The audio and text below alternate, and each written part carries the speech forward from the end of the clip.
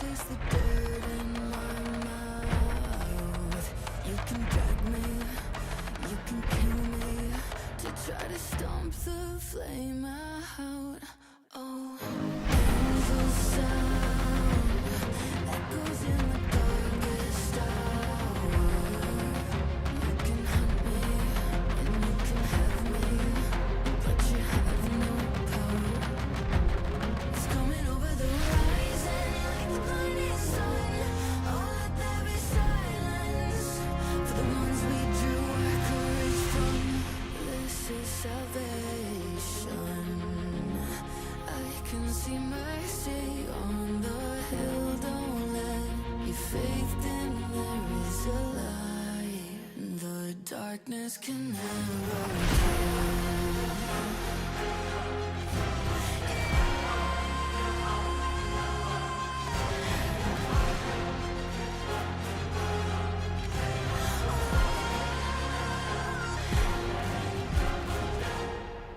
Holding the line, bound by the rough thread of hope. Yeah, we've got blood in the fight, and we won't stop till you're empty of both. Oh, oh, this is our sanctuary. Our decay, and we won't let go.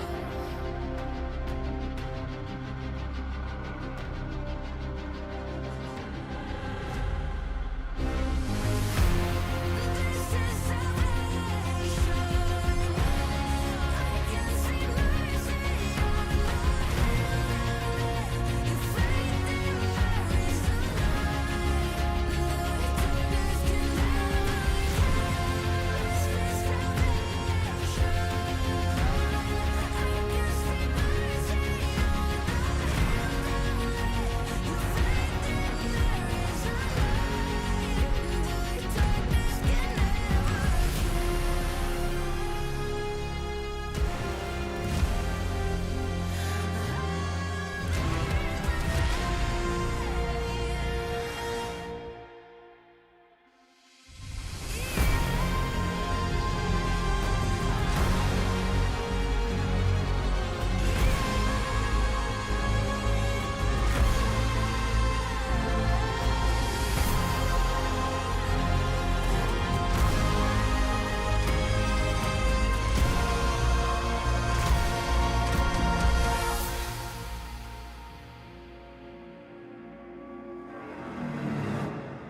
This is salvation. I can see mercy on the hill. Your faith in there is a light the darkness can never kill. This is salvation. I can see mercy on the hill. Your faith in there is a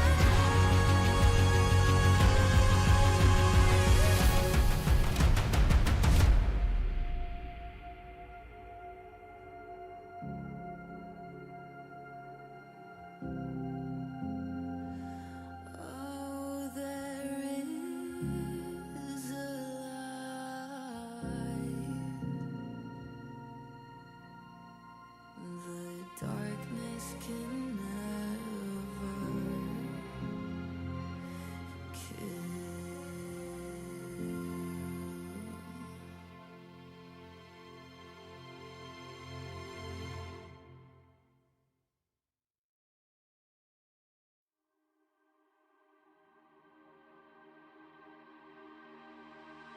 These thoughts within my head, they wake me from my bed. I am dreaming of what lies ahead, but I know I feel unbreakable. The stirring of the mind, it feels like a sign. Can I make it to the finish line?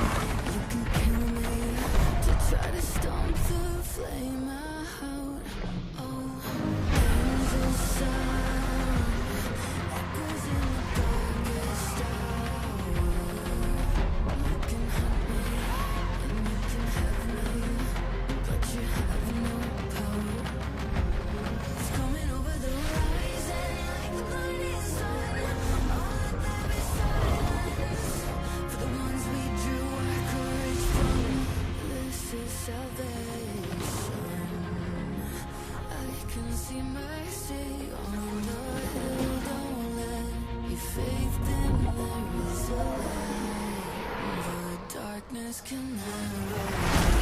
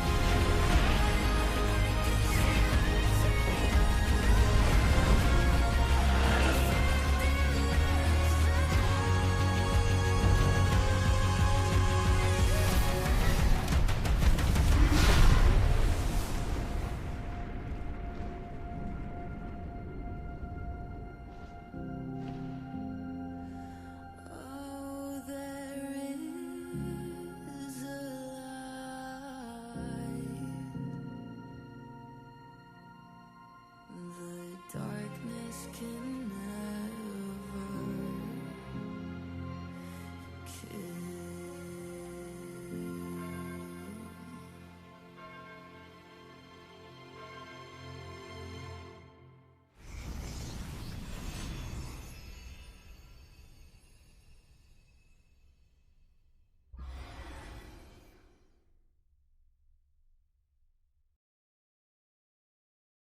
One more. 1, 2, 3. Okay, good suit. โอ้ยครับนะ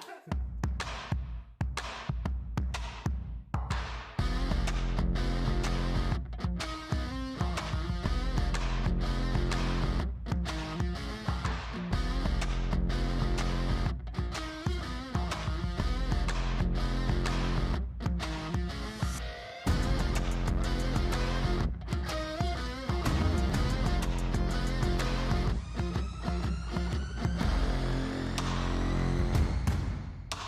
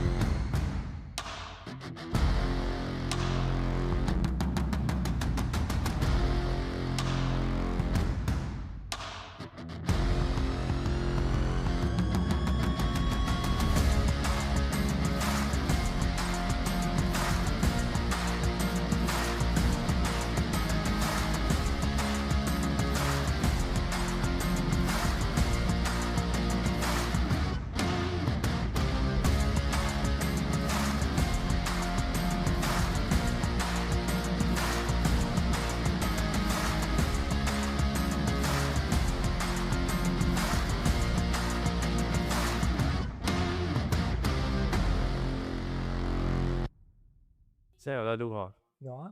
那你可以关掉吗？我要讲敏感话题啊。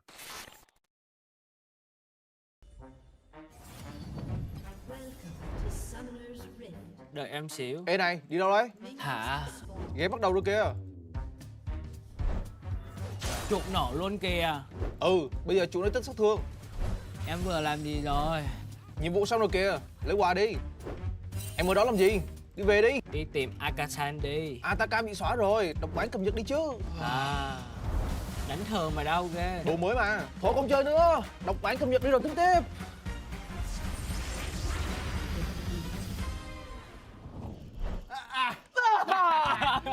やっとラップが緑になったって。なんか初めてこんな長いパッチノート見たなって思って。我觉得最大改正是任务吧，因为这样前面就换线不了了，只能先去做任务。すごく ADC は前より強いロールになったと思うんで楽しい。确实上路有点爽，他船长后面有点游泳，现在节奏跟之前完全不一样。クエストの影響でスタップが起きないっていうので、こう連戦がより頻繁に戦闘が起きて主導権を得るためにこう戦うことが増えていくと思うので。Phiên bản này thì sẽ cho khán giả coi được rất nhiều kiểu giao tranh này kia vui hơn mấy 10 triệu。我感觉就是钱会来得很快吧，因為塔皮每個塔都有塔皮，塔钱也会让游戏进程变快，大家装备会成型的比较快。Theo mình nghĩ thì với cơ chế trụ khi mà đẩy lính vào nó sẽ có nhiều bông hoa hoặc quả trụ thì khi tụi mình sẽ lấy trụ dễ dàng hơn, tại vì khi đó thì tụi mình gây sát thương lên trụ sẽ tăng rất là nhiều sát thương。然后2打2的話，我覺得之前太影響遊戲了吧，因為每次到20分鐘基本上都會在那裡掛機。20分からめっちゃ戦うんだけど、今20分に上がるパロンは今めっちゃ硬いから。簡単になんかタッチできない。以中路来说肯定是科技强啊，因为阿卡丽这样很快能突发电刑。新しい一面みたいなやつありました。Tại vì mình đã đánh rất nhiều tướng lên trang bị đó, mình cảm thấy trang bị đó khá là lỗi. ADC なんでやっぱりストームレーザーなんかすごく強いアイテムが戻ってきたので、なんかやっててすごく楽しいなっていう。Và mình cảm thấy khá là thú vị khi mà chơi ở phiên bản này. Read the patch notes. Go read the patch notes. Please read the patch notes before you play.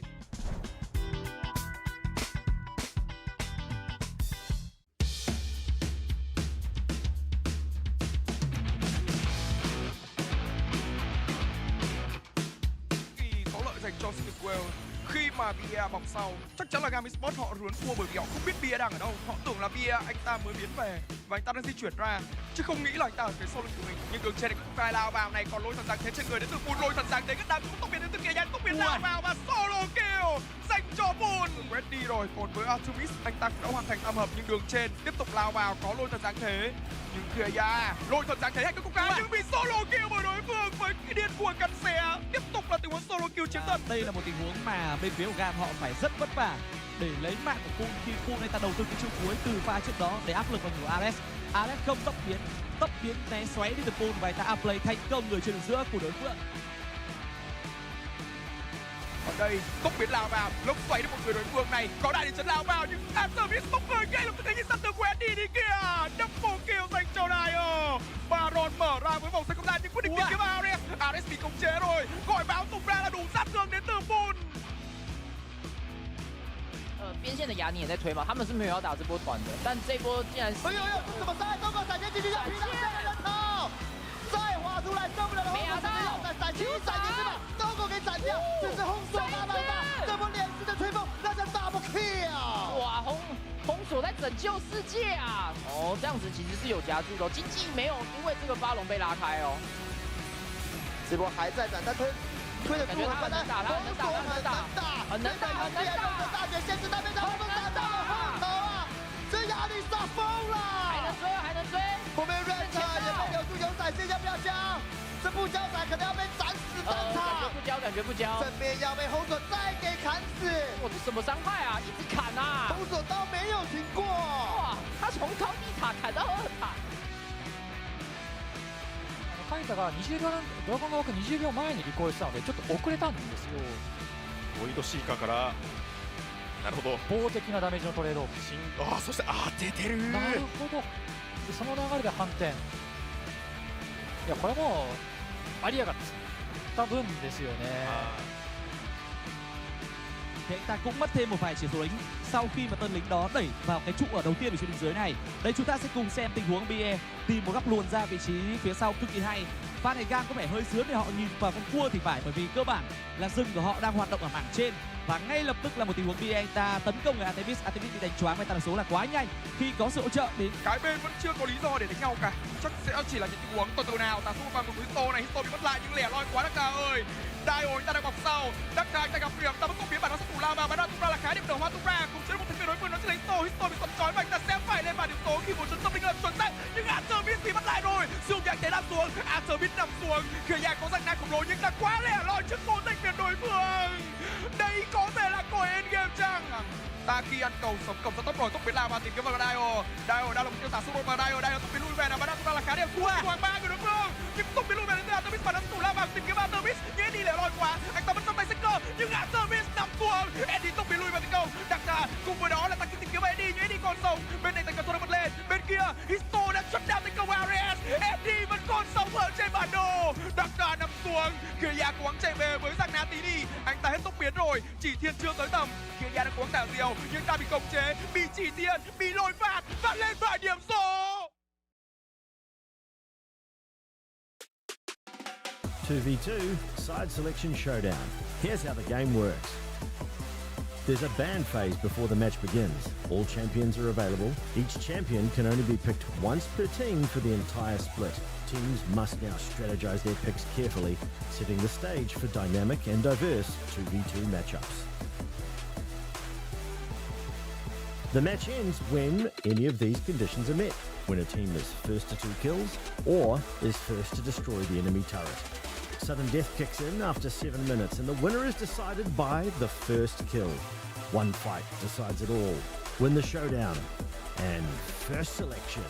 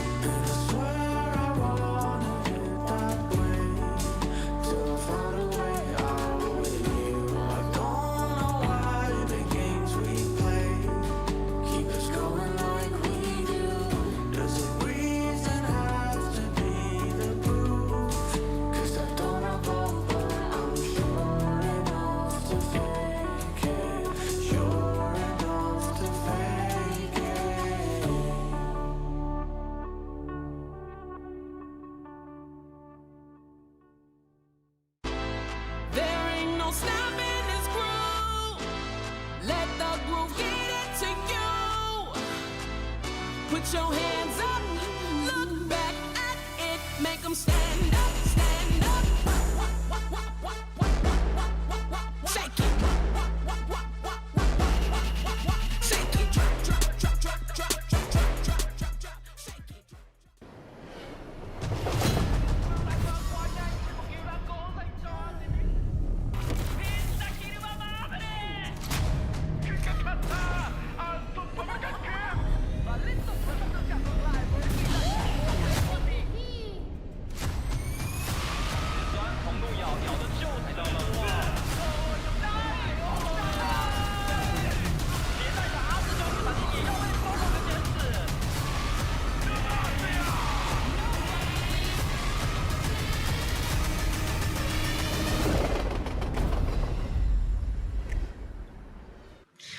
Welcome back to the LCP for the last games of the regular split. It has been a 4-week journey to get here, Carricks, and my, how the tables have shaken up. I don't think anyone could have guessed how these tables would have looked coming into the last night of the regular split, Carricks.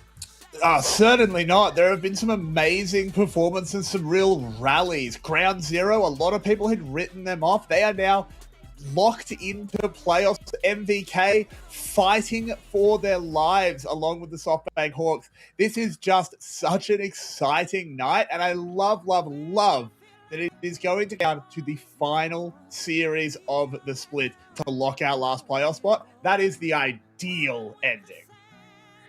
Nothing like leaving it to the last possible second to lock in your playoffs hopes or find out if you're not going to make it. And Carricks, we are going to be spoiled here tonight. We have CFO versus TSW as our first series. And playing for CFO tonight is Rest, Shadow, Pangyung, Doggo, and 2274. You know them, you love them. We've watched them for a month now, and it feels like they're starting to click under the guidance, under the coaching of Ulala and Choi here, Carricks.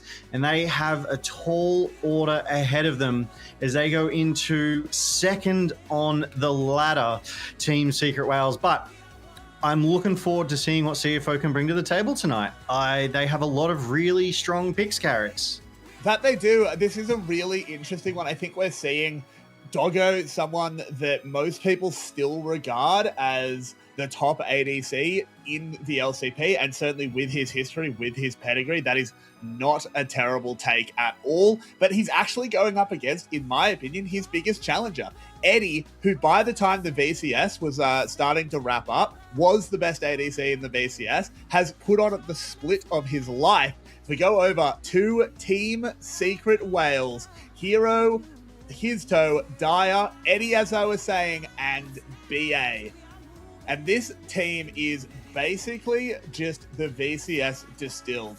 They've put everything together. Seal, Warhorse. Warhorse is one of the most successful Vietnamese coaches, coaches in Vietnam, I should say, that we've had. This is just everything going right for this region, and they are here to put themselves back on the top of the table.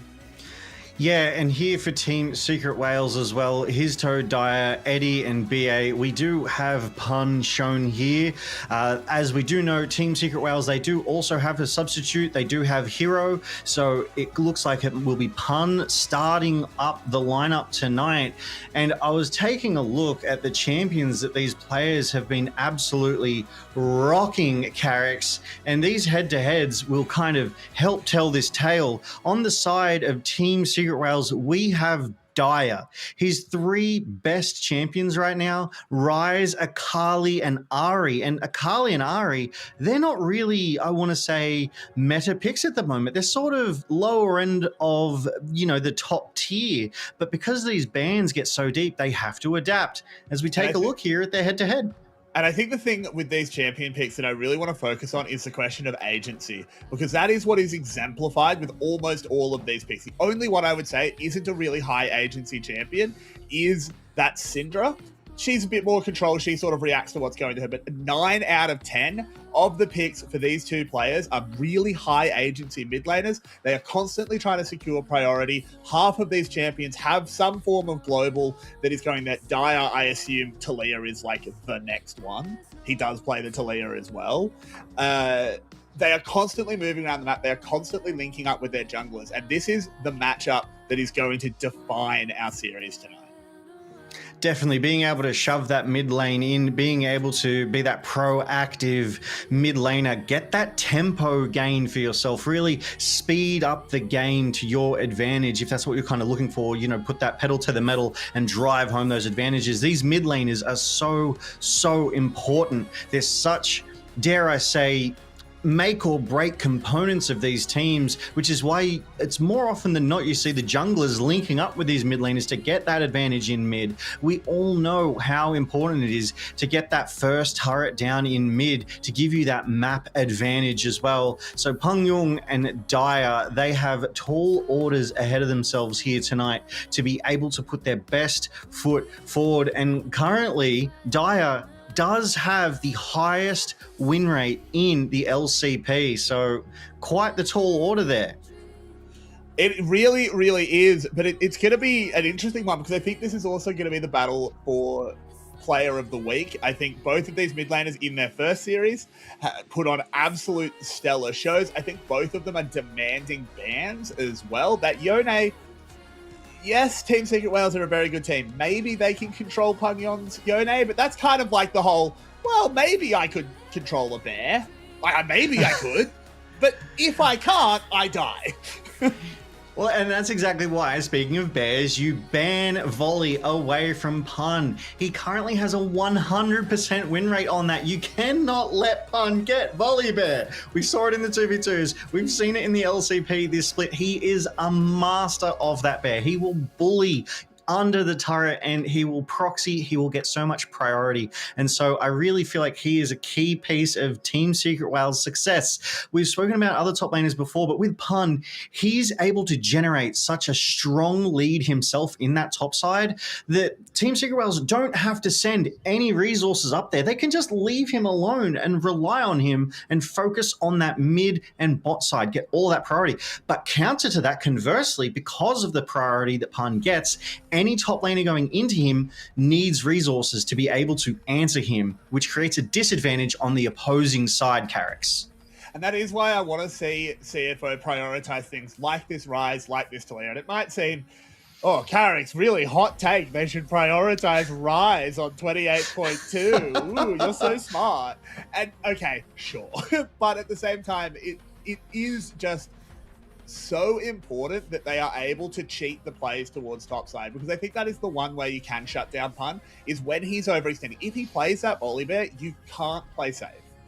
You will push the wave. You can't help it. Your passive will shove it, and it will make you vulnerable to a jungler and a mid laner realm warping up, catching you off guard and taking you down. I think that's... If I win the 2v2 and I'm CFO, I might take first pick so I can force Rise. For sure, and definitely being on patch 26.2, Rise is a menace. It really does speak to that global meta that we have seen emerge this year, where they have so much priority. The Galio, the Talia, the Rise, the Pantheon. Shadow in the jungle for CFO loves that Pantheon, currently has a 100% win rate on it, which is why when we saw them play on Friday, it was banned away from him. They just don't want Shadow getting that, because now we're sort of deep into the split. We're understanding the pocket picks and what players play best on what champs. They're able to target those bans out. Don't give Pun volley. Don't give, Hongshu Yone. Don't give Shadow Pantheon. But the tricky part is, of course, is that there's 5 members of the team and probably 2 champions you could name for each of them. You only do get those 3 initial bans. You have to let certain things through. And I think we're at the part of the split where maybe you can start risking not doing tier list bans. Do we have to ban Malphite in this matchup? I don't know if either jungler is going to gravitate towards that. Shadow, I'm sure he can play Malphite, but he doesn't read to me like someone that you really want to put on Malphite. He much prefers his Wukong, his Yone, his Pantheon, as you were saying. Playing these really aggressive, brawly champions, his toe in the same way plays that role for Team Secret Wales. I feel like that could be a big read. He's just letting Malphite through. But there are so many layers to draft in this series. Absolutely, and it's all about tempo sometimes as well. Malphite is a slower jungler, just doesn't get that early game lead that other champions like Pantheon can generate by getting down that bot side early, getting that flash W as well, and turning the tide in their favor. But we'll get to this game 1 of our best of 3 series tonight, right after this Riot fist bump, Carrix, because I'm excited, mate.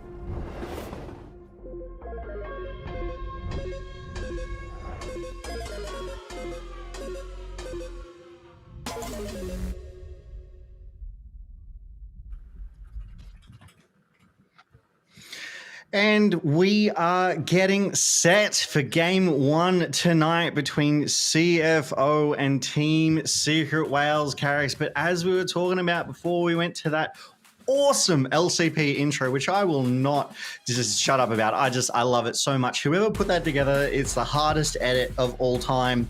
But speaking of hard, we have some hard matchups here tonight. Team Secret Wales second on the ladder versus CFO, currently sitting fourth on that ladder. And we see the players start to walk on. The top laners rest into pun. If we see rest on something with more agency, maybe something like a Gwen, this could actually be a very, very spicy matchup because Pun on that volley loves to go in, Carricks. That he does. And speaking of going in, Shadow and Histo both play a very similar style. Very, very brawly, very, very fighty. They always are looking for where they can go next. And going next are the mid laners, Peng Yong and Dyer. These superstars, these mid laners who can make and break these games with their early rotations, with their cross map plays, with their priority. But they're nothing without the rest of their team. And here is Doggo right up into his counterpart, Eddie. Eddie, interestingly, has a 100% win rate on Kaiser in 6 games, Carricks. And of course, helping maintain that win rate is BA, opposite 2274. Two supports that have had an absolute cracker of a split so far. Need to continue it. BA, of course, a veteran of this region, would love to add another trophy to his trophy cabinet. The leading, of course, Warhorse and Chewy. I love the suit that Warhorse is wearing. Wow. Wearing in that little snapshot. He looks so good, but what needs to look good is our drafts. These drafts are absolutely going to be so critical. As we've spoken about, as we've seen in the last month, this meta lends itself to that semi-global, global pressure, and you see it in the champ picks, the Syndras, the Risers, the Gallios. They're nearly present in every single series that we have seen. But before we can get into the games themselves proper, we have our 2v2 side select coming up, Carricks. As CFO, they're putting Rest from their top lane and Doggo from their bot lane. Two very polar opposite sides of the map, Carricks. Yeah, interesting to send your top and your ADC, maybe just taking turns, seeing who can have a little bit of fun. Interestingly, I know these teams, obviously, they do care about their pick order. It does matter. But I think you just have to be ready to play both sides of this draft. I think the coaches have to have prepped, because this isn't only this series. These teams are both in playoffs. They're jockeying for seeding. Team Secret Wales obviously do really care about finishing on top. That is a huge point of pride. But at this point, you're just thinking about, we have to play these guys at some point in playoffs. You need to be ready to play both sides of the draft. Absolutely correct. CFO, they are absolutely playing for seeding. Garm already seeded in that third position. Relove DCG already seeded in that first based on champion points. And Team Secret Wales currently and should remain seeded in that second. So DCG and Team Secret Wales will get a bye coming into playoffs starting next week. But CFO, they have seeding that does matter. It could change who they play into first next week. But we have these series bans here, and these series bans are the ones that we've talked about a couple of times, and you can see the sort of graphics moving sideways because there's so many of them. You play a champion, you don't get to play it again for the rest of the split. And then we also get our individual bans. So we see CFO banning Darius away from Team Secret Wales, which is a champion they have not been allowed to use all split, Carricks. I think that's a statement in and of itself.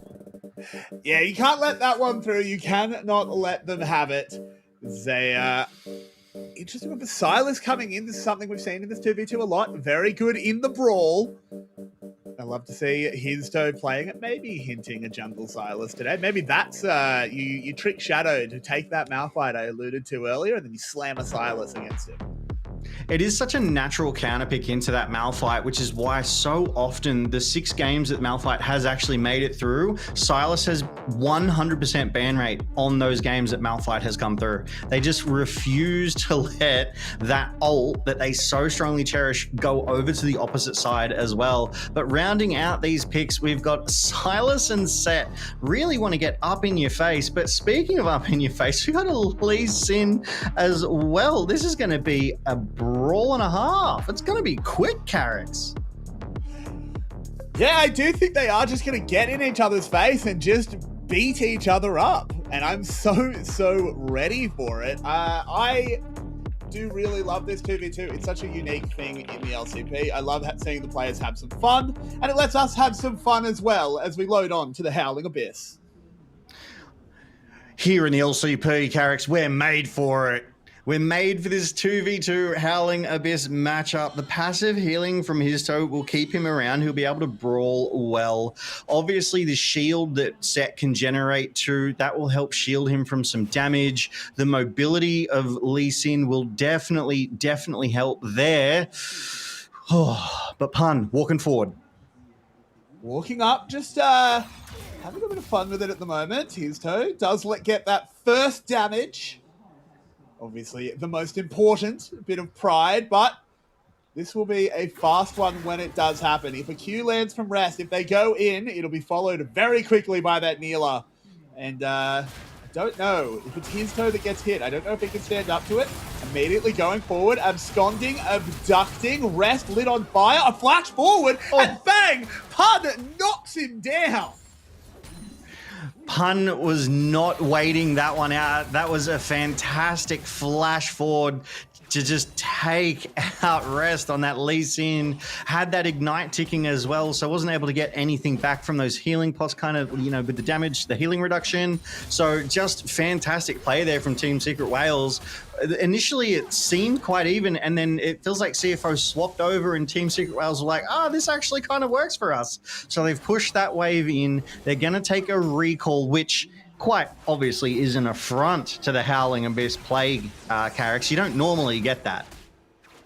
No, you don't. I'm still furious that they're allowed, frankly. Shouldn't be allowed to. It's ARAM rules. Except you get to pick. I think ARAM, but you get to pick your champion. That's ideal. If you ask me, I also think they should make the coaches play, but maybe that's why they don't listen to me. As his toe has to catch this wave. A lot of damage dealt to this tower. We could see that win condition coming in. If CFO can force the tower down, that kill will not matter. Exactly. As you say, it's first to 2 kills or the first team to take down a turret, and that turret is already seriously low, but also the ring of fire. So if you are the first one to die to the ring of fire, you lose, you're out, the other team wins. So there's kind of 3 little win cons here. CFO, if they can play safe, if they can shove the waves in, which right now they're not, they could win. Ooh, good dodge. They certainly could. They're moving in. Rest takes a lot of damage. That big fist from Pun. Not enough at the moment. We are getting alarmingly close to a level 6, and I think the show might get stopped if they make it there. His toe going in. They're just going to dive past the tower. The ignite is down. They just have to kill Rest, but they can't do it. Yes, they can. The last tick, it was so close. Woo-hoo-hoo. Team Secret Wales. That was literally the last tick of that ignite on the Lee Sin as Team Secret Wales go for the second pick and red side here, Carrots. Second pick, red side. We know it. We love it. It's quite a common choice there. But that was an exciting little 2v2. I actually thought CFO had that there. And if that ignite hadn't ticked over, they would have got the victory in that 2v2 scuffle. That was about as close as it gets, frankly. That was scary. That was, frankly, terrifying, Logan. But that will be our draft order picked up, our sides selected.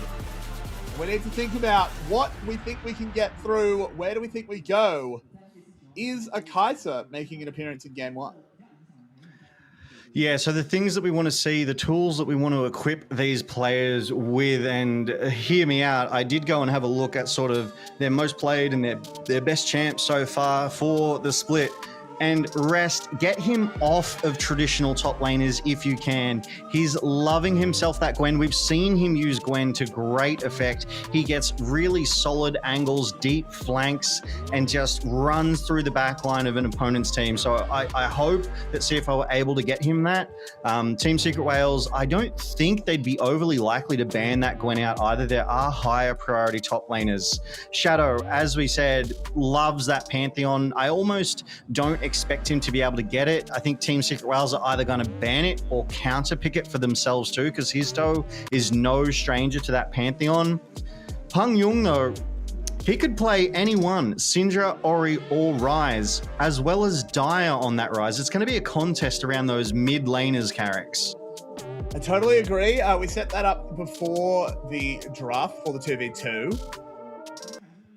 Tricky one to say. As you said, I think it's hard to ban the top lane out in game one of Fearless. That does become much easier, aside from that Rumble, of course. Rumble often banned. But Akali, Jace, tier list banning for now. Yeah, and Jace is definitely an absolute nightmare in the hands of his toes. So quite a good ban either way. It's a good meta ban, but it's also a good anti-his toe ban coming out of CFO. So almost double value. Really, really good ban there. We do see the Varus ban coming through from Team Secret Wales. Makes a lot of sense. Jarvan being taken as well. So far, nothing super surprising. I think the Akali is the only really heads up ban. They clearly don't want to play into Dire's Akali. But this is interesting because Orianna, Azir, Yone, and Ryze are all available. Do you go the Orianna and potentially give up Ryze? No, they prio Ryze higher. I think this makes sense. This is a more just play making mid lane. They do go they flip the script and grab that Orianna. All right. This is definitely based on results. So Peng Yung has a better sort of win rate, a better time on the Orianna than Dire. So this is a good pickup for CFO to get their mid laner in a comfortable position to be able to play into whatever it is that Dire does opt to grab. Whereas it looks like Team Secret Wales, they're going to prioritize their bot side here, picking up that Yunara for Eddie, which he is so strong on right now as well, Carrix. Currently sitting at a 100% win rate. So that is a red flag right there. Danger station level 3. And his toe picks up Xin Zhao for himself, that brawler that we know and love, Carrix. We've seen it a lot here in the LCP. I agree with this pick. I think it makes a lot of sense. It takes away a good combination with the Orianna. Of course, many still exist. The funny Kha'Zix hover. I think the Wukong that was hovered would make a lot of sense. It could be a bit of a left field Nocturne, but no, just goes the Wukong. Makes sense. Very good ball delivery. Xin Zhao does have a decent matchup here. Can get on top of Orianna. Can keep things really safe. And then Na being locked before seeing Team Secret Wales top lane. Does Pun have something cooked to counter this? They have to secure Ryze here as well. Yeah, it has to be a mid lane pick, 100%. The ASOL hover. Mel as well. Oh, they're having fun with it. He's been cheeky bugger Dire. But it does make sense. You can't trick me, Dire. I saw that Ryze. I knew where that was going.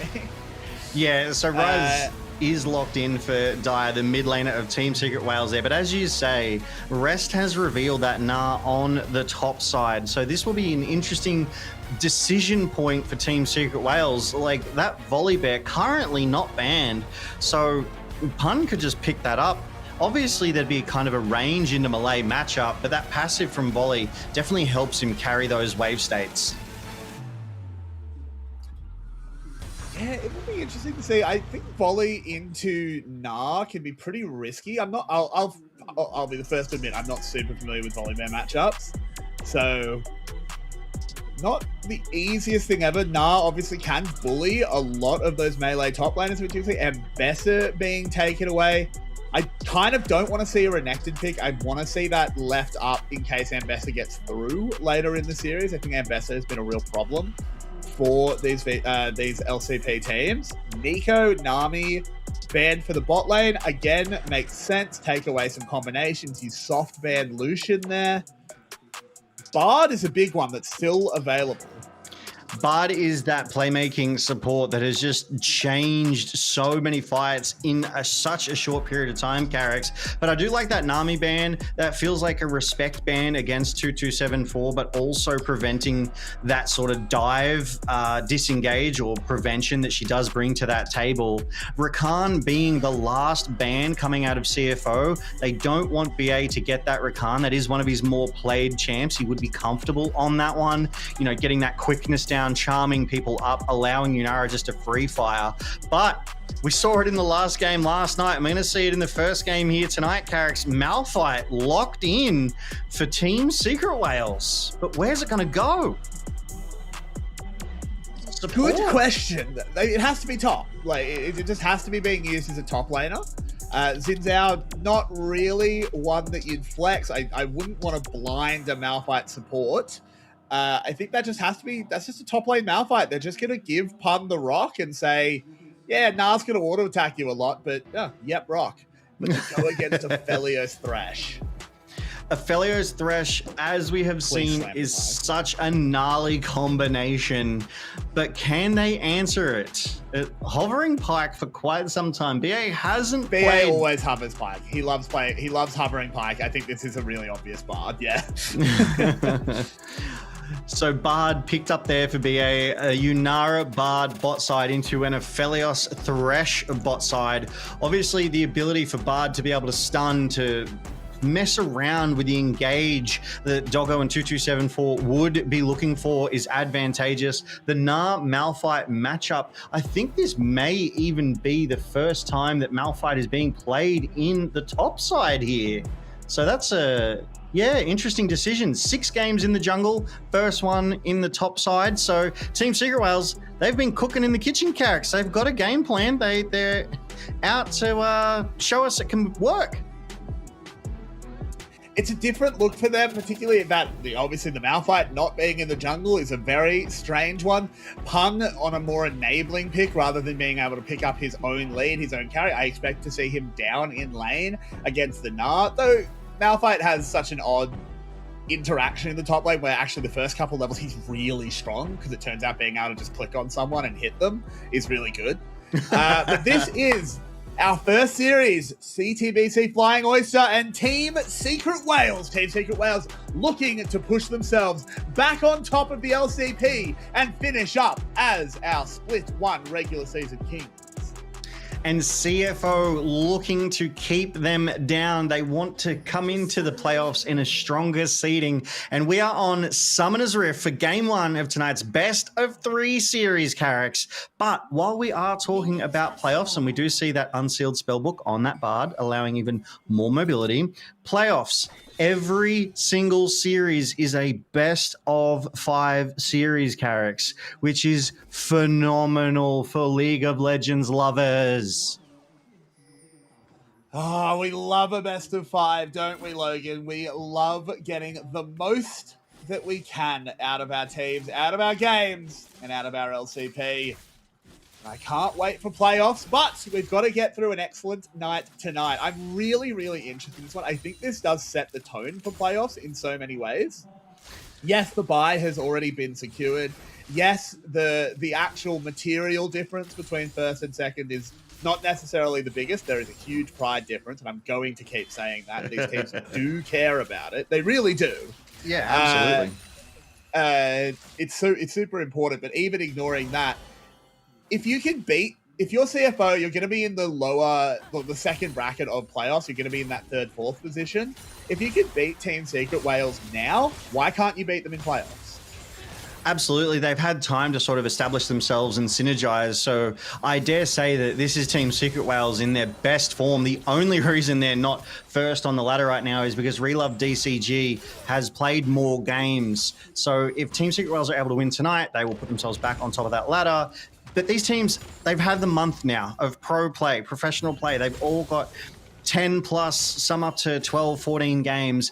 and they know how to play with one another. They're working well together. So if CFO can beat Team Secret Whales, as you're saying, that will make them feel so confident coming into this playoffs. Whereas Team Secret Whales, they already know. They already have their bye locked in, as you've said. A loss here, aside from their honor, it doesn't matter too much to them. They can shrug it off. They can bounce back in the playoffs because they're so well positioned for it. They certainly can bounce back, and I would never write a team off, but it is a bit of a mental blow if you go into playoffs not beating everyone around you. You can get a little bit worried that maybe you were an early split merchant. Maybe you are exposed. You're not keeping up with the meta. I need to see a really good performance out of both of these teams. I would say it's almost guaranteed that this goes to 3. I think both of these teams are really good. And I frankly don't know who's going to come out on top. I couldn't even hazard a guess. I've said it before and I'll say it again. Every single game is a 50-50 from the start, but as it plays out based on the draft, based on the skills, the hands, it can change for or against you, and that's what we get to watch for the next 35 minutes here, Carrix.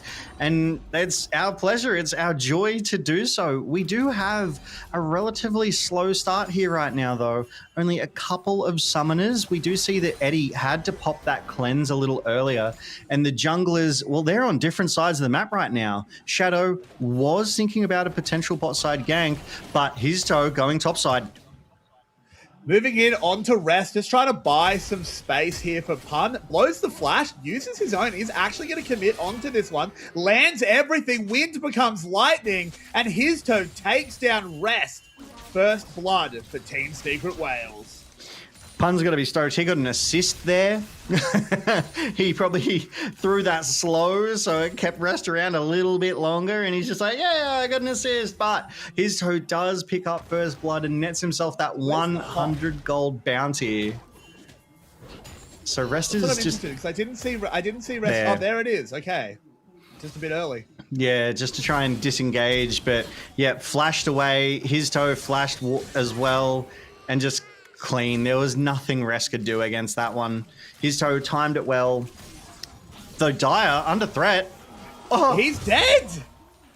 What? We're holding our flash? Yeah. Dire had flash.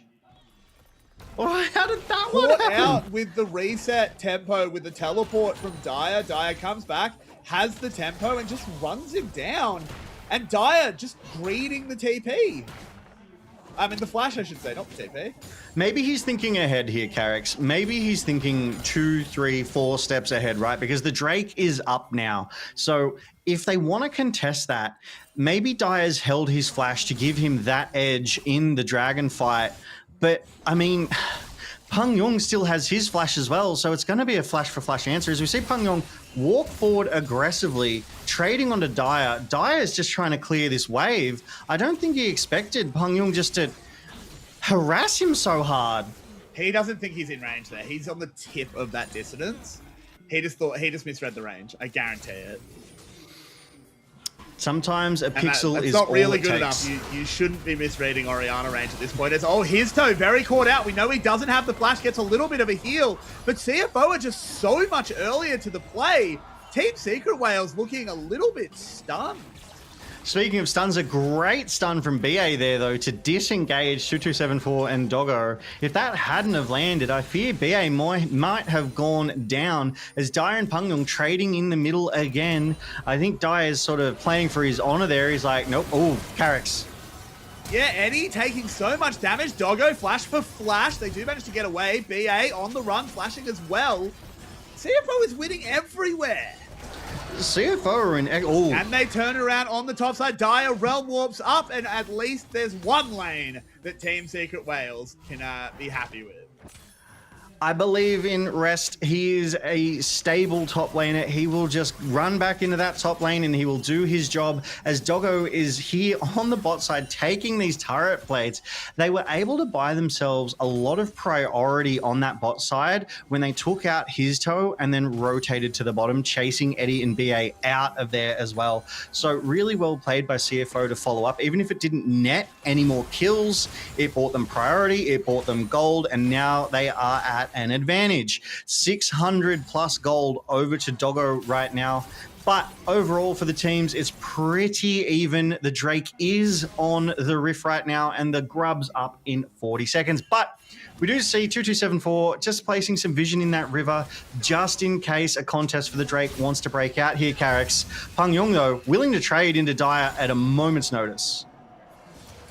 That phase rush as well, keeping him very safe from 2274. Not super easy to lead a hook when the Rise runs quite that fast. Dire super comfortable at the moment, despite going down before. That was a bit of an aberration. Definitely not what we expect. I think he'll be a little bit faster on the flash next time. I can't see him falling again, and he should just be able to safely scale, stack that tier, move towards that Rod of Ages, and turn into the Rise we all know and maybe not love, but have some sort of feeling towards. Yeah, but Pang Yong would be feeling himself as well. That would have helped build his confidence into Dire's Rise. So I think he would be willing to sort of step up and trade a little more aggressively in a lot of these fights as well. So that's good for CFO's Pang Yong. Doggo getting that one kill, getting a small edge over Eddie is nice. But it is a 2 for 2.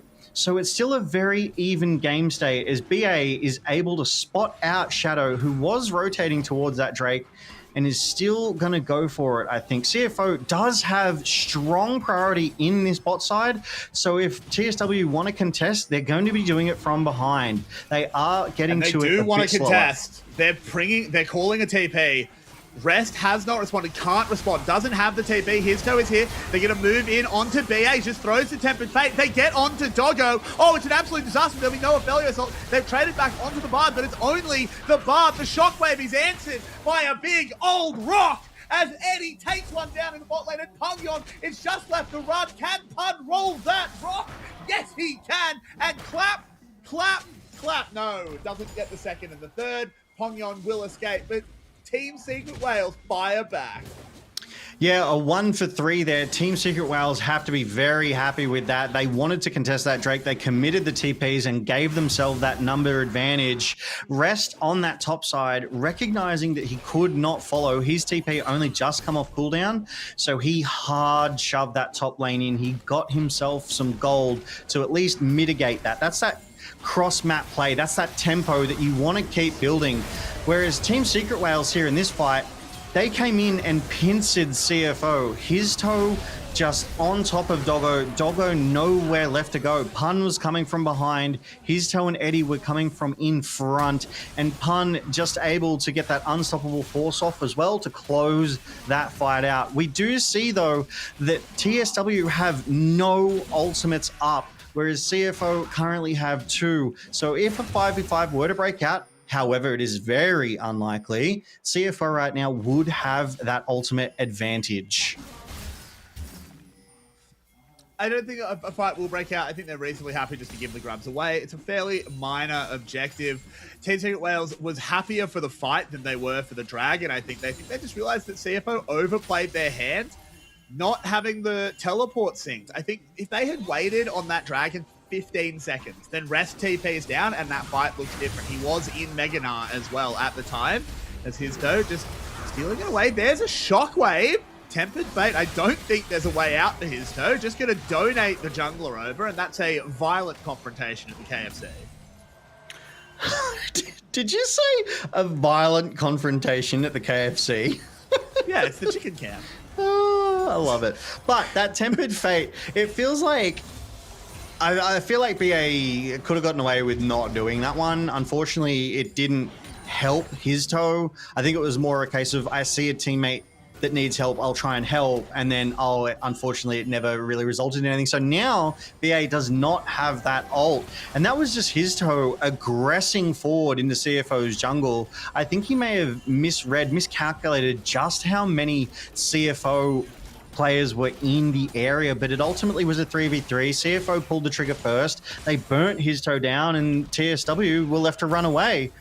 Rest, however, back on this top side, is doing his best to farm up under this turret. He is keeping up in CS with Pun, but he does not have that TP. Pun's is going to come off cooldown quicker again, so he'll be able to get to any fight that breaks out in the next minute or so. Thankfully for Rest, I can't see any fights that should be breaking out in the next minute or so. There is really no reason for CFO to stick their neck out until those TPs are equalized. 2 minutes on the Hextech Drake. Rest should be up by then. It's just going to be on whether Rest can time his Narbar so he arrives in that Mega Gnar form, but we're a little ways away from that. Looking in at the items, it is one item timings across the board. Absolutely, and that Storm Razor picked up by Doggo on the Aphelios, that Kraken Slayer. His toe goes in, Carrix. He's just giving a poke. He's just letting them know he's there. Hi! But as we were saying, Eddie has picked up that Kraken Slayer. Shadow goes This back is a little bit more as BA in some trouble. A lovely stun. Pin Shadow on his own clone. Moving in, they've got to be really careful around the Shockwave, but 2274 is a bit soloed out. There is the Shockwave into a hook, but the Unstoppable Force dives over the top. Pungyon in trouble. Can they hunt him down? No, managing to get away. Shadow fighting back. It's a brawl, but no one goes down.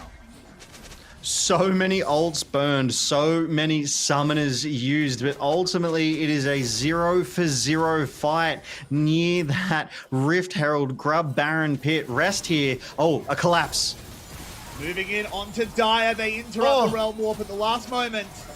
There will be no escape. That is another uncharacteristic death there for Dire. This opens up the mid lane. Doggo's going to get 2 tower plates.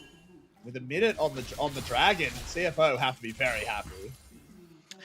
Nice, clean, quick follow-up there. As we were saying, there was so many ults burned and used in that sort of fight around that Rift Herald Baron pit there, and nobody died, and then Doggo was able to rotate from that bot side into the mid, and it was a 3-man collapse from CFO onto Dire's Rise, and unfortunately the Realm Warp not enough to get him to safety, but Eddie is here chipping away, getting some gold, and Rest is on that top side farming alone right now.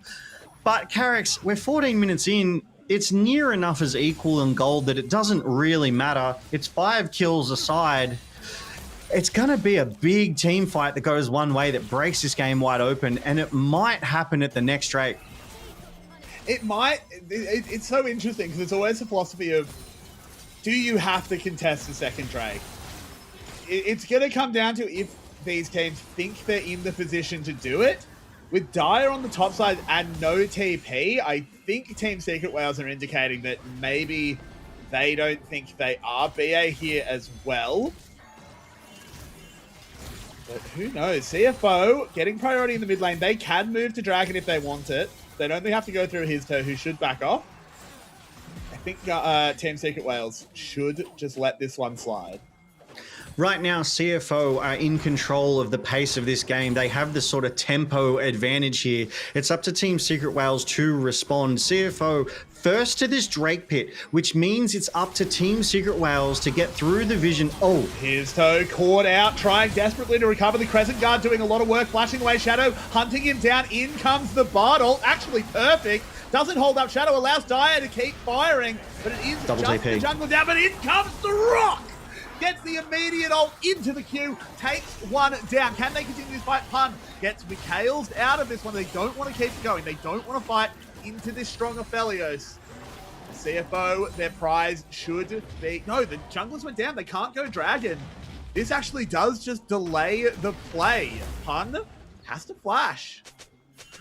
Pun respecting the fact that 3 CFO were chasing him, so flashes away at the tail end of that fight, just adding to the value that CFO got out of that. But all said and done, it was a jungler for a jungler. It was several summoners, several ults burned, and no change in gold lead here. So it's just the same state that we found ourselves in before that fight. Obviously, CFO were prioritizing that Drake. They wanted to net the second one for themselves. As we see that gold difference, the highest it's been is 976 gold, which is inconsequential at 16 minutes. But now it's going to be, we see those pings coming down on the bot side, as it looks like Shadow is trying to help get a kill onto Dire, and his toe has started up the Rift Herald. Dire is going to go down, having a bit of a sacrificial play there. On the other side of the map, pulled the pressure to the bot side. They'll lose a tower and a dragon for this, so this is a really positive play for CFO, traded for just the Rift Herald. Just moving a little bit better. Dire needs to lift in this one, as he is a huge part of this team Secret Wales.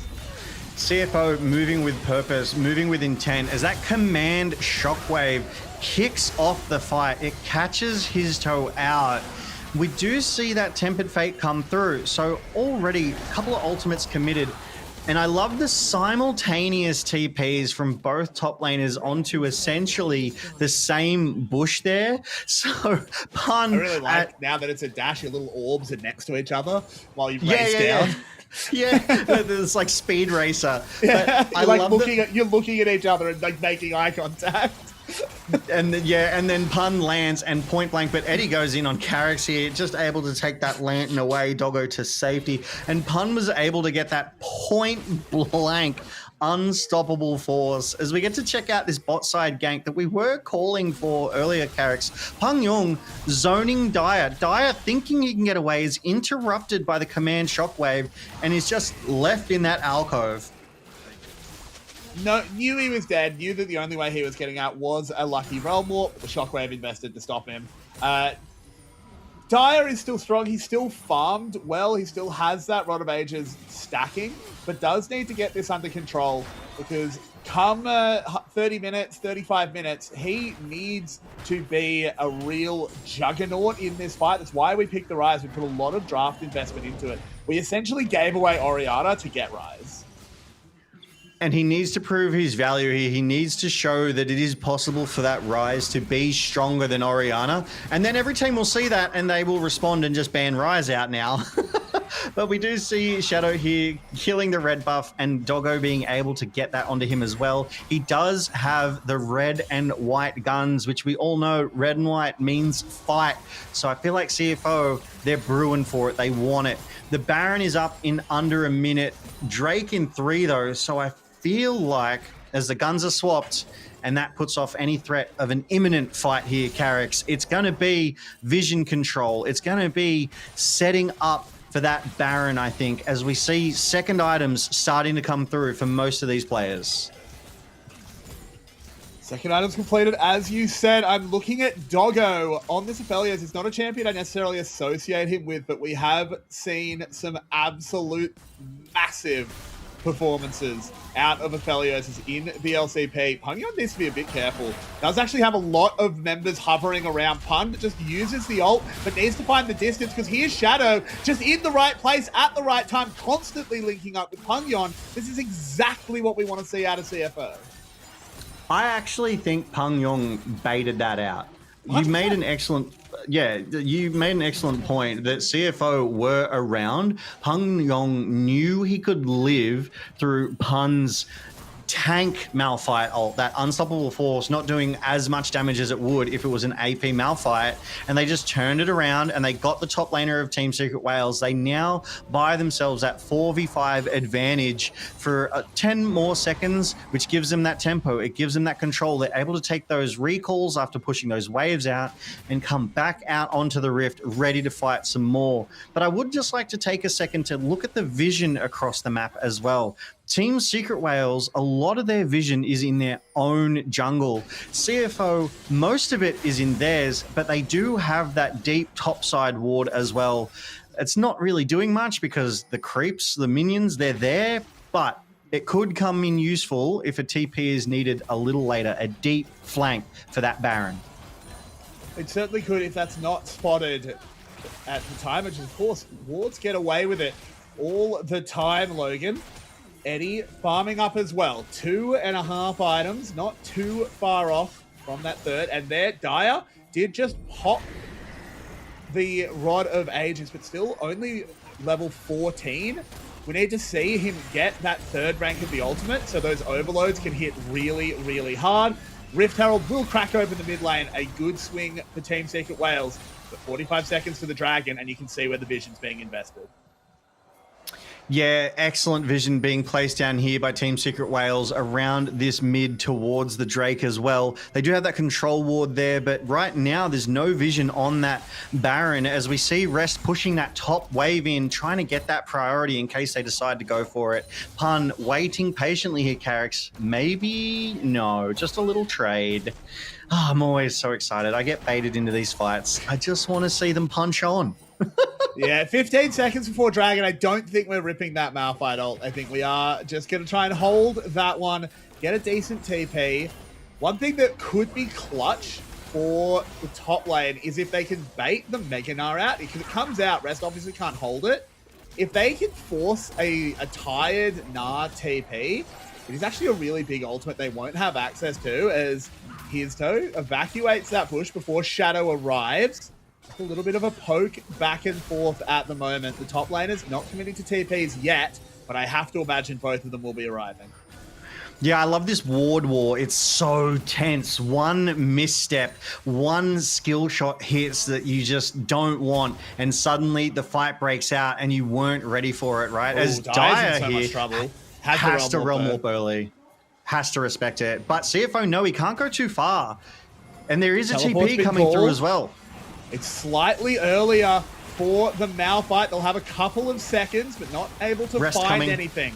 Rest comes in. Nabar half stacked, will be able to get into the Mega Gnar, but the Dragon's going low. Stolen by Shadow. A lovely shockwave on the backside, but they catch on to Punyon. He goes down, and now it's going to be Team Wales looking to take the fight. Can Eddie kite this one out? He gets over the wall. Doggo's down. Eddie in trouble. Can't get through the tunnel. Oh, going through. Never go through a Bard's tunnel. Never, ever, ever. Triple kill for Dire. Yeah, look, so Dire's back online. He's like, you can put me down, but I will still be able to deliver so much damage in these fights. That was a slow start to that Drake fight as well. Obviously, it was that 4v4 scuffle where they were fighting over that vision control. I feel like they were buying time for their top laners to recall, buy, and then come into that fight. As we go to this replay here, Rest with that deep TP, but Dire critically on the bot there has that flank. Shadow does beautifully to be able to steal away that Drake. Pun, though, with that unstoppable force, knows his target, gets onto Peng Yong, flashes into the backline as well to try and keep Doggo away. And then Dire is just left to run rampant as BA just feels like almost baiting Rest to chase him through that magical journey, and he follows. It's just... Slogan. Rule 1, don't chase Singed. Rule 2, respect the dance-off. Rule 3, don't go through a Bard's tunnel. And that's why you banned the Bard, right? That's bait. Yeah. That's the Roadrunner drawing a tunnel on the side of the cliff. Just because he can go through it doesn't mean you can. Exactly. You go through it, you get stunned up, the team is ready and waiting to take you out, and that is exactly what happened as Team Secret Wales find themselves at 1,500 gold up in 25 minutes. But CFO did well. They were able to secure that Drake. It was just unfortunate that they lost that team fight in a big way. So the next few minutes here, the Baron on the map, the next Drake in 3 minutes, we need to see CFO put something together. It feels like we've lost that proactivity that they'd found early in the game here. Rest, though. Yeah, it has to run away. Dire bearing down, but knows that CFO is on the way. Realm Warp is here. There'll be no CC to stop him, so they don't even bother. Dire is safe. I do love that the players know these sorts of mechanics, right? So if you have no way to root, immobilize, ground, knock up, stun that Rise, he's just going to be able to Realm Warp away. And as soon they knew it immediately. They're like, oh, we don't have it, so there's no point going for this. It's just going to be that. He does. Anyone else remember when he was allowed to Zhonya's in it? I remember that. I remember being able to bubble half from every fight. We do see Dyer, though, pick up that third item, and this is such a serious power spike for this Rise. He has that actualizer now. So while he did pick up that triple, his damage is now something to be feared once again. And this is why some teams have started banning the Rise out so early, in my opinion, is that cross-map play, is that individual damage that he can bring to bear. And so CFO, they're going to have to play very carefully, because Team Secret Whales, they have Eddie and Dyer able to deliver huge amounts of damage very quickly. BA able to lock them down. Hizto able to protect Team Secret Whales, and Pun also an initiator, a strong engage. It's difficult for CFO right now. It really is, and I actually think Pun is someone we should talk about, because it's easy to sort of gloss over a Malphite. We've been talking about his ults, but he's been everywhere on the map. He's been incredibly solid. Has gone down once, but it was not in a particularly consequential way. It's a nice little fishing there with the Bard ult. It's going to come up before anything matters, so no harm, no foul there from BA. But I want to go back to Pun, because he has actually, in my opinion, been the best player on this team so far. If I have to come back to it, because speaking of Pun, he is in a bit of a brawl. He is caught, but times the unstoppable force perfectly. Has that move speed, trying to find his way out. Will keep getting the move speed, and with a flash, he's out. He did have to commit everything to live, but he bought so much time as well. 2 members of CFO on that bot side, while Dyer on the top just chipping away at this turret. Right now, TSW does have the turret advantage as well. They have all 3 of the first turrets of CFOs. So CFO, they're the ones playing catch up right now. Team Secret Whales are in control. This is their game to control the tempo. They get to decide when to pull the trigger. Even if Shadow is trying to be proactive here and chase Dyer out, he's got the wards, he's got the move speed, and Team Secret Whales know they're responding. You can see them on the map coming to answer the 2 members of CFO. They're ready for the fight, Carrix. They absolutely are. Rest is here in that mega form. They want to use the time that he's in Mega Gnar to try and burn down this Baron. Pun arriving. Vision is secured. The teleport. Pun just wants to get here with the shield from the roll quest. Realm Warp. Dyer gets here. Shadow is going to move in, but he's so low already. Caught by a Bard ult. There'll be no escape. Shadow taken down. That puts paid to any Baron attempt from CFO. We still have an unstoppable force and a stun onto Punyon over the wall. Will lock him down, force him out of the fight. On the other side, BA goes down to Rest, but Eddie cleans it up, and Team Secret Whales will win the fight.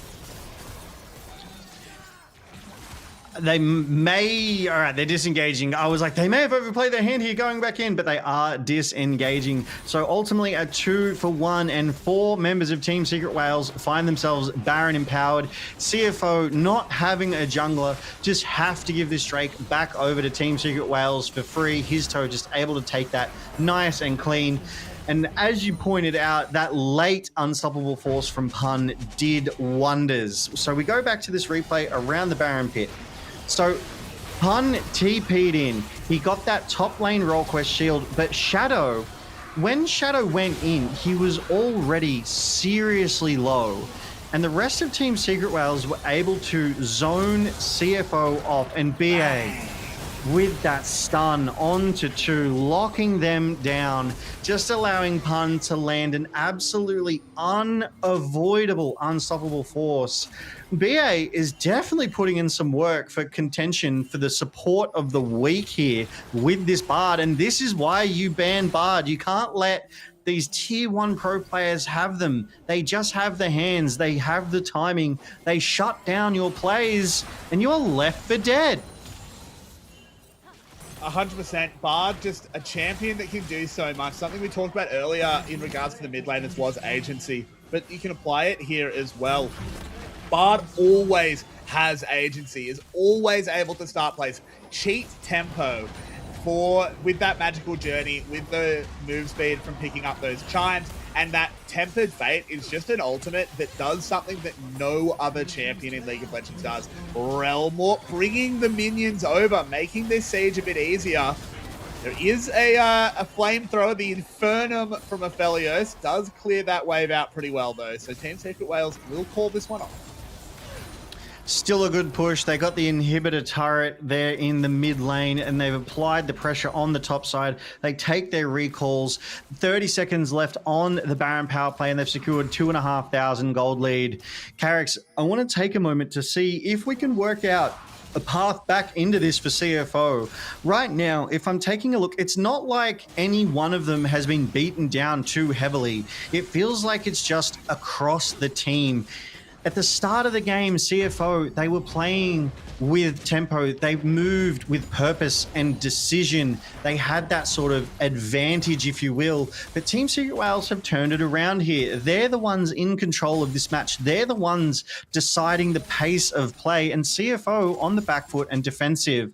I think it's going to have to be that Wukong Orianna team up that we so often see turn fights around, that CFO are just going to have to execute on exceptionally well. Try and find Eddie, try and find Dyer.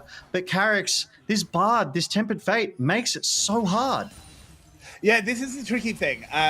This game is never over because, as you said, there is still a Wukong, there is still an Orianna. If you layer all of your CC correctly, you just kill whoever you're targeting. His toe moves forward, is a little bit caught out, but a Bard ult holding up one, a Crescent Guard stopping the Aphelios damage, and a unstoppable rock flying into Pangyon. It's a huge shockwave, but maybe not huge enough as Dyer has to run away from Rest. This is just an evacuation mission, a fighting retreat from Team Secret Wales, but they were caught, but they get out.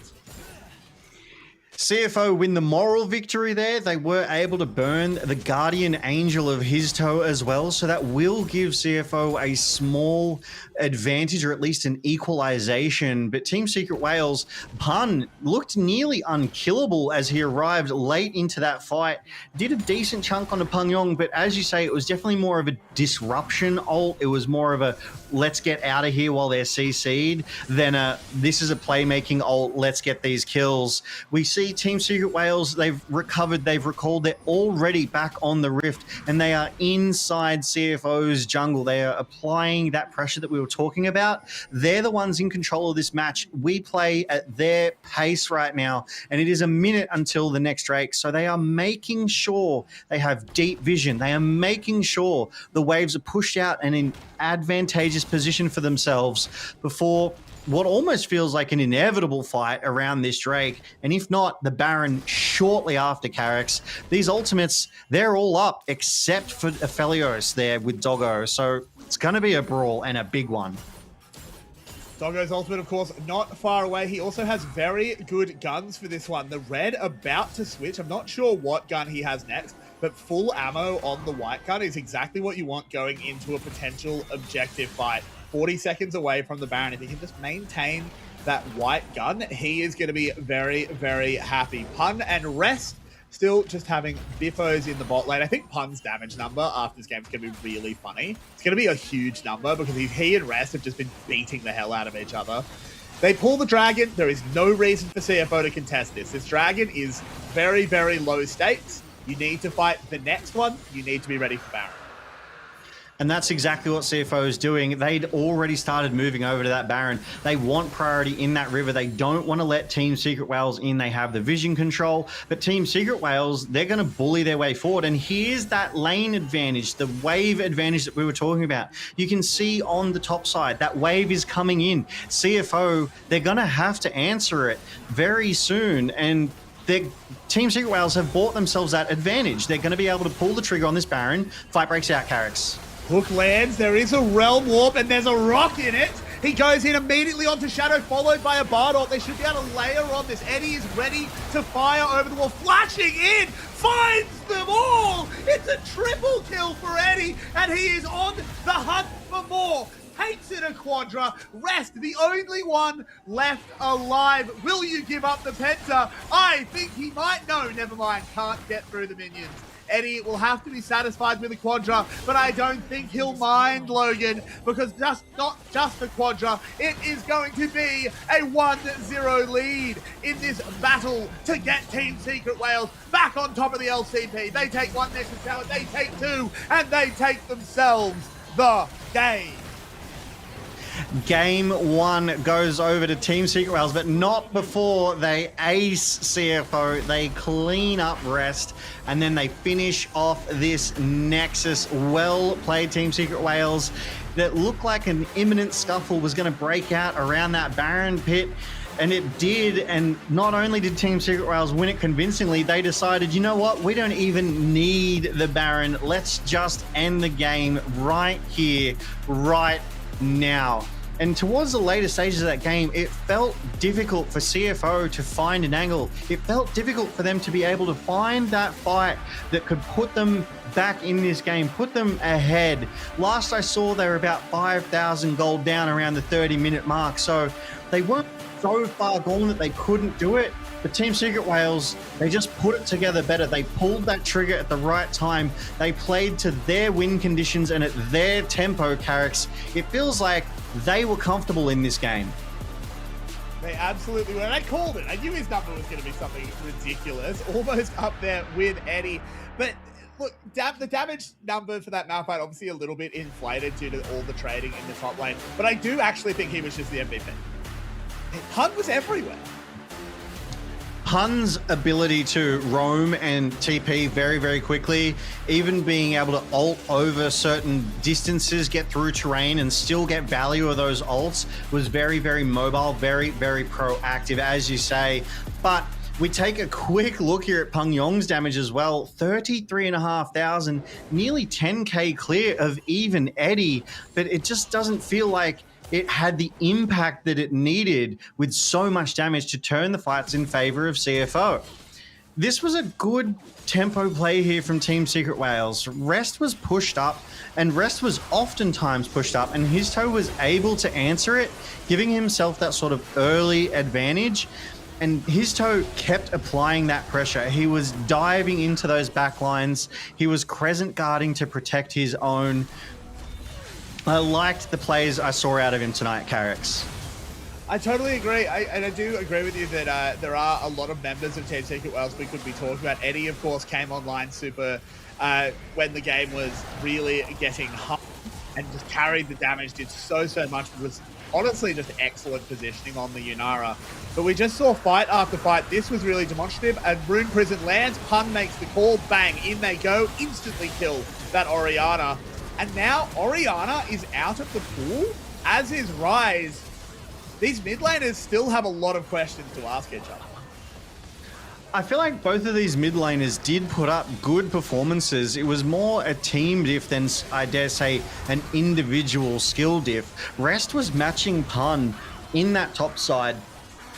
Peng Yong was actually kind of beating Dyer in the early stages in the mid lane, but I just think Team Secret Whales equipped themselves with those better team fighting tools. They had more circles, they had that unstoppable force, they had that tempered fate that they were able to layer so effectively, and every single time it was onto at least 2 members of CFO, which would get them that, right there, 3 even.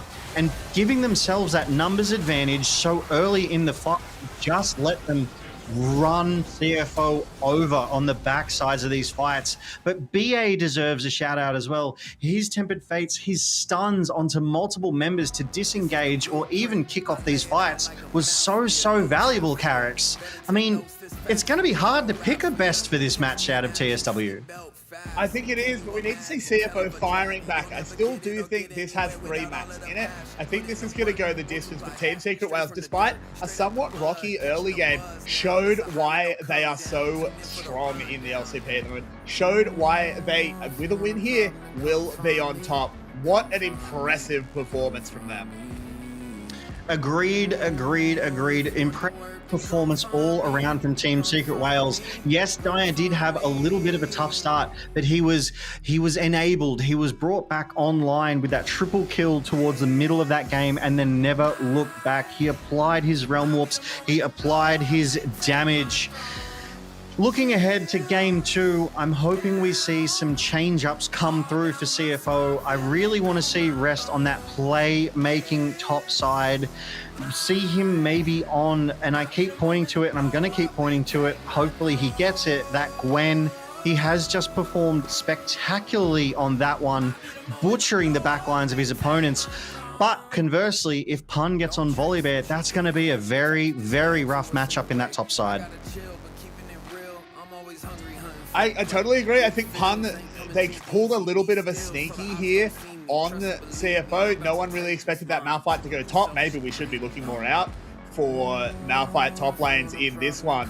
But Pun, I think, just is so stable. He's, you know, I'm sort of talking to people that I've watched VCS with for all these years, and we kind of came to the consensus that he's just the best top tank player Vietnam ever produced. And I think he's showing us why that's true. You do not miss with that assessment there, my friend Carrix. It's definitely proving true. Team Secret Whale showing why they are at the tippy top, why they are at the pointy end of this ladder here in the LCP. But we've also got to shout out the other players, right? So Pun in that top side on that Malphite played a great game. It was the first top side Malphite we have seen here in the LCP, but it didn't feel like he was restricted to that top side. He was around that map. He was making those plays. His toe on that Xin Zhao, valuable crescent guards every single time. Excellent engages time after time. Really able to put it forward, bring it to bear against Shadow. It felt like Shadow on that Wukong, he himself got some good engages, but wasn't able to handle the 1v1s into that his toe once he came online. Dyer himself there in the mid on that rise. Rough early, but much better in the mid to late game. And I mean, they just put all the pieces together. They were able to synergize. They were able to call the shots, bring the damage to bear, and take these fights, Carrix. That they were. We'll have to see what CFO has cooking in game number 2 to get themselves back into this one, because as I've been saying, 3 maps are an easy prediction in my opinion. I think Pangyon still has plenty to take. I think he still has that Yone. It was up in game 1. Chose not to pick it. Azir as well. If Team Secret Whales want to get Azir, the Yone is there as the natural counter. Yeah, and I really like having so many champions still available in every single lane. Obviously, this is only the first game, so only 10 champions have been Fearless banned away. We still have some amazing games here in Game 2 and Game 3. And Carrix, we are going to throw to the break. When we get back, Game 2 between Team Secret Whales and CFO here in the LCP.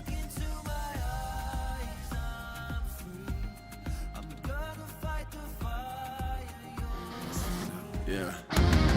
Look at the grind. This type of hustle is hard to find. Look at the time. All of my winning is stacking the passion of living the prime. I do not mind it, giving them L's right on their tail. The question is if you gon' pass or fail. I need a ring that blings and shines, full of them diamonds, leaving you blinded. I gotta go get mine. I think it's about that time. I think it's about that time. I gotta go get mine. I think it's about that time. I think it's about that time. Locked in, turn me up. Only thing we're focused on now is bringing us home the dub. I'm locked in, turn me up. Only thing we're focused on now is bringing us home the dub. I'm locked in, turn me up. Only thing we're focused on now is bringing us home the dub. I'm locked in, turn me up. Focused on now is bringing us home the dub.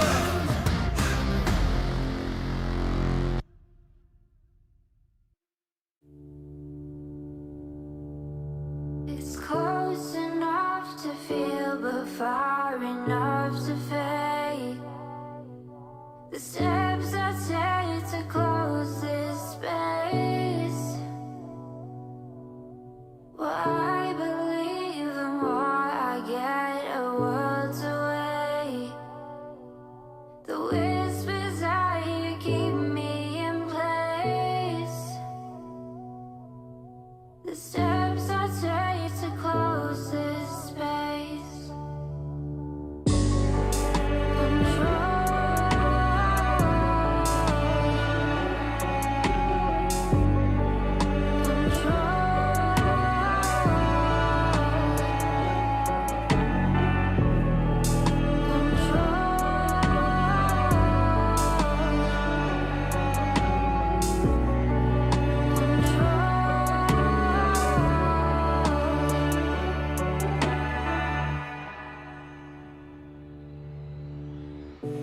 swear I wanted it that way, till I saw a way out with you, and I don't know why, but I know it's true. I want a way out with you. Does the reason have to be the root? Guess I don't evolve, but I'm sure. And welcome back to Game 2 tonight of the best of 3 series between CFO and Team Secret Wales. We were treated to a close Game 1 there, Carrick's, right up until it wasn't in the last 5 minutes. But Game 2 ahead of us, and I am looking forward to CFO putting their best foot forward. I just hope they're able to give some comfort picks over to their players, give themselves that best chance. And I'm wondering how we're going to see Team Secret Wales try and close this one out. What is the best that they can bring to bear to take Game 2?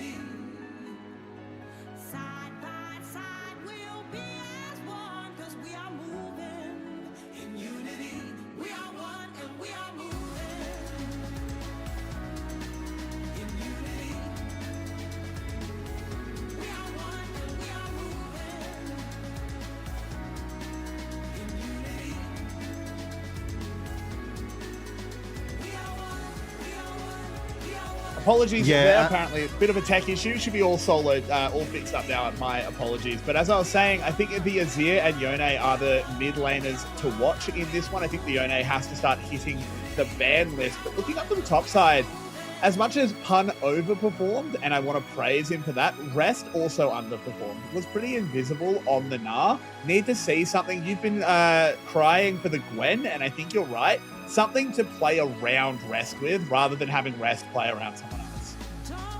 Definitely. But I'd also like to see other members of CFO enabled. We've spoken about the mid laners. We've spoken about the top laners. I would love to see 2274 on that Nami again. He was an absolute menace, but I think Team Secret Wales, they called it. They banned that out in Game 1. It will be interesting to see if he is able to get his hands on that here in Game 2. Doggo did try that Aphelios, unfortunately was unable to win with that one here tonight. But I would just love a deep pocket pick. I would love him to pull out a Draven, even if it's not the strongest in the meta right now, and just stomp with it, just to service the crowds. Because I don't know, the bans, they want it, Carrick's, but the bans are coming through. That Akali for the mid, jungle Jace, though we did see it in mid yesterday, J4, Pantheon and Rumble. Fairly sort of standard bans so far, matching up very nicely with the Game 1 bans, Carrick's. So far, yeah, pretty much exactly the same. I think we might see Team Secret Wales. I'd love to see Yone taken away here. I think it's really obvious. It opens the Azir up as well. It's something I'd like to see Dire on, but of course that would leave Varus open. Maybe you can't do that. So, oh well, I guess Yone is possible, or Punyon takes the Azir and throws down the gauntlet to say, Dire, can you play Yone? I don't even think we've actually seen Dire on the Yone so far this split, so it would be interesting to see him rip that one out. Maybe contend with Hongshu for Yone of the LCP, which right now I dare say he is the Yone of LCP. But the hovers here come through and they've prioritized Doggo.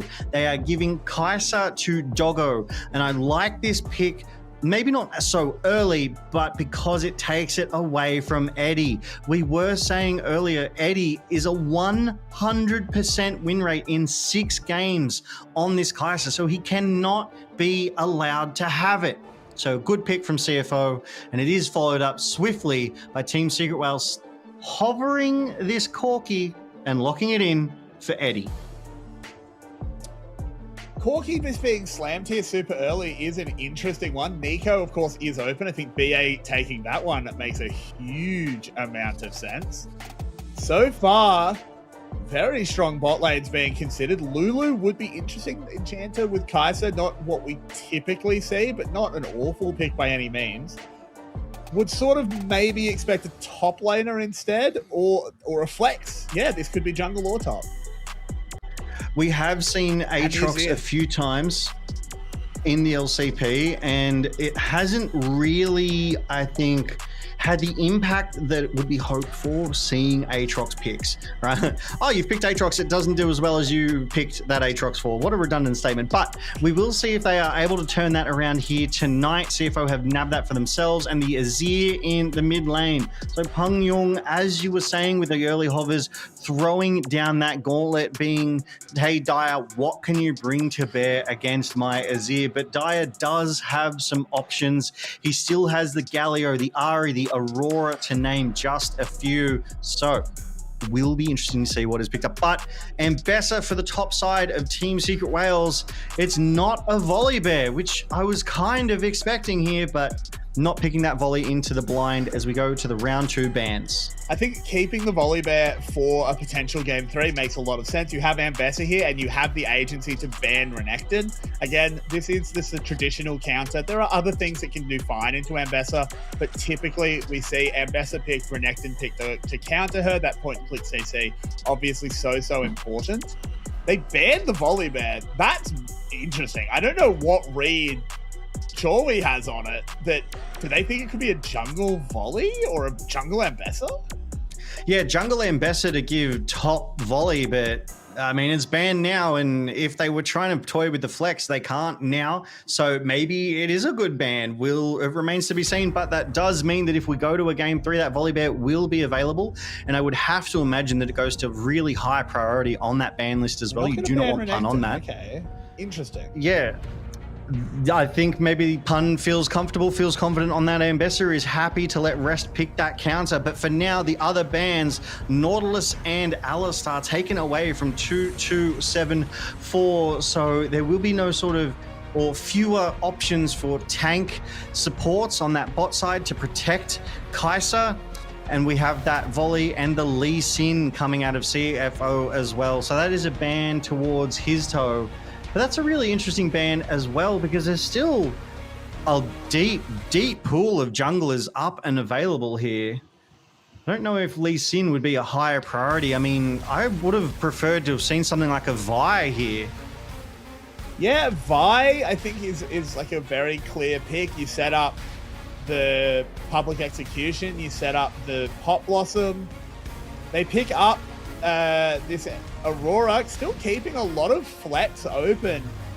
I think there's like a really non-zero chance of a jungle Ambessa, but I'm not going to make that call confidently until we see a bit more.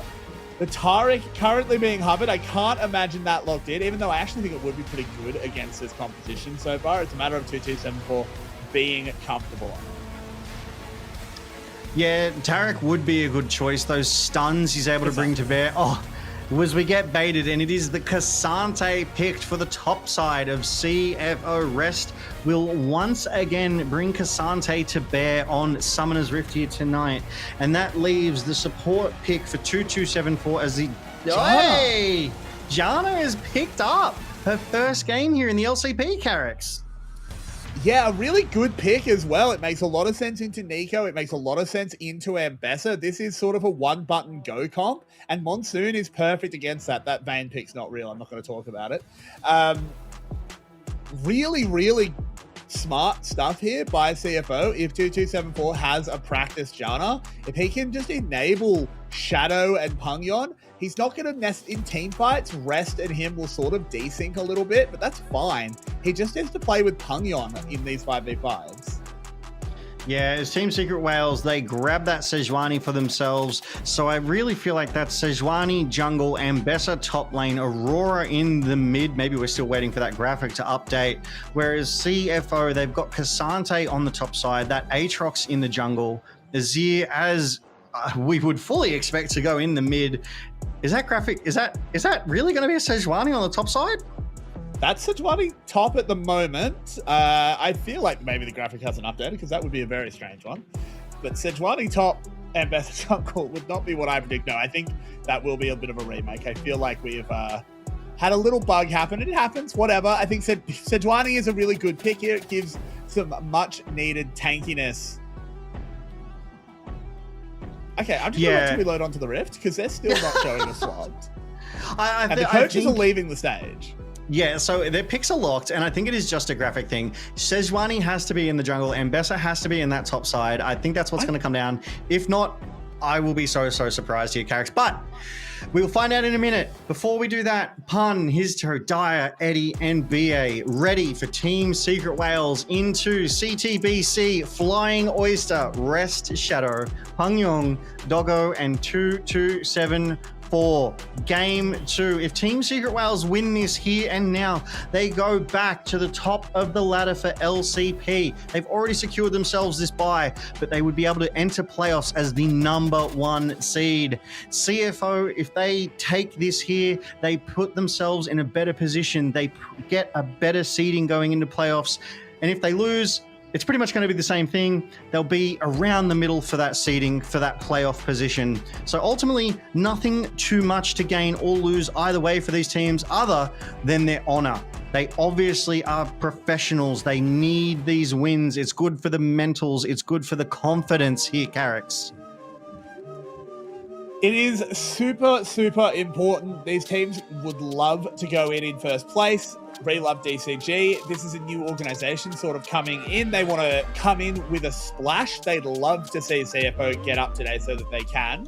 But Team Secret Whales, I think they have been the best team this split. I think they have earned their place at the top. Let's see if they can lock that in, as the fact that we are still not on the Rift tells me it's Sejuani. Yeah, it was just like a small little thing, but that is A-okay. But either way, Relove DCG, just to talk about them for a moment, they absolutely have entered with a splash. They've absolutely marked their territory. They are here to compete and scuffle with the best of them. They are at the tippity-toppity, the pointy end of the LCP ladder here and now. They are currently sitting in first, so even if Team Secret Whales win here tonight and push DCG back down to second, that is still something to be so proud of. That impact is so real on these ladder, these players, this region. I really think that, you know, CFO obviously having such a spectacular year in 2025 was good for our region. It put us on the map. But if another team, if it's Relove DCG, if it's Team Secret Whales, can get on top, can represent at these internationals like First Stand, which the winners of the playoffs season of the split, they qualify for First Stand in Brazil. If they're able to get there and show up and take them to task and keep us on the map and prove we are not a one-trick pony, that we have multiple teams here that can contend with the best in the world, Carrots. But speaking of that one-trick pony, of that team that contend, they are, of course, on the Rift as well. CFO, yes, it's a different looking CFO. Yes, they're taking some time to get it all together. But I think by the end of our playoffs, they could be a team that we'd be happy to send over to Brazil as well. I think so many of our teams, I would be stoked to send them over to Brazil to see how they do against the rest of the world and watch as they make us proud. Proud. It feels like proud, but all caps, exclamations everywhere, you know, like put stars and hearts around it. Like, we are so proud of you here in the LCP. And Brazil is famed for its passionate crowds. Brazil is famed for having phenomenal atmospheres. And I think it would just be such a treat, such joy for these players to be able to get on that international stage up in front of these crowds over there in Brazil. And I really, really look forward to them doing that. But before we get too far ahead of ourselves for too long, we need to return back to what's happening here. And now we are here in the LCP. It is week 4, day 4. It is the second last series of the regular split here tonight. We are looking to get into game 2 soon, with Team Secret Whales 1 game up over CTBC Flying Oysters. And Carricks, do you have any picks that you would like to see for Dyer in tonight? I know we did see most of the draft, but if it goes to a game 3, what would he have to pull out to try and take that victory? Game 3 is where it gets interesting, and it's where I think the Akali comes out. I think Game 3 is where we go on to the Assassins. We sort of go into those second string picks. Not that Pangyon's Yone has not been second string, but it's it's the meta second string mid laners. I think that's where we might get an Akali Yone matchup, and that'll be super exciting. It's just a pure hands gap. Talia still available as well, still super strong. Maybe that's where you go if you're Dire, actually. It's so interesting. I think that these champion pools are so deep and they're so dynamic that we really could go anywhere. And that's what I love about it, right? When we were looking at the champ pools earlier, let's just do a quick comparison. Dire and Pangyong. So Dire's top 3 are Ryze, Akali, and Ahri, and Pangyong's top 3 are Syndra, Ori, and Ryze. So there's only one champion that is the same across both of these very, very capable and talented mid laners. So I do like that there's that variety. I do like that it's never really going to be the same matchup in these mid laners. And if we take a look south of the map, we take a look down to sort of Doggo and Eddie, as it looks like we are getting ready to jump back on the Rift here for Game 2 of our best of 3 series between Team Secret Wales. It is. Okay, all right. That's new and unique, and holy heck. I'm excited for this one then. What's this going to turn out like, Carrix? Wow, that's so strange. I wonder what's happened here. Is this a mistake from Team Secret Wales that being forced to keep? Because you only get to fix a mistake if it was a bug. If you just made a mistake and didn't press the swap button, that's your fault. That's actually something we did see over in the LCS today as well. Sentinel's Impact picked the wrong runes for his Aatrox. He actually picked Guardian. And because it was a human error, a player mistake, he was forced to keep that rune and ultimately did lose his lane there. They came back and won the best of 3 series. But that human error, if it is that, you have to keep it. So we'll see how this one turns out. I'm sure we'll find out eventually. But for now, we have a Sejuani in the top lane for Pun for Team Secret Wales, Carrix. And this game just got a whole lot more interesting. Yeah, interesting might be an understatement, as early on, the Janna Kai'Sa able to get a massive push in, a big lane lead in this level 1, level 2. And I mean, pan top lane. It's so funny because it's like, we want to talk about this Sejuani top, but it is Sejuani top versus K'Sante. Nothing is going to happen in that lane.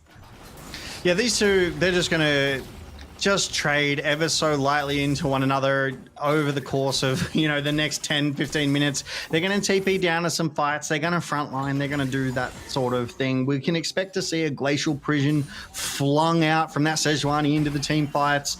But getting ahead of ourselves once more, these junglers are also on different sides of the map. That jungle ambassador of Team Secret Wales, his toe is down on his bot side, but the jungle Aatrox of Shadow is on the top side there. And we can already see on the minimap, Rest has some serious priority into Pun. He's already shoved him under his turret, and Eddie's had to take an early recall here. Yeah, but 2274 walking in, just pushing Dire back, just making its presence on the map felt. Knew that BA couldn't roam at the same time. He knew that there was the reset coming in, so he could do it. Shadow and his toe clashing in the jungle, but Dire has the better angle for now. Aurora will do a lot of damage, but with 2274 here, they can't continue the play. Dire taking a little bit on the way out. Needs to be careful. If that knock-up had landed, it would have been a bit of a problem. His toe moving forward. They've now got BA. First blood secured. Pangyong going down. Rest will be stunned up. Times the W well. But it's Team Secret Wales collapsing. They brought their numbers to bear more effectively than CFO did. CFO had a numbers advantage for quite some time there, but they did not have the health advantage, so they were unable to seriously press forward.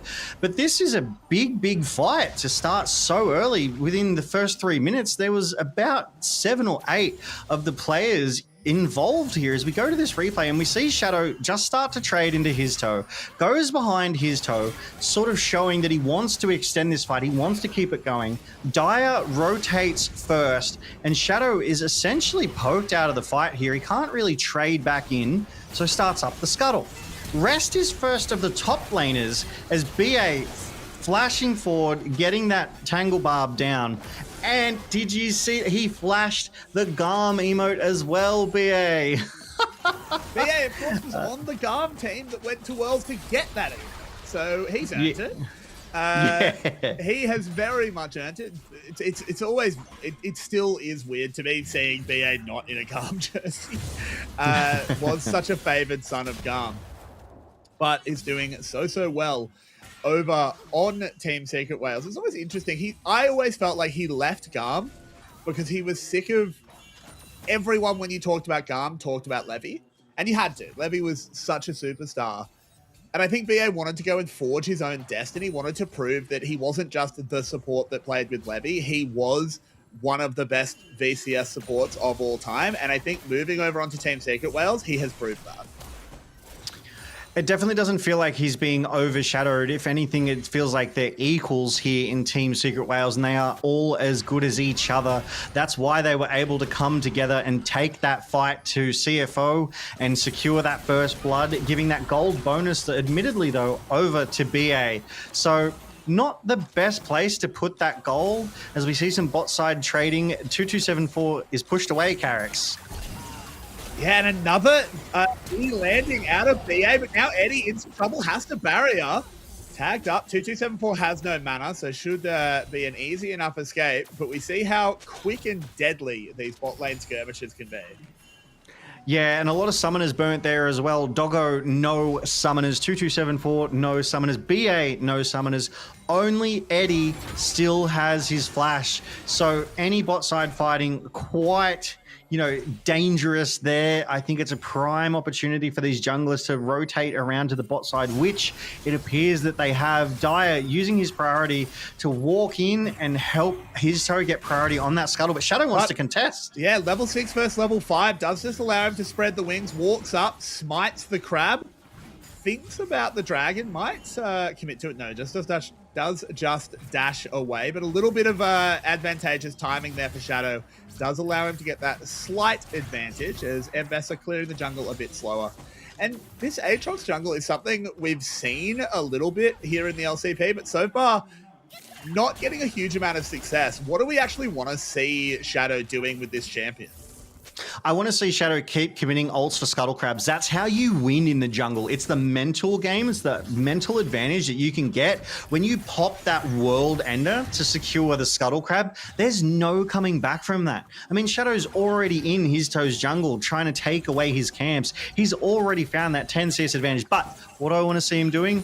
I want to see him proactive. I want to see him invading the bot side of Team Secret Wales as often as he possibly can and helping Doggo get ahead, helping 2274 on an overload and take that victory. As 2274 dodging that big ult coming out of Eddie there, Carrix. Does manage to dance around, but so far the bot lane has just been trades back and forth, priority being exchanged over and over. The Janna not getting her value yet. It's not really where we expect Janna to get value, of course. It's not exactly a lane bully of a champion, particularly unless you're into a melee champ, then you really can be. But into a range support, just wants to play it even, does just want to get to team fights. And as I was alluding to in draft, once the team fights kick off, you're going to expect to see Doggo diving in, using the ult to find the backline.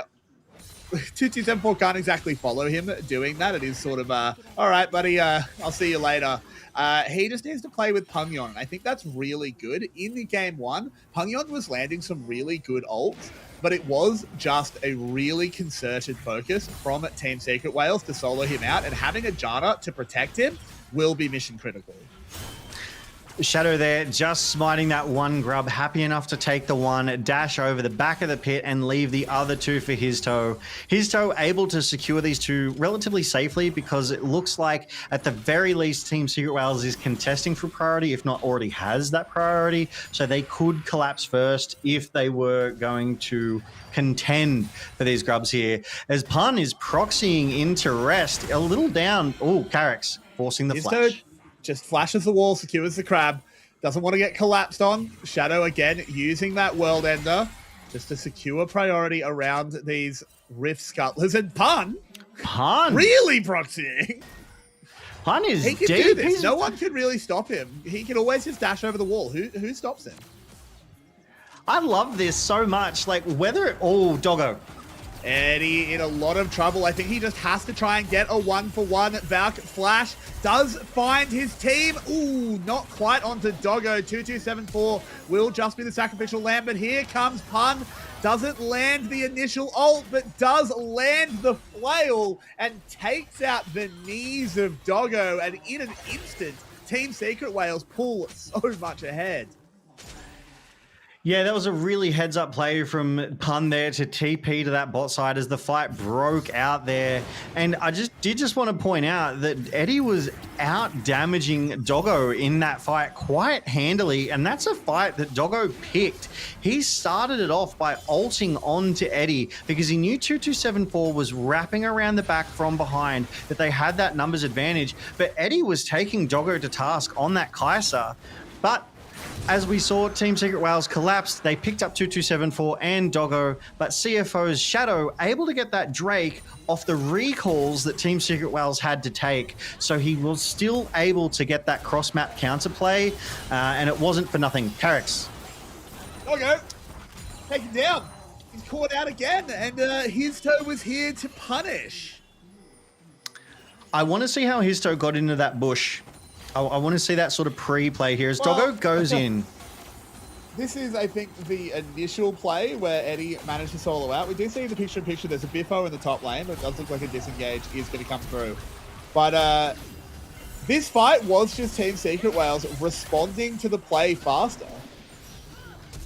Well, I think CFO thought they had that 2v2. Doggo does well to avoid that stun, but unfortunately that Glacial Prison has a massive AoE, and if the stun doesn't get you but you're in the AoE, it still slows you down, which was just enough for Pun to be able to land that flail and take Doggo out. And now suddenly the AD carry of CFO finds himself down at 0-2, nearly down 900 gold to his counterpart Eddie there. A TP being committed from CFO here. Yeah, coming in sort of just to get some tempo, was TPing back to lane anyway, so may as well just TP where it dissuades a fight. Good heads-up play by Rest. Let's have a look at the second part. Ooh, he just finds the pixel. He's not visible, yeah. Oh, beautiful the pet doesn't vision appear control on the minimap, so yeah, that's he just sneaks in. They have no idea he's there, and Doggo is doomed. There's nothing Doggo can do about this. Yeah. Opens with the public execution. Doggo was just gone from the get-go. That was beautiful vision control by Histo there, and shout out to the observers for toggling that to show all of us just how good that was. I mean, I would contend, you know, if it was like the character model over the vision, that he should have been seen, but because of the base of the character model was out of vision, that means obviously the whole model is out of vision, and so just chef's kiss. Nets himself the kill there. His toe at 1, Pun at 1, Eddie and BA at 1 each. Right now, CFO, they don't have a single kill on the board. The Drake is up in 2.5 minutes as a scuffle is breaking out on this bot side over vision, and a world ender is brought to bear. Wings come out, the public execution misses, but it's a perfect Pop Blossom, and Shadow, the only world ending is his own, but Rest on the other side shows us that you can never underestimate Cassante, as he gets 2 kills for the price of 1. Yeah, rested really, really well there to get Pun in that top side, but that bot side fight, it just started out as a vision control fight, and then BA was able to land a Pop Blossom onto at least 2. I think it might have even been 3. And just Shadow got melted there. We go to the top side fight again. Under turret and all. Rest goes in for some plates here. Is stunned up. Surely it's an all out. Oh, we can't be going that way. Yep. And yeah, just all outed out from underneath the turret there. But we're back to live, and Team Secret Whales, they're applying their advantage. They are pushing for vision control in the jungle of CFO. And 2274 caught. Just going to be a little bit of a trade here. Spots out Histo and able to move away. I thought Histo could have pulled the trigger there, but very aware of them to not. They surely assumed correctly that CFO were around as a Scuttle Crab. Oh, no World Ender committed there, Carrick's, but it wouldn't have surprised me if they did. It was definitely lurking. It was a good read, as you said, by Histo, knowing that Doggo was almost certainly near enough by that should any CC have landed, there would have been a Kaiser ultimate to join the party. As more just hitting back and forth in the top side, as this game is reasonably slow, and then it's kind of like a roller coaster. It just goes along, and then does a... These two at the top side are never stopping. Pun even commits that Glacial Prison to keep Rest under that turret a little bit longer, but ultimately that's a Cassante. He can handle it. He's already got his first full item. We are closing in on the Drake in 15. The Rift Herald has spawned, so now this vision control critical. Carrick's top side. Moving in onto Pun. There's going to be a lot of damage immediately. Going to be flashing away, trying to desperately get something done, but the all out and the Darkened Blade brought down. Pun cleaned up. Really good tempo play by CFO.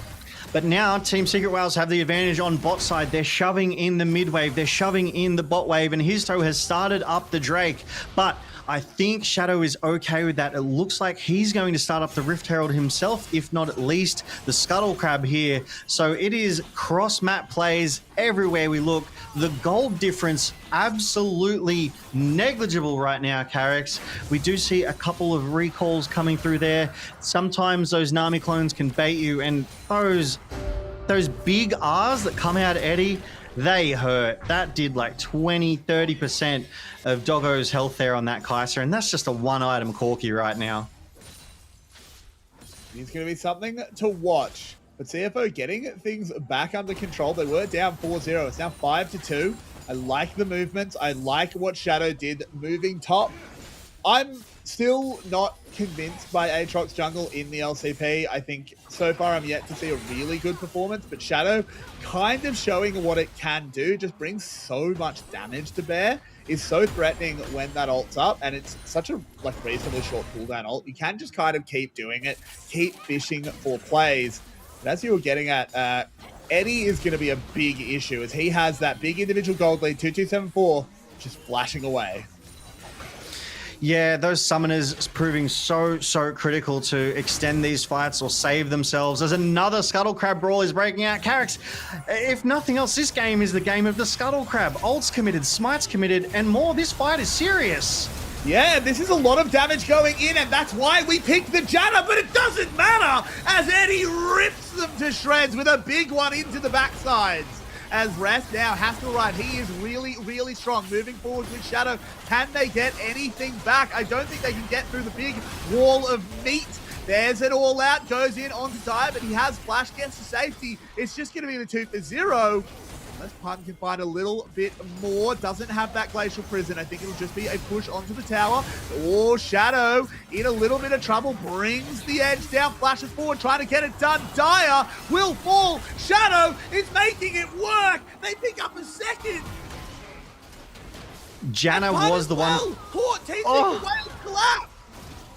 They fell apart at the end. They had the advantage, 5v3, but CFO, they like those odds. The 3 take the 5. They punish Team Secret Whales' overconfidence, turning it around, getting Pun, Histo, and Dire. My goodness, that was a fantastic extended play there coming out of CFO to bounce back from what was initially a horror show for them. Goodness me, Carrick's. This is uncharacteristic of Team Secret Whales. Normally they know their limits. Normally they win their fight and they get their prize and then they back away. They drive home their advantage. But here it felt like they were playing with their food and the food bit them back, Carrick's, as we go back to the replay. And it starts here.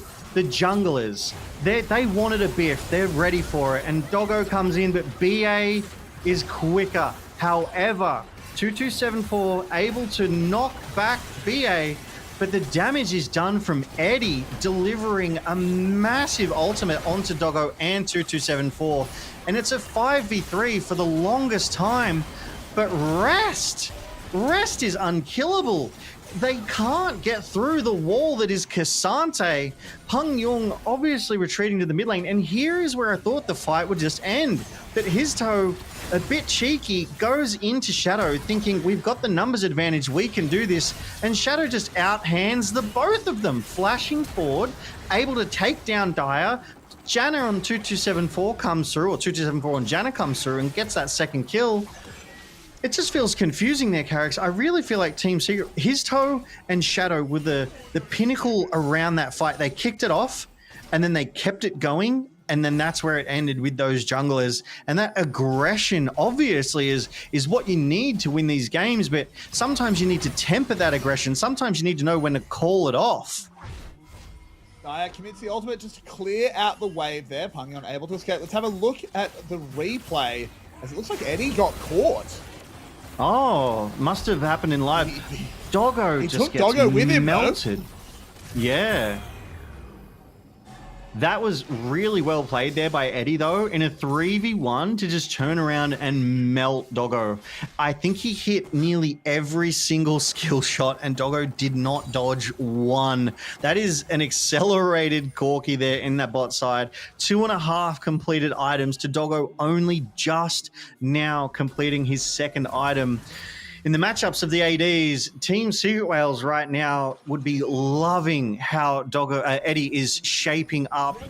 But this gold lead, it's in favor of CFO. It is small, it is negligible right now, but it is still something. It is an advantage. CFO, they want to crack this tier 1 turret. They want to get this map back onto equal terms and be able to move around fast. Hun caught out, has to flash, but there are more members coming. CFO realize he doesn't have the counterplay, just picking themselves up a free kill in the bot side. Yeah, this was a really good play. Dropping that Rift Herald in the mid, they showed 1 or 2 members there. They forced Team Secret Whales to respond, unable to help Pun on the bot side for that 3-player dive. And unfortunately for Team Secret Whales, they weren't able to get anything out of that top side either. Rest able to respond to that in time. I think if anything, it was maybe a turret play. And then with the tempo, with the advantage that CFO have earned for themselves in the last couple of minutes, they then get that second Drake of theirs for free. Shadow is able to just swoop in and clean that one up. I mean, right now, the only people that don't have a CS advantage is Doggo and 2274. So Team Secret Whales, that bot lane is keeping their hopes alive right now. This Sejuani not working out too well so far. No, it isn't. It worked out well early, but need to actually get more from it as Histo brought out. Rest is just unstoppable in this game. This Kasante is going absolutely crazy. A teleport arrives. Pun is here. They go in. They're just going to try and play around the other teleporters. Pungyon just gets blown up immediately, and it's an enormous play out of Eddie and Dyer as they wipe 2 off the map. Rest has to ult and flash away, and Baron is right there. Logan, they're going to mark Shadow, they're going to start the worm, and Team Secret Whales fire straight back. The CFO are not going to be able to do anything about this. It's 3v5. They have to try, but I don't think they're going to be able to stop this Baron unless Eddie straight onto Shadow. Oh, Dyer doing really well there, chunking Shadow out. He doesn't kill him, he goes down, but I don't know how much it matters. They still get the jungler. They land a slow onto Doggo. Over the wall goes Histo, desperately fighting. Does manage to claim that first. Eddie moving in onto his opposite number. Doesn't quite find him yet. Rest trying to find that sneaky Pun. Pun needs to run. They do stop the Baron, but it's with a sacrifice.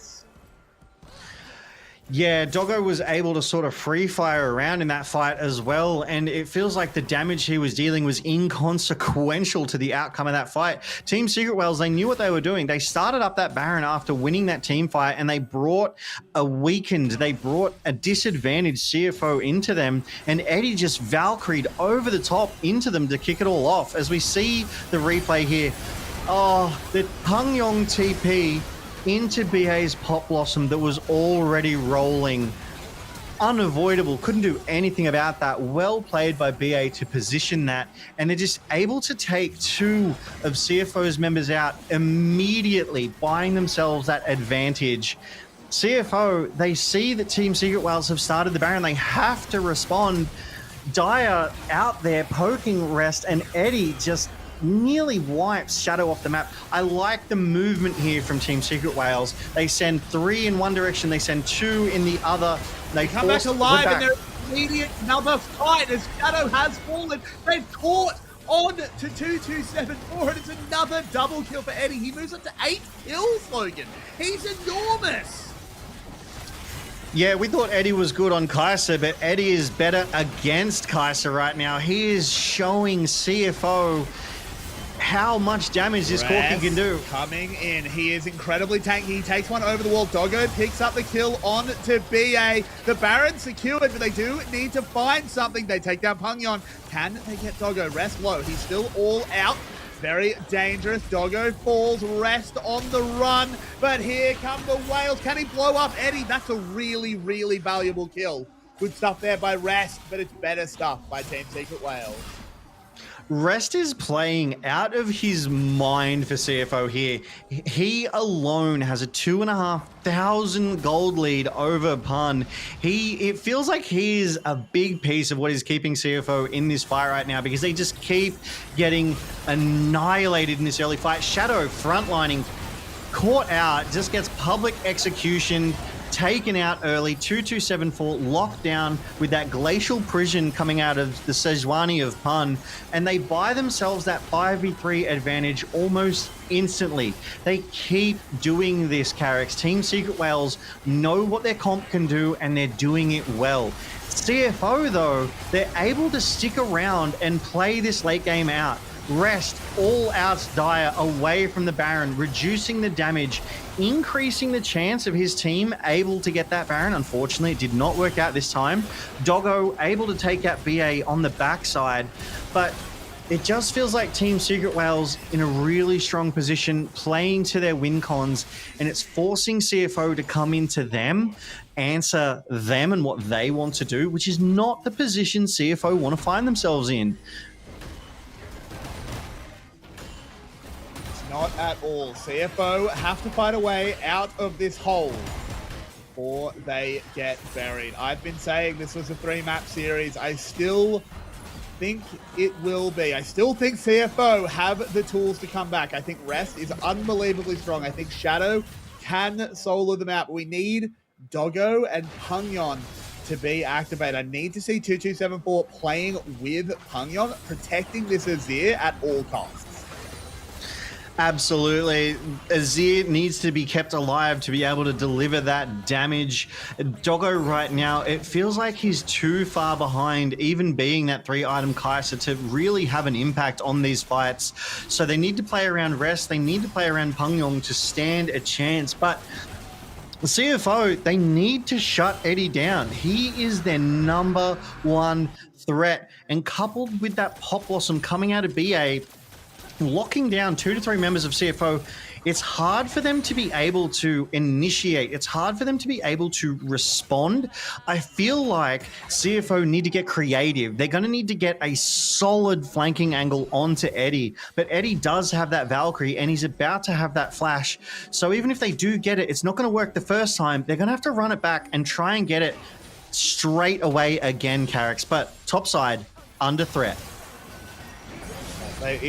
Pungyon in trouble. BA arriving as well. The Pop Blossom ends up unnecessary. Eddie just bringing that damage. Rest is able to play Bouncer here, able to make this approach hard. But another rocket thumping in. Can they get through Rest? Rest is so unbelievably tanky in this game. Eddie doesn't want to approach, doesn't want to risk it. At the moment, it's all just zoning. Shadow here, but a good blast code from Pun keeps him safe. And it's just more minions dying to the tower, more gold taken away from CFO as Team Secret Wales play this one cagey. Rest played that magnificently. He was playing Bouncer 1v4 there to protect his team, to slow and ultimately prevent the advance of Team Secret Wales. And this is the win con that we need to see them playing around. We need to see Rest put into a good position between him and the enemy team, and then let CFO use their tools. They could send through, the W poke from Kaiser Doggo, just start stacking it, layering it, get Janna to throw some of those cyclones down towards the enemy, disrupt them. I mean, at this stage, Shadow can't keep getting caught. Yeah, Shadow in trouble. The Pot Blossom puts him to bed. Eddie claims rest is tanky, but not against all 5 secret whales. I don't think they are much of a secret anymore. I think their team revealed whales as we see exactly what they can do. They pick up 2. They'll pick up an inhib. And with the recall from Dire, I think the teleport, they're going to go for the end here, Logan. It looks like it, Carrick's. They've teleported, they've committed, they want return on that investment, and that return will be the Nexus. That return will be game 2. And they find immediately onto Pungion. He's deleted. Doggo sent back to the fountain. The towers will fall. Team Secret Wales with a statement series. They are the #1 team in the LCP. They sit astride the ladder of our region. Eddie having some fun in the fountain as they claim the win, they claim first place, and they claim a huge boost for their reputation. Yeah, look at the boys. They're absolutely loving it. They're patting, they're cheering, they're all smiles. They take a 2-0 clean sweep over CFO of all teams. They are the #1 team in the LCP coming into the playoffs. They have to be happy with that position, that strength. They are who you need to beat, who you need to conquer to get through to the end of playoffs. And right now, they're going to be the favorites to go to Brazil, to go to first stand. What a show from Team Secret Wales. It was consistency across the board from all of them. Even this Sejuani from Pun, it was unexpected. We were even toying with the idea that it was potentially a mistake, but it still worked for the team. He wasn't winning that top lane, but he was winning those team fights. Rest unable to answer 5v1 what Team Secret Wales could bring to bear here tonight, Carrick's. And CFO, they've got to be asking themselves the questions. In the future, how can we answer that? Because they have to fight into this again in the playoffs. That they do. There is no path to victory for CFO that does not include a rematch with Team Secret Wales, and we can see how powerful Eddie was. Went absolutely crazy. Corky is a pick we've been off and on. Sometimes we see great performances, and this is certainly one of them. Went crazy in those games, just able to W forward constantly, really not being rejected. The Ambessa jungle, the Sejuani top, it all came together, and Team Secret Wales, there were a few moments of shakiness, but overall, it was a dominant performance. Yeah, Team Secret Wales played around Eddie beautifully. Even when they found Eddie, when the CFO, look at that. That was like 80% of both of their health bars. But even when CFO, and rightfully so, Eddie, player of the match from tonight's best of 3 series, he just got better and better as the time went on. Nearly 1,400 damage per minute, Carrick's. 96% kill participate. How do you stop that? 36% damage. Yeah, you don't stop that. That's the answer. If a Corky has a game like that, that is a game he's going to win. A dominant performance out of Eddie. Doggo really just gated out of this game. I was a bit worried when Doggo got the Kaiser. We've hyped this up as an Eddie pick, but it turns out the reason it's 100% win rate for Eddie is not because of Kaiser. It's because of Eddie. He has been insane this split, and I think he's making his case for best ADC of the LCP. Yeah, frankly, Eddie has hands. Print it on a shirt. You can put that in the shop and it will sell out, because Team Secret Wales, not only does Eddie have hands, but Team Secret Wales has hands for Eddie. They responded quickly with the TPs. They collapsed quickly in the fights. They protected him. They set him up. And BA was a big part of that. Anytime CFO found an angle anywhere near Eddie, BA responded with that Pot Blossom. Pun responded with that Glacial Prison. It was just the Eddie game, and Team Secret Wales knew it from the get-go. They played around their win con, they put the gold into their win con, and it paid dividends in the end. This was a tragedy, unfortunately. BA's Pop Blossom just landing immediately onto 2, taking Peng Yong out before he was even able to do much of anything. I mean, I know Eddie got the player of the match, but it could have gone to nearly anyone from Team Secret Wales. You were saying Pun had an excellent game 1 on that Malphite, and he still had a good game 2 here on the Sejuani. The Sejuani, so it certainly was valuable. It did contribute.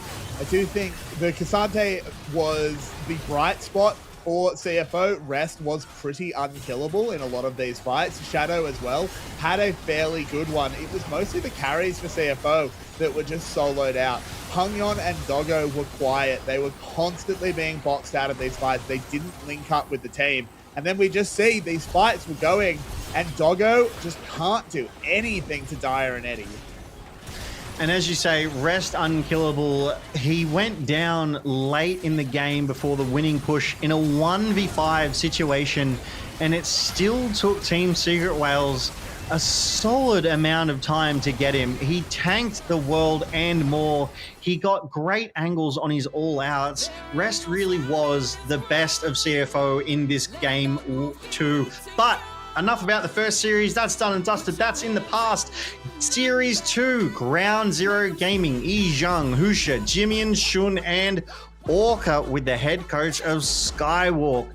This series is the one, Carrix. Let's talk about it. That it is. It is really important. This one has a lot of implications. Ground Zero Gaming locked themselves into playoffs earlier in the week with their win over CFO. They confirmed themselves. They're locked in. They cannot fall out of playoffs no matter what. But the team that can is their opponent. MVK have to win this one. If they win, the SoftBank Hawks and TFM will be our 2 teams that miss playoffs, and it'll be MVK in the playoffs, of course. Should they lose, MVK will be out. They are playing for it all, Logan.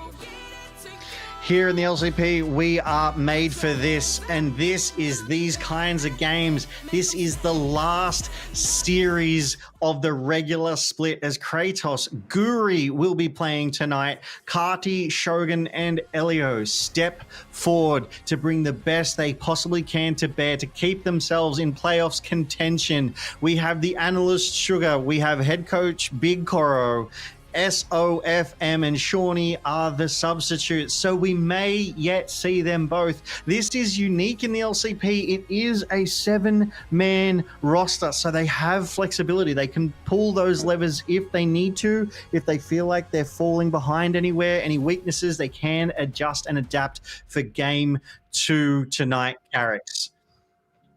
Yeah, it's going to be a really exciting one. I'm super keen to see what MVK have cooked up. Guri, of course, slotting back in. Had a bit of a series off to let the coach have a run on the Rift. SOFM will not be playing again tonight, or maybe he will, if depending on how game 1 goes. Who knows, really? He can do what he wants. He's earned that with his legacy, but I'm keen to see Guri back for sure. I think MVK, knowing that it's all on the line, we're going to be seeing some great drafts out of them. It's going to have to be prepped. And Ground Zero have a lot of room here to practice for playoffs.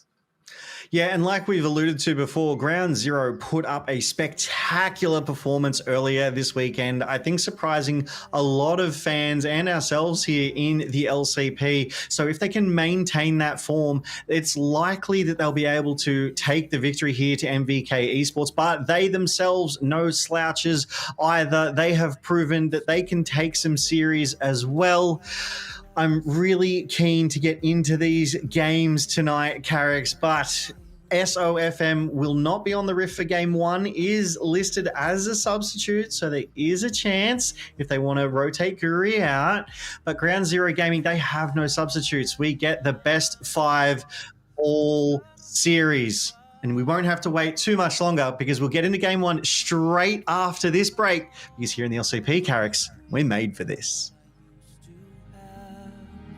Now it's time to bring it home. I will raise my game, I will break these chains, I will make my name, I feel it in my veins. I'm like a hurricane, I'm a one-way train, I will take these reins and not go against the grain. Like a phoenix from the flames, I have risen, I am dazed, I'm electric in the pouring rain. Now I know, I feel untouchable. Look into my eyes, I'm free. I'm gonna fight the fire, you'll see. I'm reaching for that long lost dream that I used to have. Now it's time.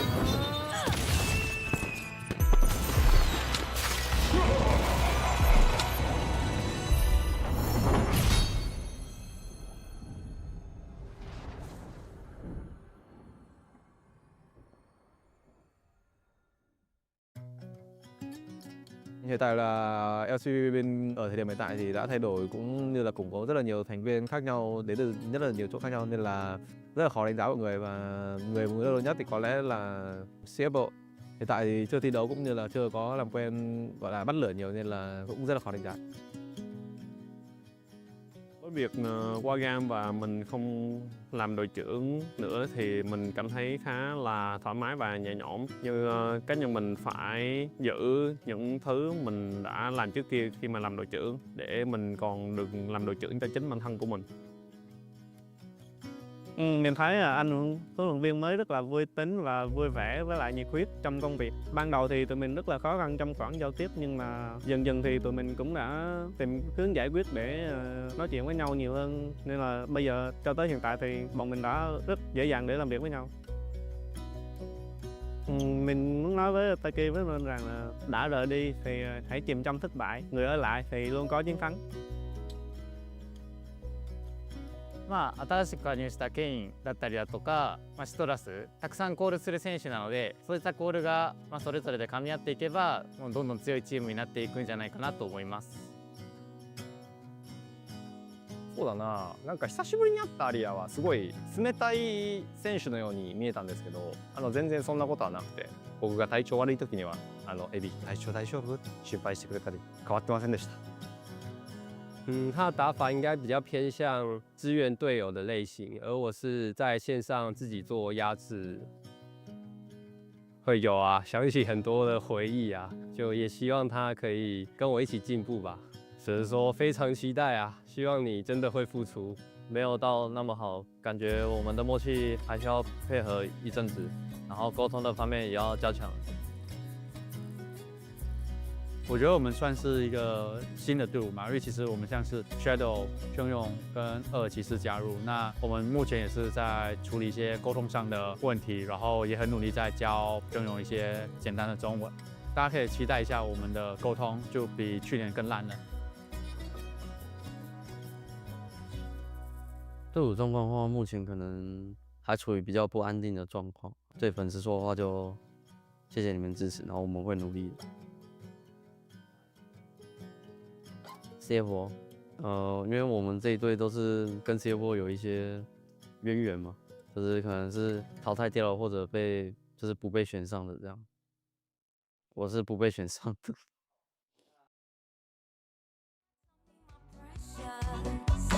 Yummy, yummy, yummy, delicious. Tasting you is so delicious. Yummy, yummy, yummy, delicious. I wanna put you in my tummy, my precious. Yummy, yummy, yummy, delicious. Tasting you is so delicious. My mama's borscht and syrniki, your mama's baklava. Some grandma's secret recipe to tauntaun ramen bar. I like you crunch, you like you soft. I like it when you freshly serve for me. For me. Yummy, yummy, yummy, delicious. I wanna put you in my tummy, my precious. Yummy, yummy, yummy, delicious. Tasting you is so delicious. Yummy, yummy, yummy, delicious. I wanna put you in my tummy, my precious. Yummy, yummy, yummy, delicious. And we are back for series 2 of tonight's 2 series here in the LCP. We are going to have MVK Esports versus Ground Zero Gaming. And I know there's a few fans here in Australia of GZPZ Carricks. I'm looking forward to seeing how these two match off tonight. I am too, and as you were setting up before the break, this is a match with a lot of stakes. This is MVK trying to secure playoffs. GZ are already locked. But in our final game of the regular split, it's all come down to this for MVK. They need to get over the line. They need to push this one home if they want to be in the playoffs. And the SoftBank Hawks are sitting in the crowd praying for a GZ win. Yeah, can you imagine, though, having your fate be decided by something that is out of your control now? You know, Soft Hawk Banks and SHG have done their best. They've put it forward, and they are currently sitting in 6th position. But as you say, if MVK Esports win tonight, they will be knocked down to 7th with no opportunity to climb back up. As we do see the head-to-head matchup here from the AD carries of both teams, and they have very different champ pools here. Varus about the only one that is actually similar. Shogun having a little bit deeper of a champ pool there, Carricks. It's interesting because you say deeper. I just think it's a very different style. I think we see a lot of aggression out of Shun. The Caitlyn, the Lucian, this Yunara as well. These are champions that can put the game on their back, put the lane on their back, while Shogun is much more trying to play around his team. Siva, Senna, Corki. These are champions that need the team to help set him up. I think that really embodies the difference between these two players. It's not often that I have my hype moments, like, and Shogun puts it all on his back. But I do that for Shun. But there are often team fights where Shogun is still picking up 3 or 4 kills. He is still incredibly capable. He just plays through his team rather than his team playing through him. And that's the difference between a lot of these AD carries that we do see here in the LCP. So it is well picked. I love these unique perspectives, these unique angles, and these different champ pools that they are able to pick, that they are able to play. But I do have to highlight one player and one champ that I do hope we see here tonight. It is Ground Zero Gaming's top laner, Yi Zhang. That Ambessa performance he had earlier this split is burned. It is seared into my brain, and I just genuinely hope we get to see him do that again and just run the rift. Obviously, I want 3 games. I just want to see one where Yi Zhang gets to just get that Ambessa and pop off Carricks. It'd be a highlight. I think you have a decent chance of getting what you want. I think it's hard to dedicate bans towards the top lane in this matchup. I think that Ambessa, particularly if we get a game 3, I think she has to get through at some point unless it's snapped up by Esports. So we'll have to see where we go as we get our teams on stage for the final game of the LCP regular split. It feels crazy to say that, Karis. It's so exciting. We are literally here at the last series of the last week of the regular split of the LCP here for 2026 Split 1. And it's been a fantastic month of games, learning these players, watching them grow, develop, synergize with these new rosters. I don't think it's really fair to call them new rosters anymore because it has been that 1 month amount of time they've had the opportunity. But the walk-ons have begun, and it is Ijung for Ground Zero and Kratos for MVK. Hopefully we get to see Kratos and Aatrox just because it kind of like works, you know, that whole God of War energy there. Whew.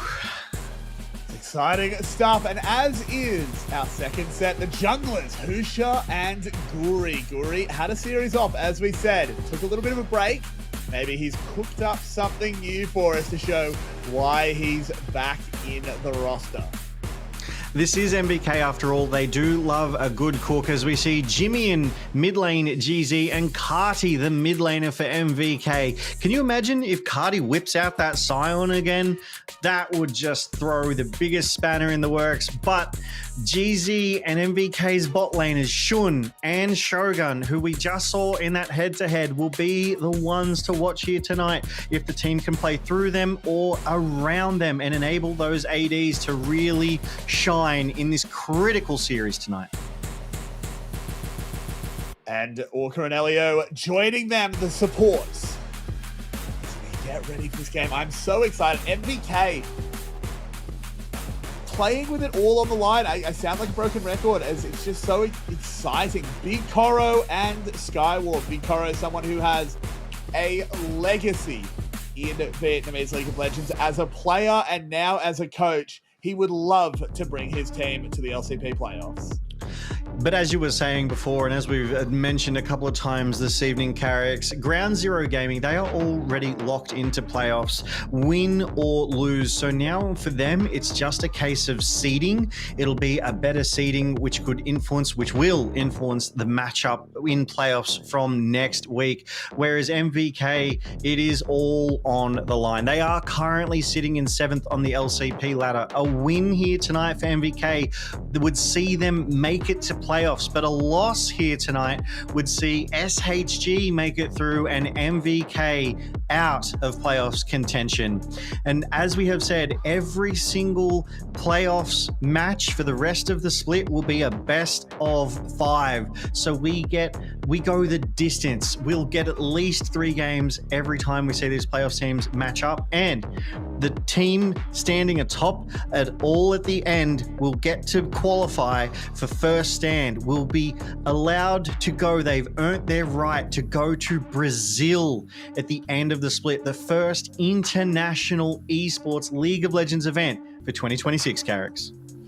And I'm so keen to see who we do send over there. I think we've got so many amazing candidates, all up and down playoffs, really. There's maybe 4 or 5 teams I'd be happy to send, and it's not too many times I've been happy to say that. I thought last year it was just always so obvious that it was CFO. CFO were so dominant, they were so far ahead that they were really the only option, and I love that CFO definitely still an option. Yes, they faltered earlier tonight, but they are still an incredible team. But they're not the only ones. We have GARM, we have Team Secret Wales, we have Relove DCG, and we even have Ground Zero or MVK that could make the run. I really like that we have multiple teams in the mix. This is the LCP that I think a lot of people were hoping for, that we really, really wanted to see, is that we have several teams vying for the best team. There's several in the mix right now. We have Team Secret Wales, we have Relove DCG, and GARM and CFO, they're kind of toward the top end as well, which it reinvigorates the league. It invites excitement and tells that story and passion of these players and these teams. And these 2v2s on the Howling Abyss that help these teams decide who gets first pick or who gets first side. And part of that is these champs that they've picked up as Ground Zero, banning away that Caitlyn and Zyra, and have locked in. Varus, Shen for themselves there, Carricks. Yeah, an interesting combo there. A fun one to see. Answered with the double assassin. Akali, Lee Sin. Should be a fun little 2v2 to kick us off in this series. Yeah, GZ, I feel like will have the early advantage, obviously having at least one ranged member of these 4 champions, but stranger things have happened. I remember a particular lane matchup where we thought a Blitzcrank wouldn't perform overly well, and then Xiaoxi decided to prove the entire world wrong and stomped the lane. So it could also happen here tonight, Carricks, but we'll have to wait and see as we wait to load on to that Howling Abyss. And for those watching along at home, playing along at home, first to 2 kills, first to break open a turret, or the last man standing in the, sudden death will win, earning first selection for their team. I don't think we'll be getting a very drawn out one here, not with the Akali and the Lee Sin. I feel like an early fight is on the cards. They're walking straight in. The taunt goes in onto Guri, the E onto Jimmy, and though turning this into 2 fights. Snowball missing from Orca. Can they find any more damage? No, they back off. The Q not followed. Guri just threatening at the moment as it's just a bit of a slap fight.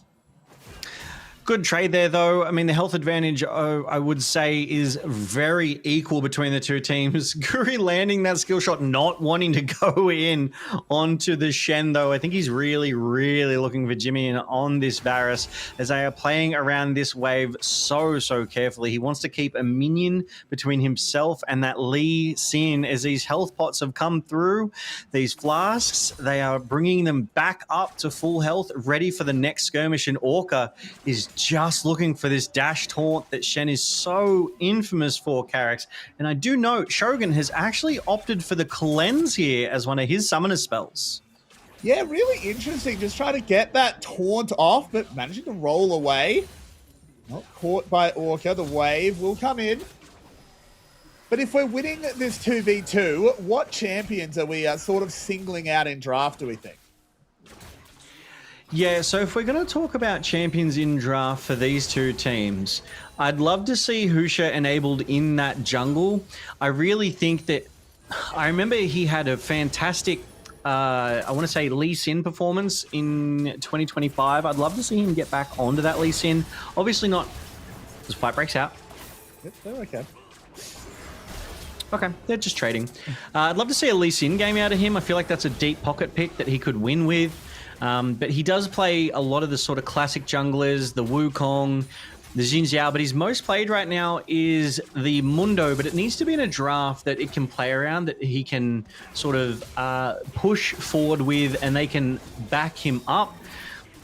Jimmy and though poked low here. The 2 members of MVK just having some fun, showing the mobility of their champions as the heal will come down, get Jimmy in a little bit healthier. Level 6 being approached. Oh, Guri. Bit of poke lands onto him. Yeah.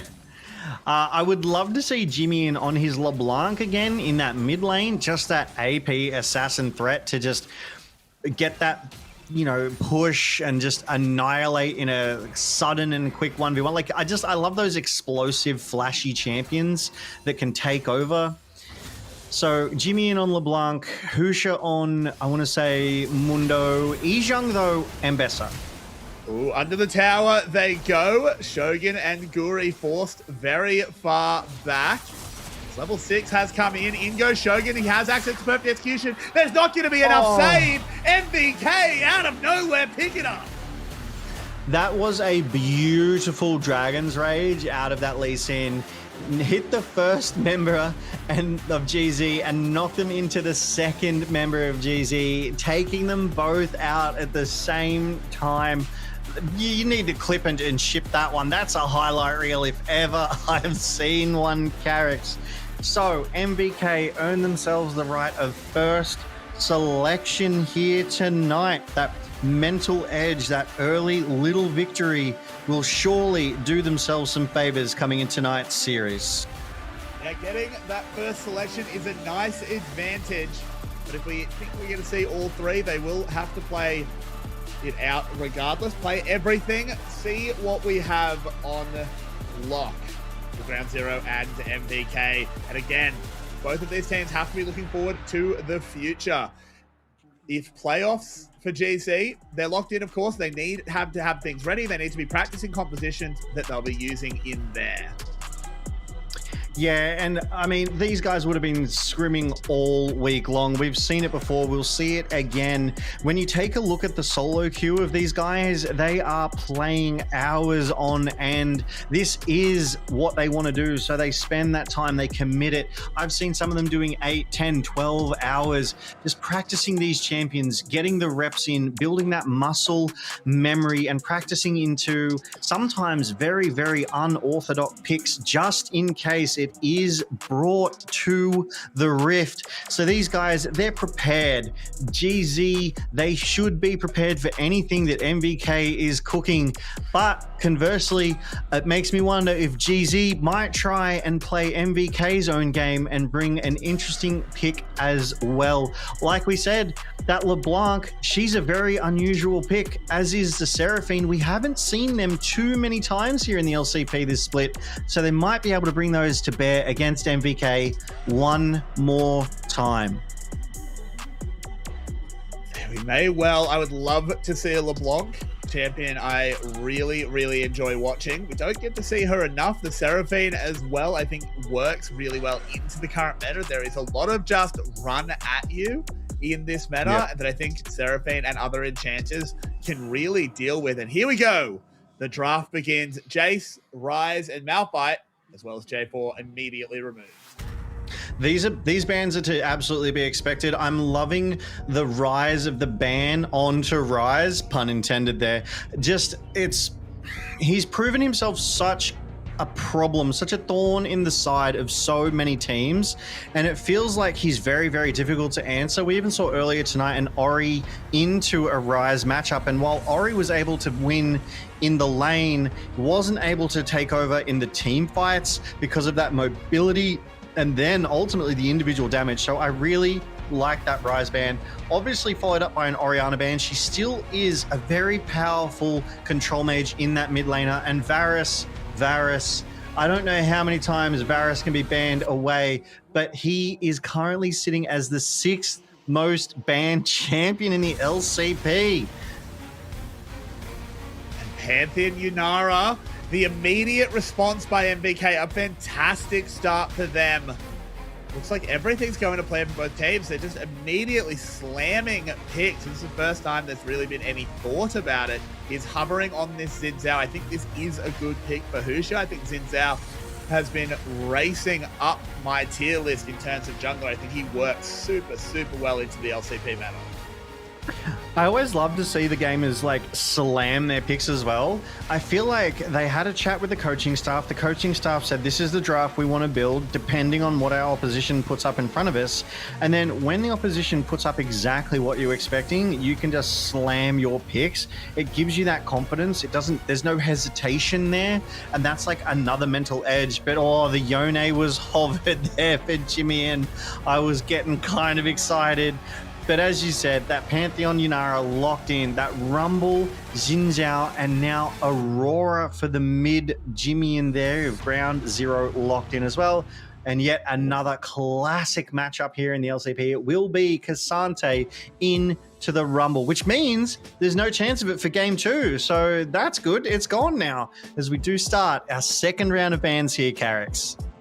It is gone. I am glad, as I actually don't mind Kratos on it. I still think that allows you to play around Shogun really well. You don't have to put attention into the top lane. I think it works well for MVK.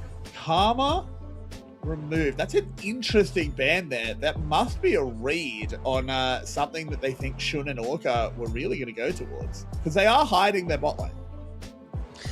I mean, they're leaving it to last, absolutely, as you say. I don't even think we have actually seen Orca on that Karma yet, but we have seen Karma used very, very effectively in other games here in the LCP and worldwide. That route that she's able to bring to bear to prevent the escape or even dive onto the AD, very, very critical. The shielding always providing that value, and the poke she can bring to bear as well. I mean, her toolkit is fantastic, but I would think a Bard ban would surely have to come through, but instead it's a Nami coming out of MVK. Yeah, Nami ban again. That is also a soft ban on Lucian. I think we're trying to remove combinations here. We didn't want to give up Karma Caitlyn. We didn't want to give up Nami Lucian, and banning the support half, MVK reads as more important. I think that does actually make a lot of sense as well. You get first bite at support. Bard, open. I mean, I would absolutely take it. Yeah.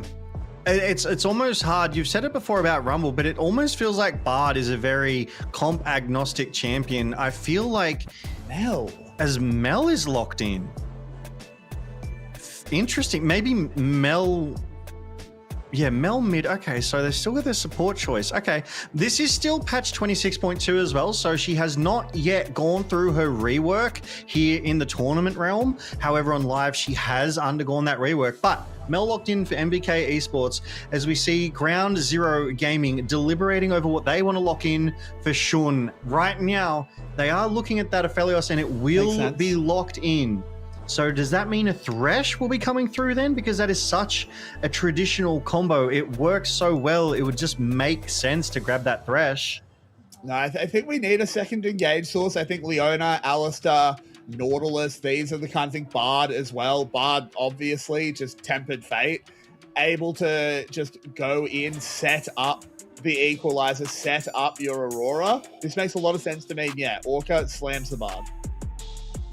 We were saying it was still on the Rift and that it's relatively draft agnostic. It's a good inclusion. So GZ have got themselves a lot of good picks here with that Rumble, that Bard, Aphelios, such a strong AD carry right now. Xin Zhao, a fantastic answer into the likes of that Pantheon that wants to dive in to GZ.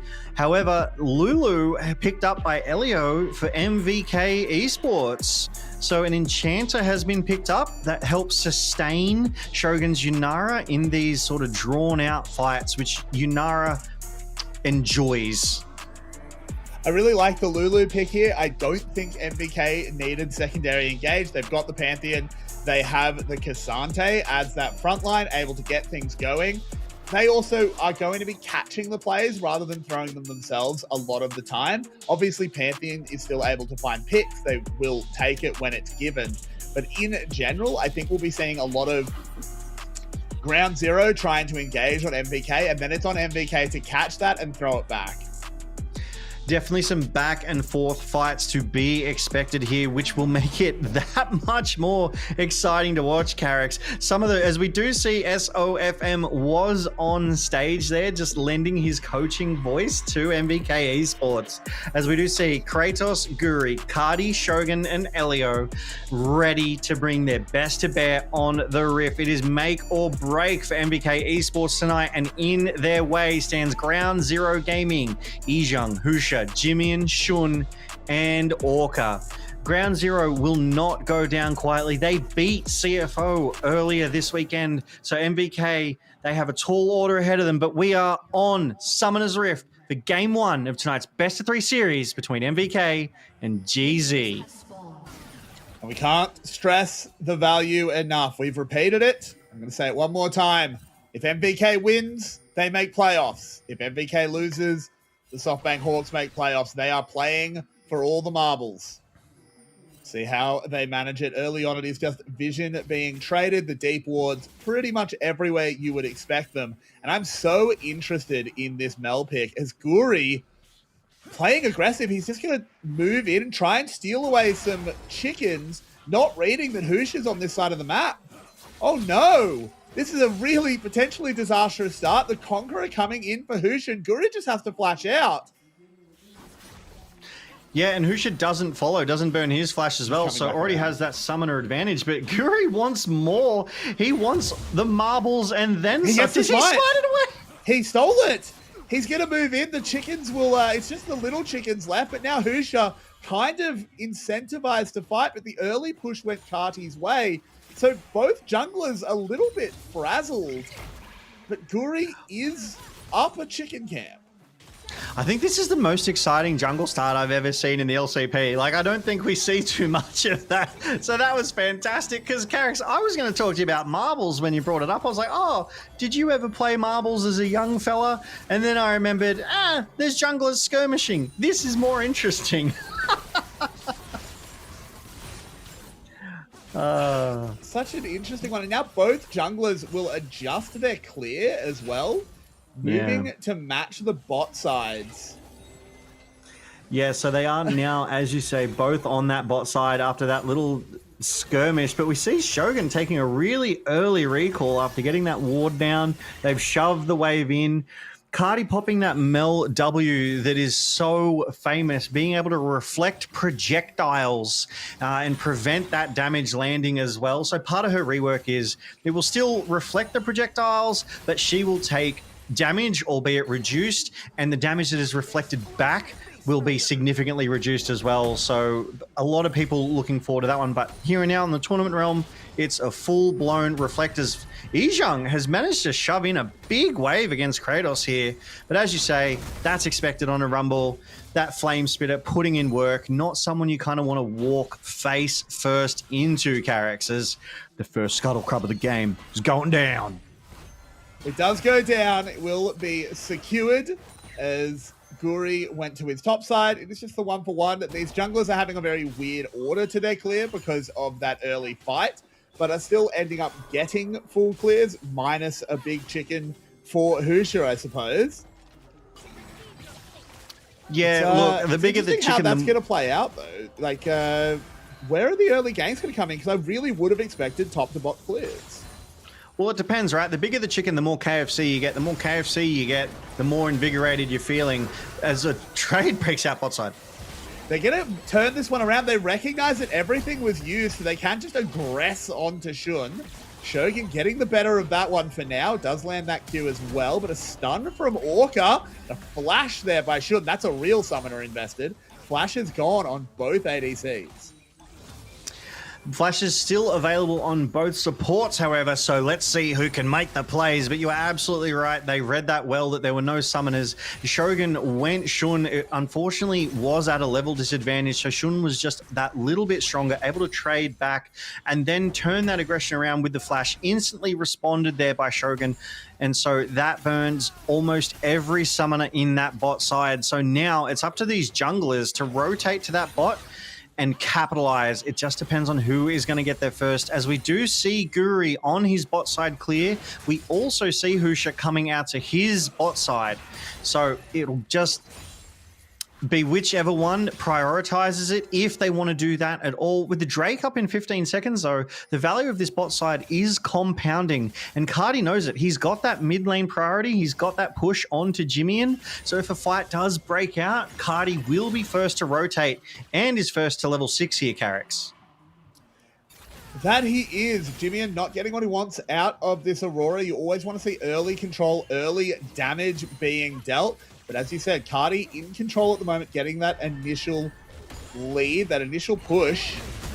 As Flame Equalizer comes out on the top side. Kratos needs to find a way out, has the all out, so I don't think Ijang can kill him here, but will be able to just zone him away, just be annoying, make it harder to access this wave.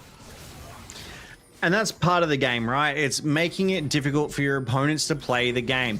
You restrict their access to objectives. You restrict their access to waves even. All out coming in. Kratos wants to get this wave into the tower. He's going to burn his ultimate to do it, but I think Ijang is going to be able to hold them up as Flash is coming in. Cardi tried to make a play in the mid, but now we go between worlds. Guri just immediately diving forward, puts up the shield, so much damage coming in. Shun, they need to be very careful of. Shogun now in some trouble, is on his own, trying to kite it out, and the Eclipse comes in. First blood to MVK, immediately answered on to the bot.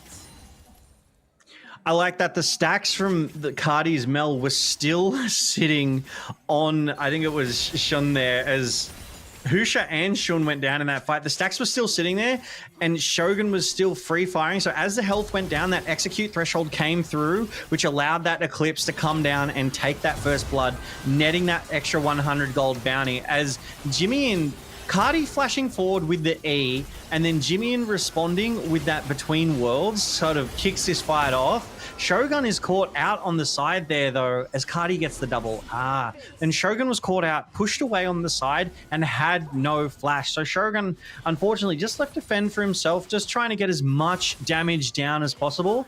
And fortunately, Cardi was able to capitalize on that, getting that double with his execute ultimate. And for those who aren't overly familiar with Mel, there is actually a red bar, like a line that appears at around the 5% health mark. So you know exactly when you need to ult to get that execute. So really well read there by Cardi. Now, back to this normal laning here. We have Ija pushing Kratos in. This is buying that early priority, that early shove that is needed if Husha wants to rotate around to these grubs, which are up in 30 seconds. But the Drake is on the map as well, so this could lead to another one of those cross-map plays that we do love to see here, Carrix. One jungler gets the Drake, one jungler gets the grubs. It's just a matter of which team wants what. And me personally, I think the grubs should be prioritized. They only spawn the one time.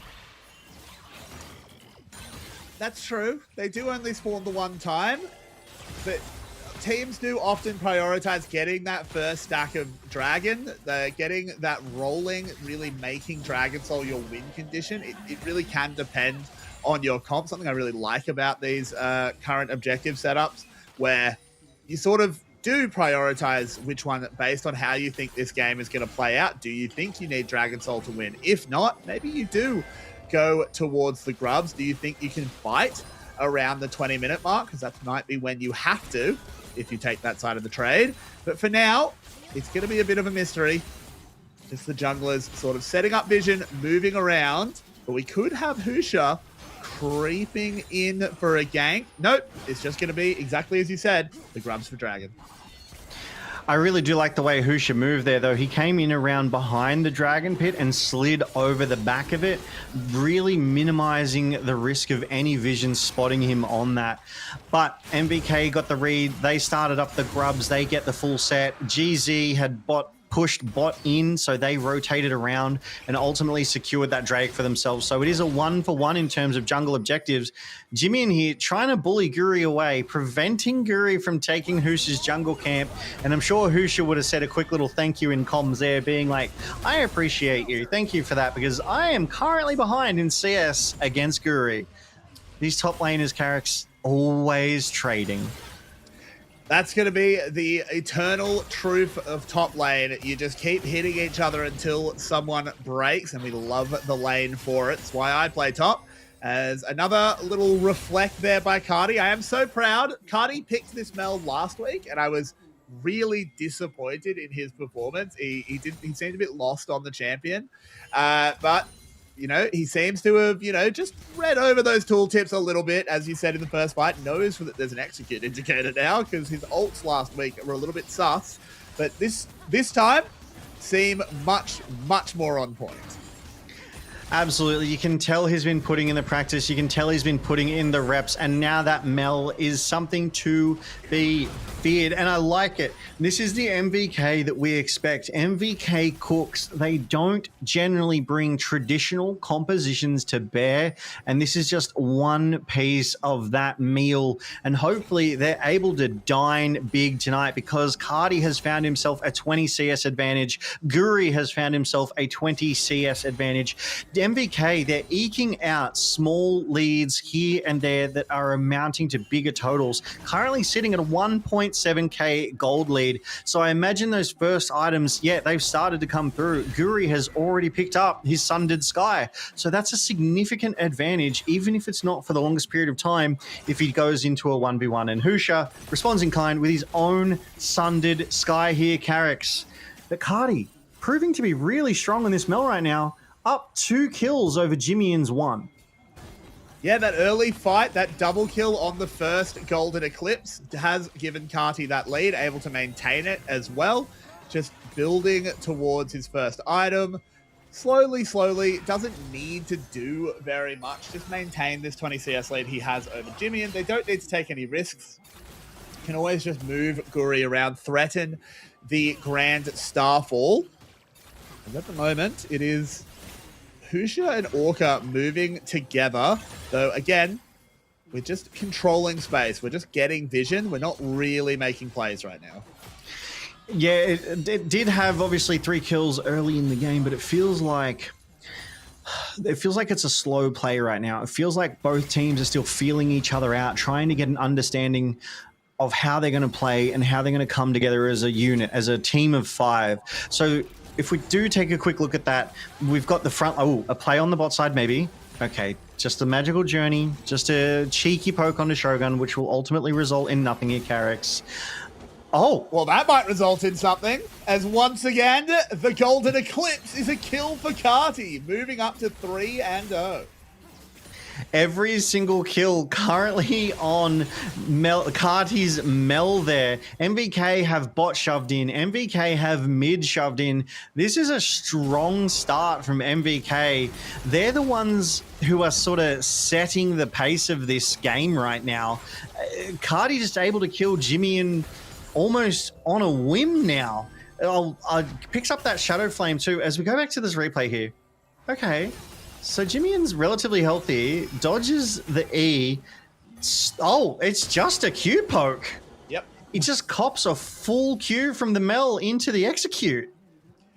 That is quite the lead there for Carti. He finishes that Blackfire Torch, has a Dark Seal in inventory as well. And Mel is one of those champions that's really good to carry a Dark Seal or eventually a Medjai's on, because even when you don't win fights, she doesn't necessarily die because she sits so far back. She's really safe with that W. It's actually pretty low risk to have these stacking AP items.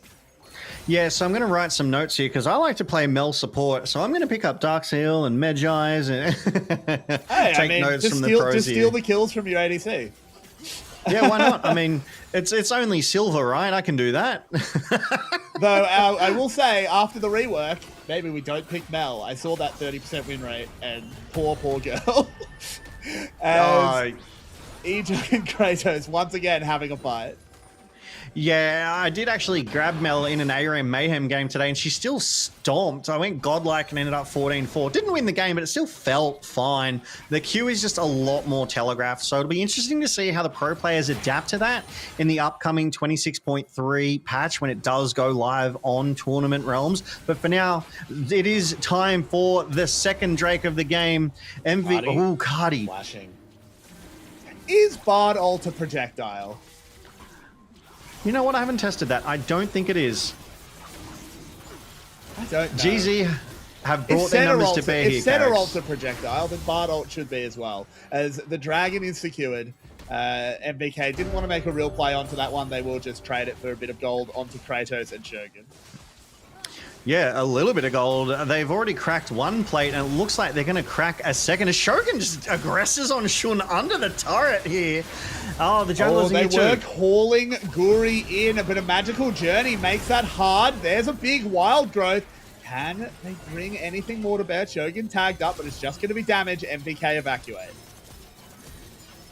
That could have been disastrous. It feels like MVK were just caught out there. Husha getting the better of Guri. Orca able to respond, stunning Guri down, forcing that valuable flash out of the jungler of MVK. So that's one less engaged tool that Pantheon now has. We go back to the top side where Kratos with the Kainic Rookern is able to better handle these trades with Ejong, but Ejong also has that Liandry's Torment, so it's just trades as normal. They poke back and forth, they get their little stacks going, and hopefully eventually they'll join the fight. But for now, MVK find themselves at 3,500 gold advantage. Everyone has an item apiece, which you love to see. They are keeping a pace with one another here, Carrix, but right now the only objective on the map is the Rift Herald, and MVK, they're being spotted out on all of these wards that this Orca Bard is able to play so quickly, so easily. MVK, they're going to have to do something about that vision control. Well, they sort of have. They have cleared out all of the wards on their side of the map at the moment. It is just a few behind the pit. And I think they're saying that they don't necessarily care if they've been seen approaching the Rift Herald. Cardi is so strong that the contest isn't really there as good Grand Starfall just to get out of there, recognizing from Guri that he was never going to be able to walk out, but they also couldn't stop him in time as he escapes. And this is why they're pro players and I'm not. Because I saw that. I saw the collapse of GZ and I'm like, oh no, Guri. And then he just hits his ult and I'm like, oh, that makes sense. Orca's in trouble, stunned up, taken down. They haven't even used the Golden Eclipse yet. Shogun gets one as well. Equalizer just to try and clear the wave. Will do about half of it, but half is not enough. And MVK are accelerated. Yeah, meanwhile on the top side, Jimmian is chipping away at this tier 1 turret, but it is still a winning play coming out of MVK there. They take 2, they take the turret, they've cracked this wide open for themselves here. GZ, they have to try and get something back. Obviously, this turret would be ideal. It's taking Jimmian a little too long, and Cardi able to answer. There is a cannon minion there, though. It might still... Oh, it's one hit, Carrick's, one hit. That's why you need a Heimerdinger. Heimerdinger with his old passive, put the tower back together. As we do have a look at this replay of Orca getting caught. Yeah, Cardi got an excellent E off there to close out the kill onto Orca, but as well as locking down the jungler there, Husha. He just could not get away. He was stuck in the face of the entire team of MVK. Obviously, Jimmian did well to apply that topside pressure, get that tier 1 turret there. But we take a quick look at the vision control here. We see that Ground Zero is valuing the MVK topside jungle. They want vision there around that pit, whereas MVK, they look to be valuing sort of a more river vision approach. They want to see the movements up and down that river so they don't get ganked themselves if they're too far pushed up. Recall coming through here from Jimmian, probably sees that a couple of MVK are in the area, does not want to deal with 2v1. But GZ, they were responding. Their numbers are mostly in that topside jungle right now, Carricks.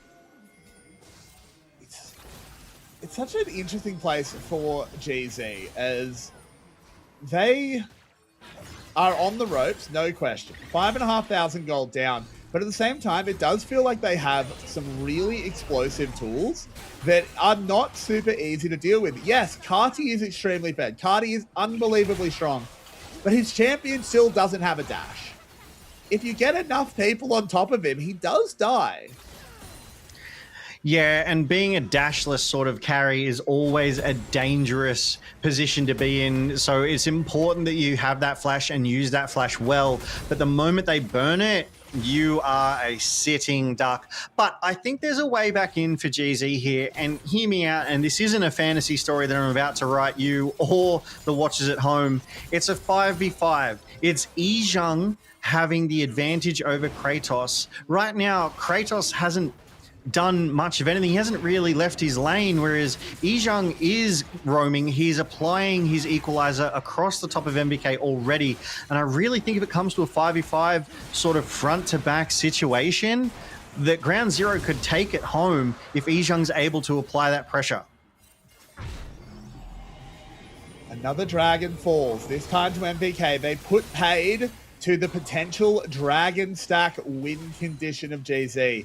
Putting that one down. Guri coming in, taking control of the Void Scuttle. Able to get more vision control around Baron. MVK kind of always threatening that. It is only 20 minutes, of course, but this Mel so strong. And not even to mention Shogun, a 2-item Yunara.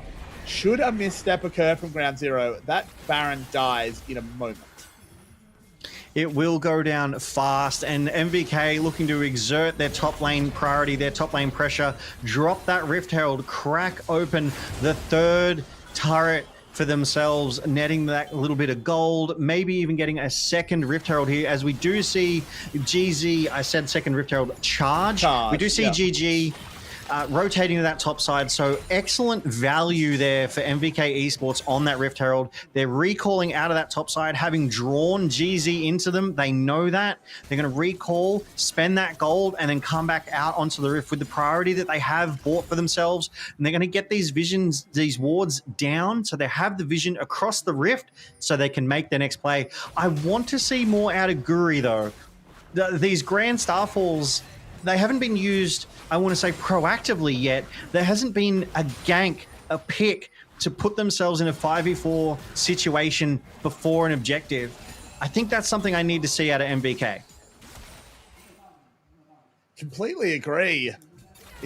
Some level of proactivity is still necessary. You can't just sit back on your laurels, but at the same time, it's not necessarily you with the onus to do everything. You have a huge lead. Cardi is only going to get further and further ahead. No one can really approach this Mel. He just has free reign of the side lane wherever GZ isn't. Basically, they have to send 2 or 3 minimum if they want to even to stop him pushing. They're just floating Elio around. They are constantly giving him vision. Jimmy and doing their best. A lot of damage, but it just gets a Lulu ult. And now you have no tools for Carti. They have to call someone up. In comes Guri. Jimmy getting over to the wall, burning his flash. And it's just full control of the top side for MVK. They don't get a kill, but they don't need one. That is immense tempo gain for MVK Esports there. Like, Jimmy obviously saw, and the Tempered Fate misses. So another ult committed for nothing in return, unfortunately. Right now, MVK, they hold all the cards. They have the advantage. They have nearly all of their ultimates, except obviously for Pantheon and Lulu, but the advantage they just bought themselves because Lulu walked in. Did he feel like he needed to TP out there? I mean, he did. So that's on cooldown. He flashed and TP'd. That's interesting. Obs, can we please get a replay of why that just happened? What happened here? I'm not too sure. I guess it was just, there's no all-out burns. It was probably a respect thing. It was probably a risk. Probably didn't have the vision. So you can see down there on the bot side, which is where it occurred, that he's put that control ward down, which was likely as he was escaping, wasn't confident in his knowledge of how many MVK Esports were on that bot side, which I think is a reasonable assumption because he did see them all topside maybe 30 seconds ago. But that's still enough time to fully recall and come back out onto the Rift. So they may have been setting up for a gank. But Cardi bouncing these top waves, just trying to prevent that priority giving over to GZ. Both teams on the lookout for these jungle objectives, which they've got to be preparing for now, Carrix. It's a minute to the Drake. The Baron is up and tempting for anyone right now. It is a very, very tempting target. As GZ moving as a pack. This is what they have to do. They have to play around Shun. They have to get this Aphelios back into this one. Catch him up to Shogun, who has quietly built a lead. Husha, wind becomes lightning. Does land onto Kratos, but it's just going to be poke. This Cassante far too tanky for Zinzao to deal with. Yeah, but GZ have also revealed their hand. It looks like they're clearly trying to get priority on this Dragon Pit. They want to get this third Dragon for themselves, put themselves on Dragon Soul Point. They've cleared out that vision. They chased Kratos away. So now it's up to MVK to respond. They have to come into this river where GZ has the vision control. So GZ, they've earned themselves an advantageous position here with that play. But it's 5v5. We get to see that all out, Carrix. Kratos does go into the ult, or potentially into the ult, as Orca just gets destroyed. They slam Jimmy into the wall as well. And oh boy, that ended as soon as it started. And the fourth Drake of the game goes over to MVK Esports. They just blew Orca and Jimmyan up. I just had a vision, right, because it looked like Kratos hit the all-out ult as MVK is responding to GZ, but 2v1 here. It is Cassante. Shun can kill a Cassante. Doing so much damage. That magic damage shield not going to be enough, but Elio arrives just in time. Flash ulting. Support Kings in the heads up in the chat if you would flash to save your top laner. I wouldn't. Absolutely, personally. 100% would. Yeah, I would. As MVK use that priority of GZ being on the bot side to get themselves that Baron here.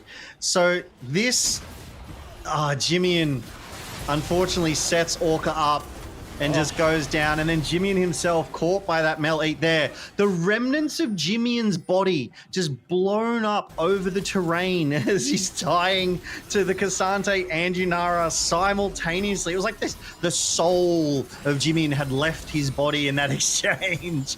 But it was a fantastic fight coming out of MVK there. They were able to take the team fight. They were able to secure the Drake. And then because GZ looked for an opportunity, MVK were able to convert that pressure to the top side. They got that Baron uncontested, and GZ got nothing. MVK were just able to walk out. They saved Kratos, as you said, with Elio's ultimate there. So it's just MVK in control of this game. They are the ones who control the tempo, the speed. GZ collapsing. They're going to try something here. They need to clear this stacked wave out, but on the side, Guri caught onto Husha. They take him down. They still have that powerful Mel ultimate. No stacks built up yet, though, as the tower goes down. Just the one kill. But, I mean, Ground Zero just looked powerless. Kratos proving unkillable in this situation. Flash forward. Guri is caught out. There should be a kill in exchange. Good stuff there. A shutdown for Ejung. Valuable gold into the pocket of Ejung. I do note Ejung has picked up that anti-heal as well, that Oblivion Orb, trying to decrease the sort of shielding that comes through there for the Cassante. Back to life. Oh. Cardi. He's pretty big. Cardi, he's 5-0. 700 gold bounty. He's a large Mel. Yep. That is a problem.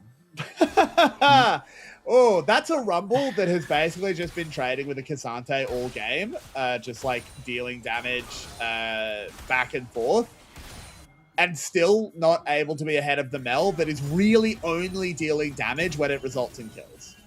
Absolutely. Like, those Q pokes are landing on champions every single time, and that's what they have to do. You don't want to use those on minion waves. As we go back to this replay here, so Ejung about 50% health. Oh, back no, to we life. can't go on that replay because Shogun has decided he wants some love. Where are we going? Back to replay. Back to live. Oh, we're going everywhere as Jimin having to use his ult to get away, but Guri comes in, slams the shield down onto Husha. The tower blows up. Shogun runs forward, gets inside the Crescent Guard, and picks himself up a second. Yeah, so Guri died somewhere in that exchange. He did not have the Baron empowerment just there in that 5-sided push in the top side. So something happened to Guri. He got caught in mid. As we do see MVK pushing their advantage forward. It's currently 5v4, so GZ, they have to defend their base here. It's hard though because MVK has a decent siege comp. Cardi on that Mel can just sit at max range and Q poke, and there's not much you can do to walk into it. It's such an effective wave clearing tool as well. So MVK, great push. They're 11,500 gold ahead. They're recalling. They're going to spend that gold, and then they're going to set themselves up for the next Drake. As we cut to this replay here on the top side, 3v2, magical journey to kick things off, but Shogun, quick like lightning, able to avoid that engage and turn it around, immediately takes out Orca.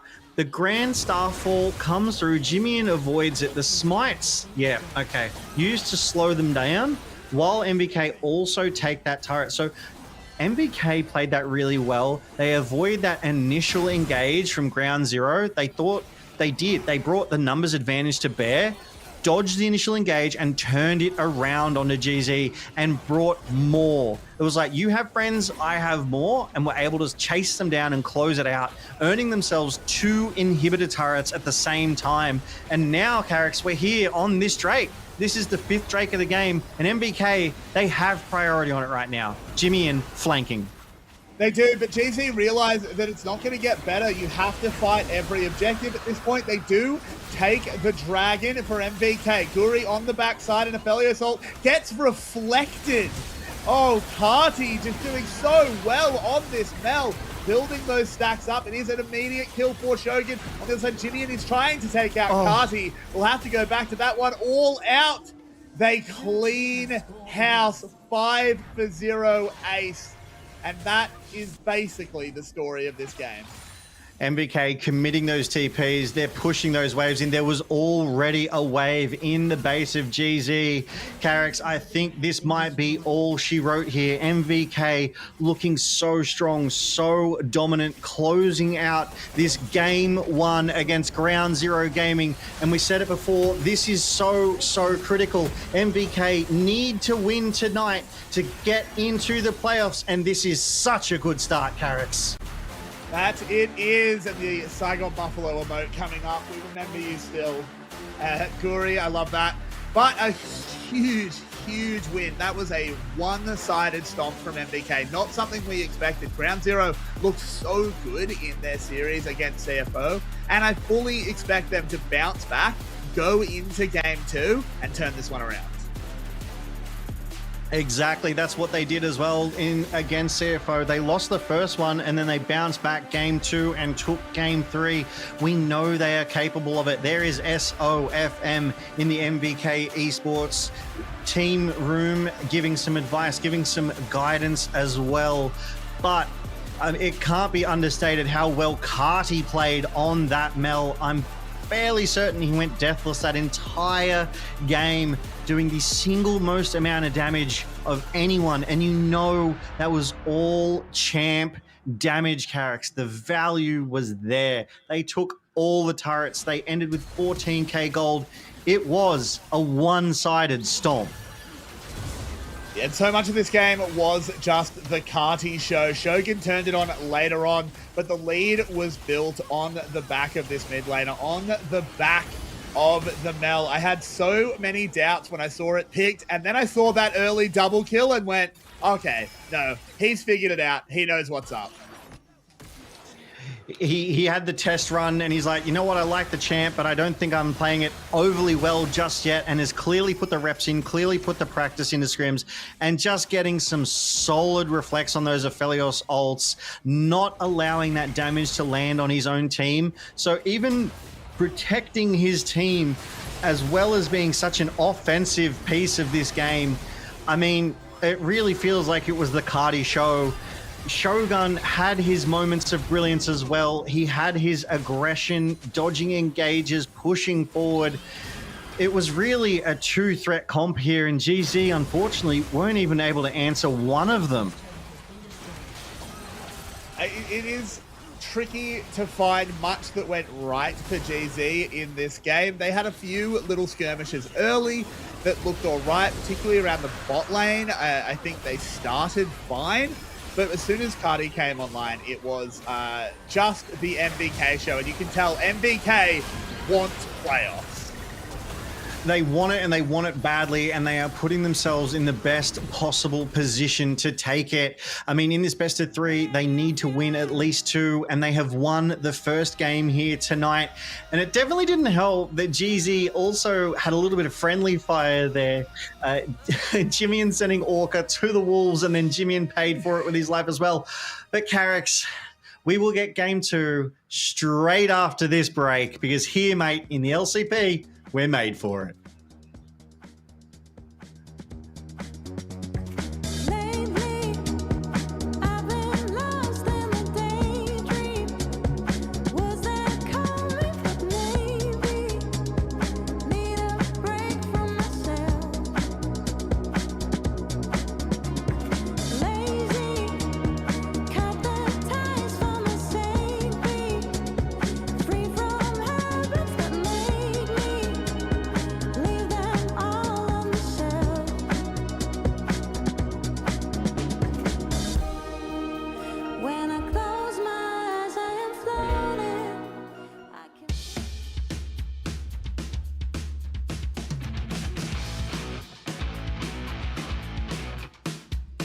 Có lợi dành cho CFO.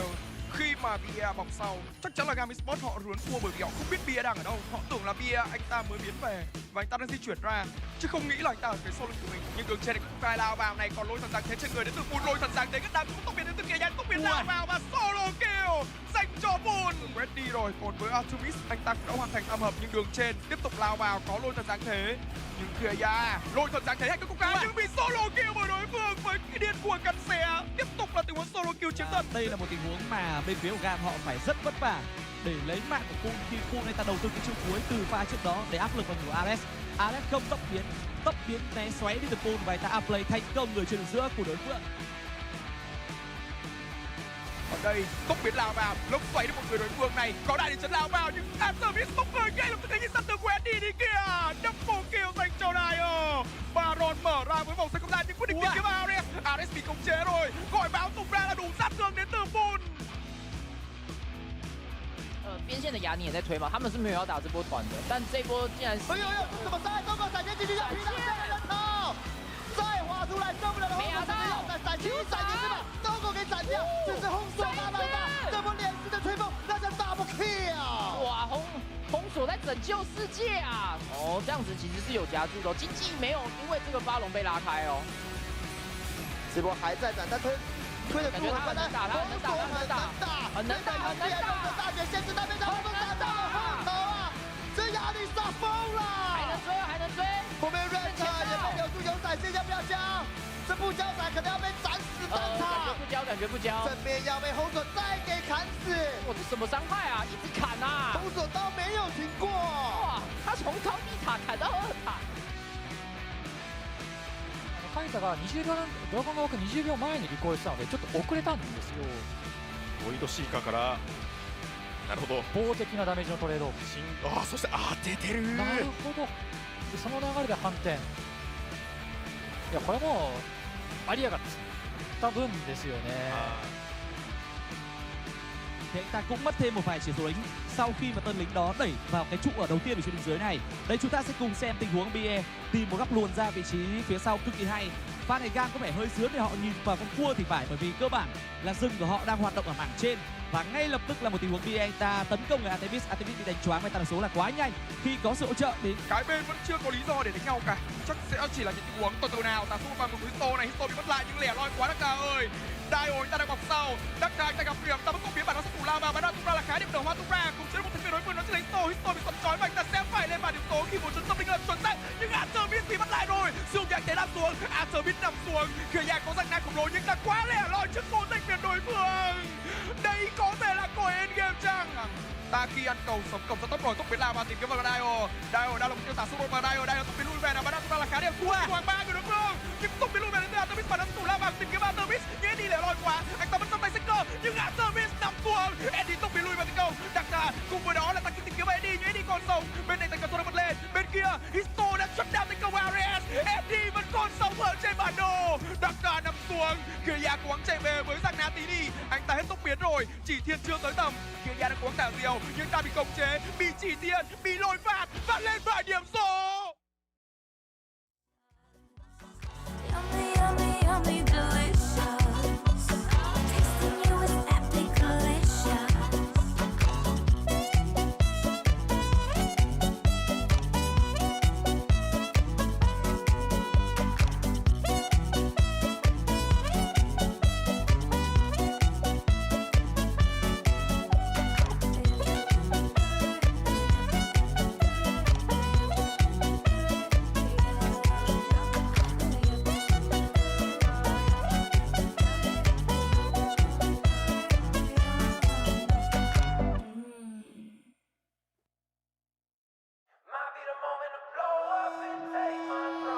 This is the blueprint. I lay it out like a map for you, no cap for you.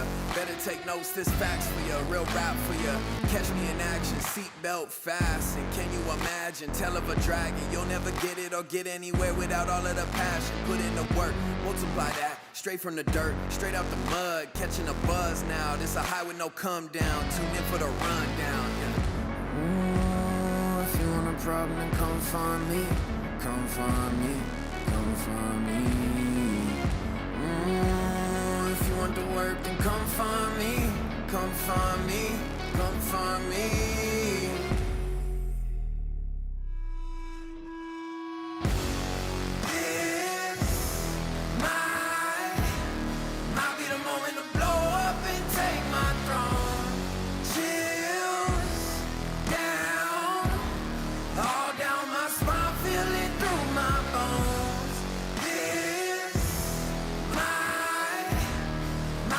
moment to blow up and take my throne. Might be the moment to blow up and take my throne. Don't chase what you can't handle, type to dismantle us in a way. I gotta chill, but keeping it real, I'm always hungry, hunting for a plate. Refills ain't coming too easy, be still so the ops don't see me. Trust and believe me, I'm about to take what's mine. Typical selfish and greedy, Ooh, if you want a problem, then come find me.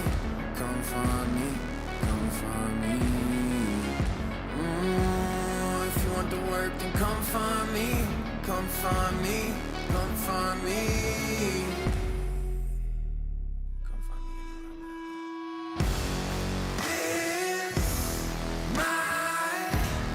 Might be the moment to blow up and take my throne. Chills. Welcome back to the LCP. We find ourselves getting ready for Game 2 of tonight's second series in a best-of-3 matchup between MVK Esports and GZ Gaming, Ground Zero Gaming. Carrick, that first game was quite a strong showing from MVK.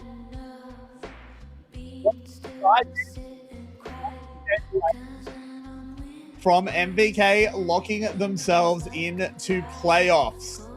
SoftBank Hawks watching at home with their hearts a-racing as they need Ground Zero to lift after a disappointing Game 1, get back into Game 2, and keep their series, keep their split alive, I should say, as we go into what could be, though I hope it isn't, the last map of the PCS regular split. Yeah, the LCP regular split could end in this second game right here. As you say, Carrick's SHG watching with bated breath, because if MVK do win, they earn themselves the right to go to playoffs, and they knock SHG out of playoffs contention, which is not what you want when you have no more opportunities to fight back. But Ground Zero Gaming, I'm thinking of how they could potentially come back into this one, how they could possibly answer this one. And I've called it out before, and I'll call it out again. I really want to see Ijung on that Ambessa. And I know sometimes it needs to have the right composition, but sometimes a player is so good on a champion that they can kind of overcome that draft deficit. And I feel like Ijung on that Ambessa is that tool. Unfortunately, Orca wasn't able to get the most out of that Bard this time around as well. So I would like to see him back on sort of a more traditional classic sort of support. Maybe something like a Brawl, let his AD carry pick the Lucian or the Kai'Sa, just to keep it simple but execute well, Carricks. Keep it simple, but execute well. I think that is a mantra we could live by in the LCP. I've always said I like simple comps. I like putting circles on top of circles. I like going in together, and I like when you have go buttons. So far, 2 go buttons have been removed, as the Nocturne and Jarvan will not be seeing the Rift. Absolutely expected. I mean, it could be the last opportunity and they will be denied. It actually feels kind of wild to say this could potentially be the literal last game of the LCP Split 1 regular season, as we do see Mundo banned away. And frankly, that is a full respect ban against Husha here. Husha has played that 5 times with a 60% win rate, so is definitely a force to be reckoned with. Whereas GZ have banned away Jungle Jace. That is an excellent ban. It is a meta ban, and yeah, I just don't see any reason why you wouldn't ban that one away from the likes of Guri, who is proving himself to be a capable jungler, Carricks. But I'm wondering what this next ban will be. I mean, Orianna is still up, Malphite is still up, and MVK, they've gone for the Renekton. Renekton tells me that they maybe want to pick the Ambessa for themselves, or maybe bait Ijung onto it. It could be something clever there, but if you pick the Ambessa first, you are going to give away a very strong mid lane up, because Ryze and Orianna are both still available. It's Ryze that will be banned. And with the first pick, MVK could just snap up that Orianna.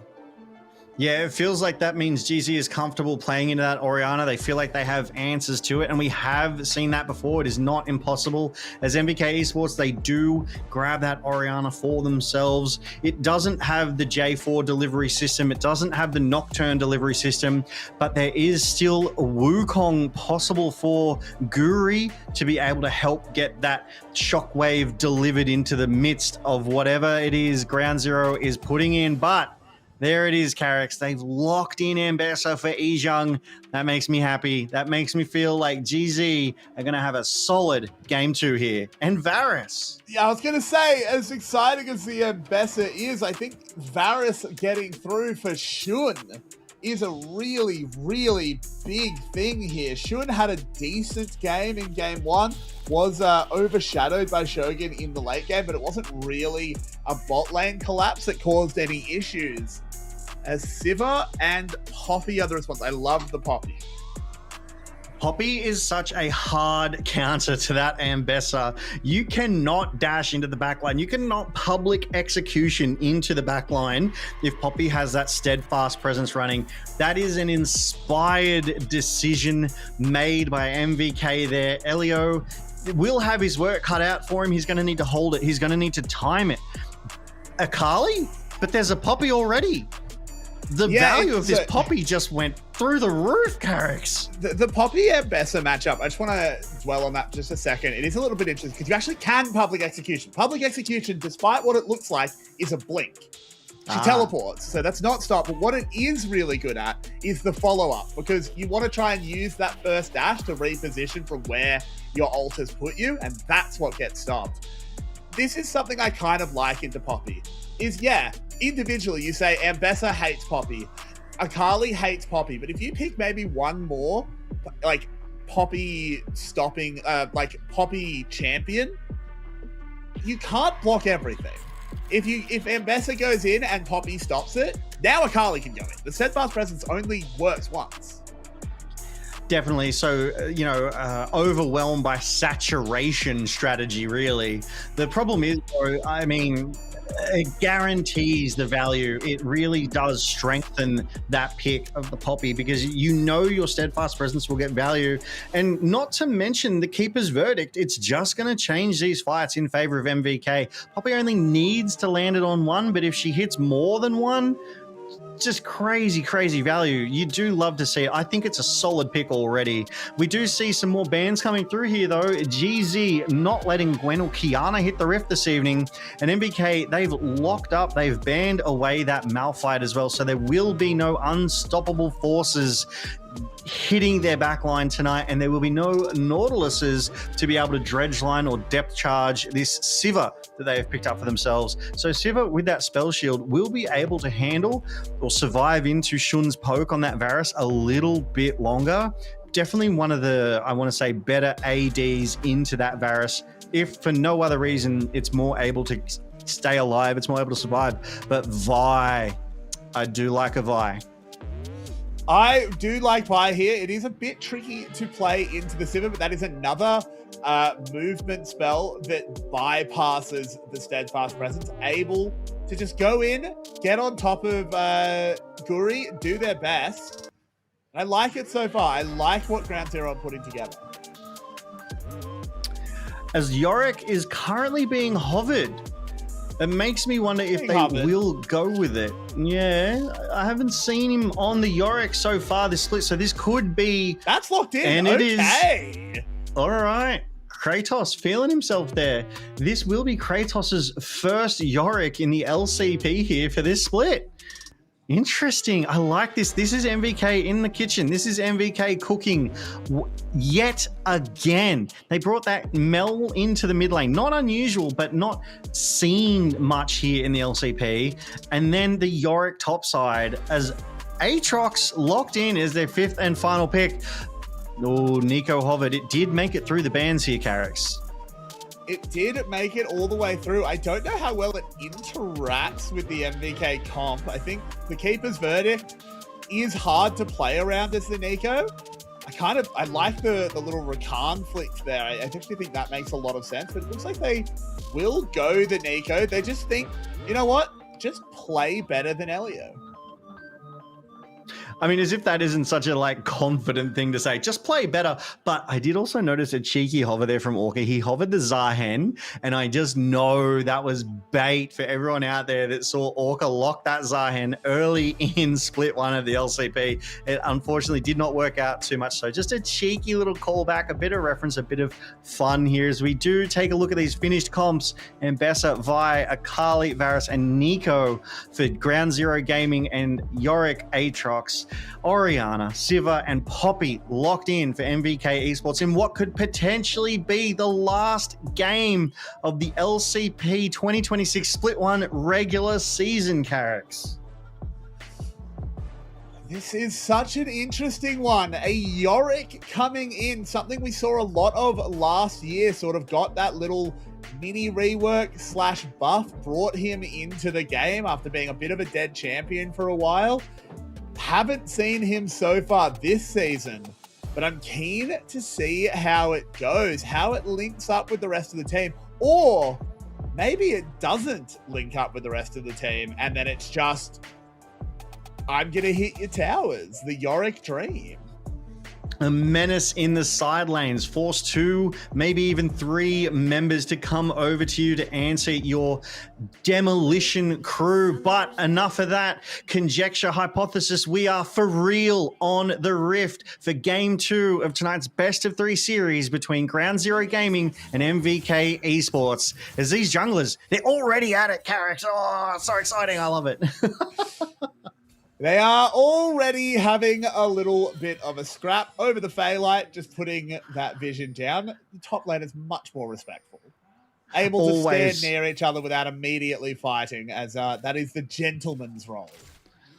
I do love it. It reminds me of a callback. I think it was LCK last year. There was a Jax top lane, and he went fishing in the bush. You know how he can fish and try and get some gold as well. And the observers picked it up, and they went to him, the gold, and the crowd went absolutely wild. But his counterpart top laner just sat there and watched him and let him do it. You know, it's that kind of sportsmanship that we do love to see a little bit of here, Carrix. We love to see a little bit of fun for sure. As looking down the bot side, it's actually the earliest of shoves for MVK. I only comment on it because we don't typically see that when there is a range versus melee support. Typically the range support does get the advantage, but that will be equalized almost immediately. Yeah, look, the early shove gets the priority in this case, and level advantage, MVK here. But both junglers have started on their respective bot sides, and that level advantage will not last long for MVK as that second wave of minions walk forward. Husha already in to the chicken camp, as we called it. He's stopped by KFC. I wonder if Husha eats like a Zinger Stacker combo. Is that your go-to? I'm gonna be real. I don't remember the last time I went to KFC. Unfortunately, my KFC in my local area is right next to a really good Vietnamese place, so it doesn't win that exchange very often. As Husha actually really caught out here, Guri forcing him out. And on the other side, Elio on Orca, just soloing these opposite number. It's MVK just playing aggro.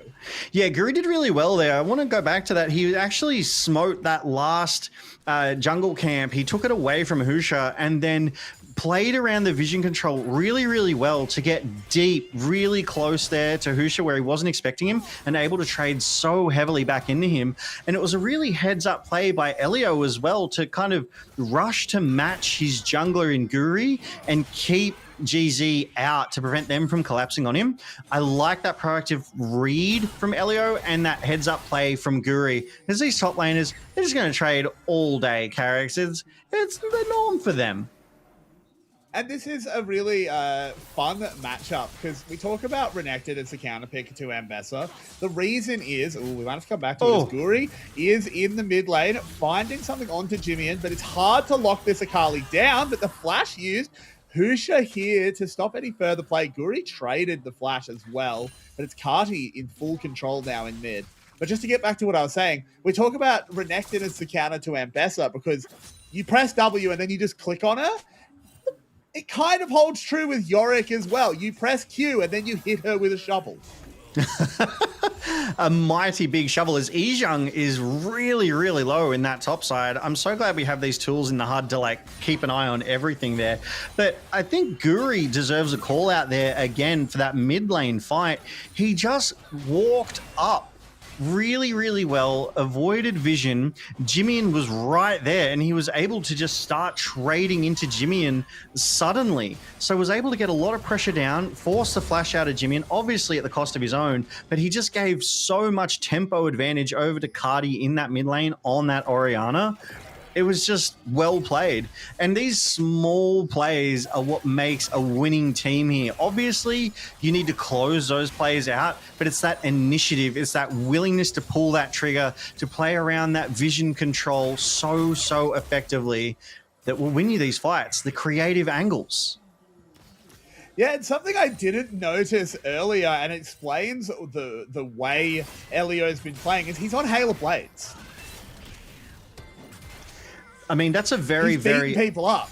Yeah, it's a very aggressive Poppy build, that rune combination. You definitely want to go in, get your burst, get that extra damage, and then back away. But it sets up your AD for a better trade, right? Because your opponent is lower than they would expect to be normally. So it is a good rune selection and a good pickup there, Carix. I do like it.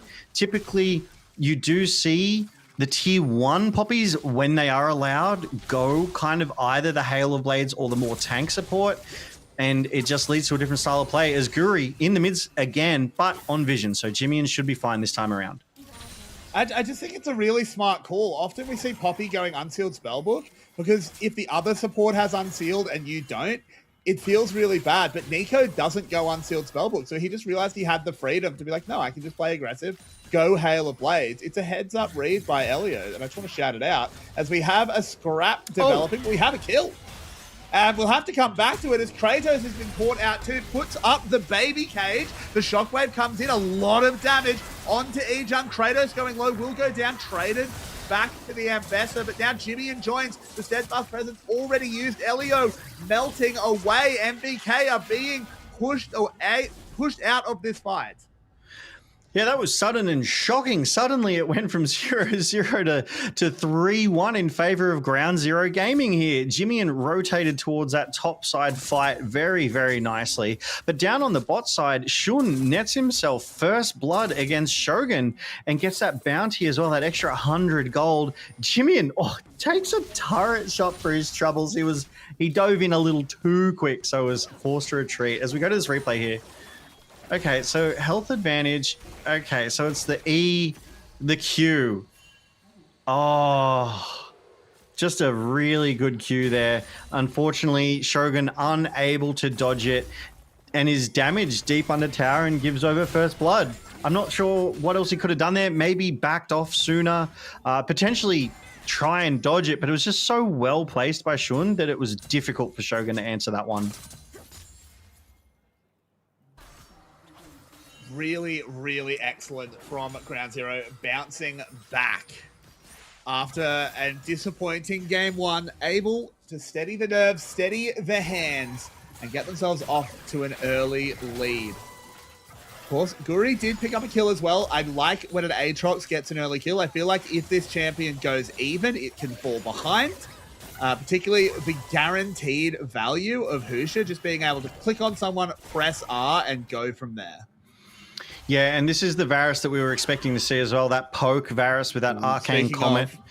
Husha has been spotted on that ward though, so I think Kratos knows something is up. Yeah, he should see this coming. Oh. Yeah, but he knows it's coming, but it's difficult to do anything about it. Doesn't have flash, can't get enough damage onto Ejung. Husha though does go down. An excellent baby cage, keeping him just close enough to trade that 1-for-1. Yeah, and I mean, it was 2 ults as well. Wait, did Husha didn't even ult? Oh. Coming in, taking one, bringing the sword. And it's a positive play for MVK in the end.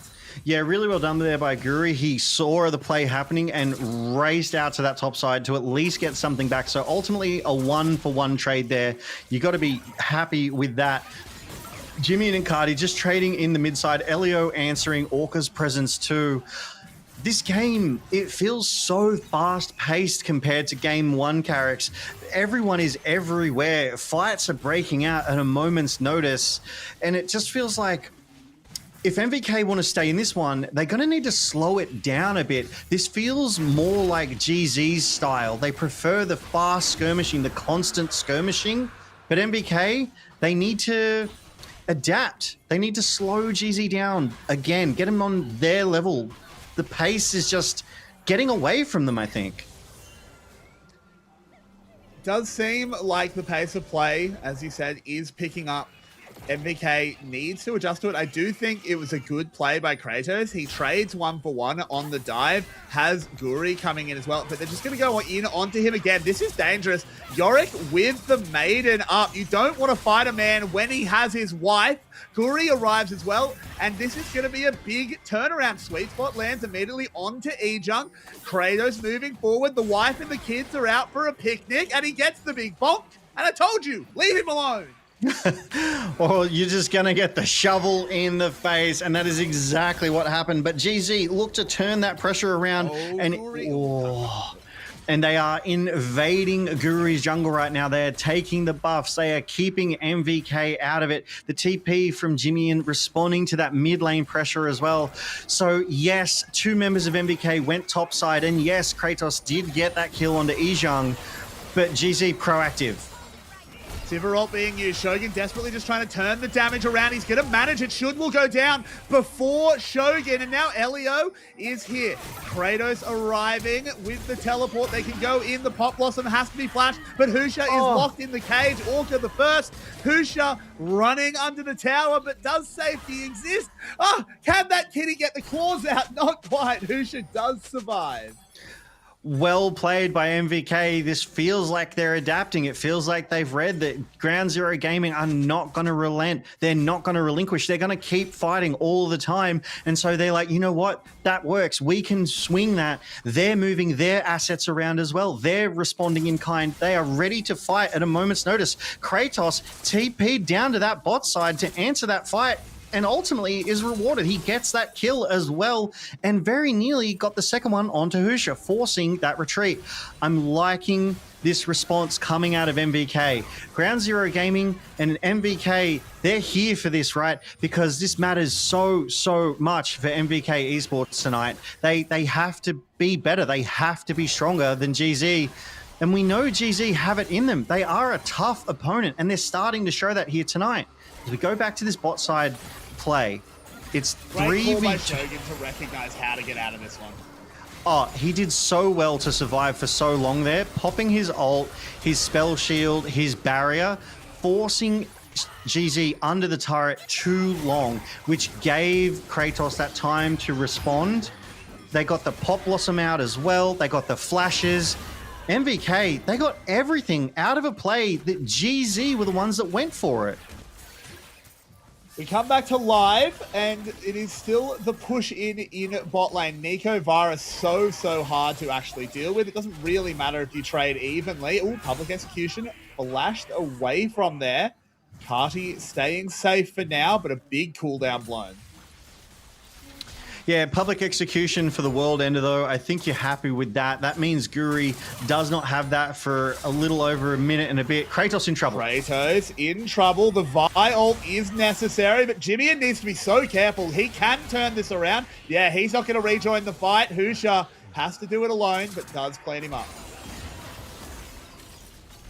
Kratos in a really good position. He's very nearly 2v1ing there. So quite the substantial threat coming out of this Yorick. As Carty... the ult, mostly just to get Elio close enough to get the knock up. Can they find a big shockwave? They don't pull the trigger yet. Elio going really low. Elio going down. Carty doesn't have the shockwave. Actually cleans one up, but a 1-for-1 on a play that MVK called. Yeah, Shun very nearly just outhands all 3 from MVK there. That was a substantial amount of damage coming out of him to just clean up Elio. Elio, the sacrifice to allow Cardi to get that kill, that deep TP, not even on wards either. So, and Elio able to get that keeper's verdict to knock the 2 of them up. keeping them around, letting Cardi get in there, but Shun was able to get so much damage back. He nearly made Cardi there pay for it with his life, but didn't ultimately commit that command shockwave. And Carrick's another fight. Another fight, as you say. Guri and Jimian having a bit of a scrap. Same in the river. It is fighting all over the rift. These two teams do not want to let the pace slow down. It's pedal to the metal in this final series of the LCP regular split. MVK still on the hunt. Sure. As you say, arrow. Public execution comes in. Yorick, without his maiden, is a very different beast, but Ejung is only going to be able to trade. Kratos is soaking so much pressure and is able to dish so much out himself as well. He's just so tanky, so survivable that he's living these dives, or if he does go down, he lives it for so long that it's guaranteed GZ are going to be punished for it in kind, whether it's a turret, whether it's the response from MVK. But right now, we see that both teams, every single role quest has come through. Husha on the Drake, MVK herding GZ into the river here. Guri wants more. He does, as in they go. So much dumped straight onto Cardi. Gets a pretty ineffective shockwave off before he dies, but in comes Kratos, summons his friends. But it's just going to be to back off. GZ with the kill on Cardi, claim the dragon. That's now 2 for them. The dragon stack is happening. Yeah, and I do really like how they layered that CC into MVK and were able to take Cardi out. Cardi not really being able to do much of anything there in that fight because of that intelligent play coming out of Ground Zero Gaming. It forced the TP out of Kratos to respond. Otherwise, it may have been a bloodbath around that Dragon Pit in favor of Ground Zero Gaming. We do see that almost every single ult is blown except for Jimian's. Obviously, Kratos does have that maiden out, but this is a tense game. This is a high kill game. There's 17 kills right now in 16 minutes. That's more than 1 per minute. 2 Drakes over to GZ, but MVK do have the grubs. I'm looking for ways that we can convert into wins here. All the turrets are still standing, so that is a lot of standing gold right now. I just think MVK, they need to get that pick. They need to power Kratos. It really feels like Kratos and Guri are the win con here for MVK. And that's peak Yorick gameplay. Standing there, watching your maiden do the work while you think about what item you're going to build with the gold that she is collecting. Guri hovering here. They could go for a play to be a 2v2 under the tower. Very risky stuff. If this maiden is sniped as well, it's a real problem. But oh no, with Husha going the other way, public execution misses. A TP is called, but it's going to arrive far too late. And a TP for MVK as well means that they may well keep going. No, Guri just locked down. Chains of Corruption destroys him. Yeah, they could have got the one and got away with it, even with the TPs committed there, both sides committing one. And unfortunately, that puts MVK behind because Jimian's on this top side and gets the first turret. That Akali just got an extra 300 gold off of that first turret for the bounty there. So a really good response by Ground Zero Gaming to that play that MVK wanted to pull on the bot side. They do find themselves 2k gold ahead of MVK at the moment as well. And I like what I saw at MVK. They started to respond to Ground Zero Gaming, and this is almost them continuing that response. Guri just handily dodging that public execution as well. And here's where they should have backed off. Yeah. I really feel they should have disengaged, not gone for more, and just copped the teleports that they'd spent. But unfortunately, that's not the way of the VCS. It is aggression. It is fighting. It is just go. And all of this fighting has shaken out to about a 2k gold lead for Ground Zero, which is very good to see early on. The one big concern that needs to be dealt with is this Yorick is getting out of control. You constantly have to control the side lanes. This is not a champion that wants to team fight. Will just want to split push as much as he can, only arrive to fights when he absolutely has to. And that sort of leads to 2 ways to deal with him as Ground Zero picks up a Rift Herald. You can either actually send people to kill him. If you send 2 or 3 people, you will kill him. But then you're sending 2 or 3 people. It's questionable if that's worth it. Elio should be okay here with the steadfast presence and the keeper's verdict. Or you don't send anyone to him and you constantly force 5v4 fights. He's only got 1 teleport. It's a classic conundrum because Yorick has been this guy forever. He is that side lane splitting menace and he must be answered in one way or another. So it will be interesting to see how Ground Zero Gaming want to do that as he's here. He gets that turret. Yep, Kratos does get the tower, but has to kite back to Kart. He can't get close enough. The shockwave won't save him. It's traded for a tower on the other side, and so far, the idea of just attacking the Yorick with numbers is working.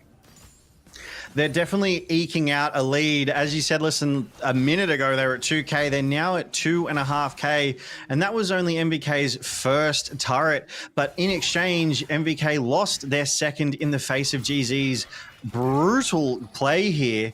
We do see the next Drake is up in 45 seconds, and Husha is in the area. So is Shun, or am I being baited by a Nico? I think it was a Nico clone that just got baited by there, as Husha is topside around the Baron and Guri clearing those wards.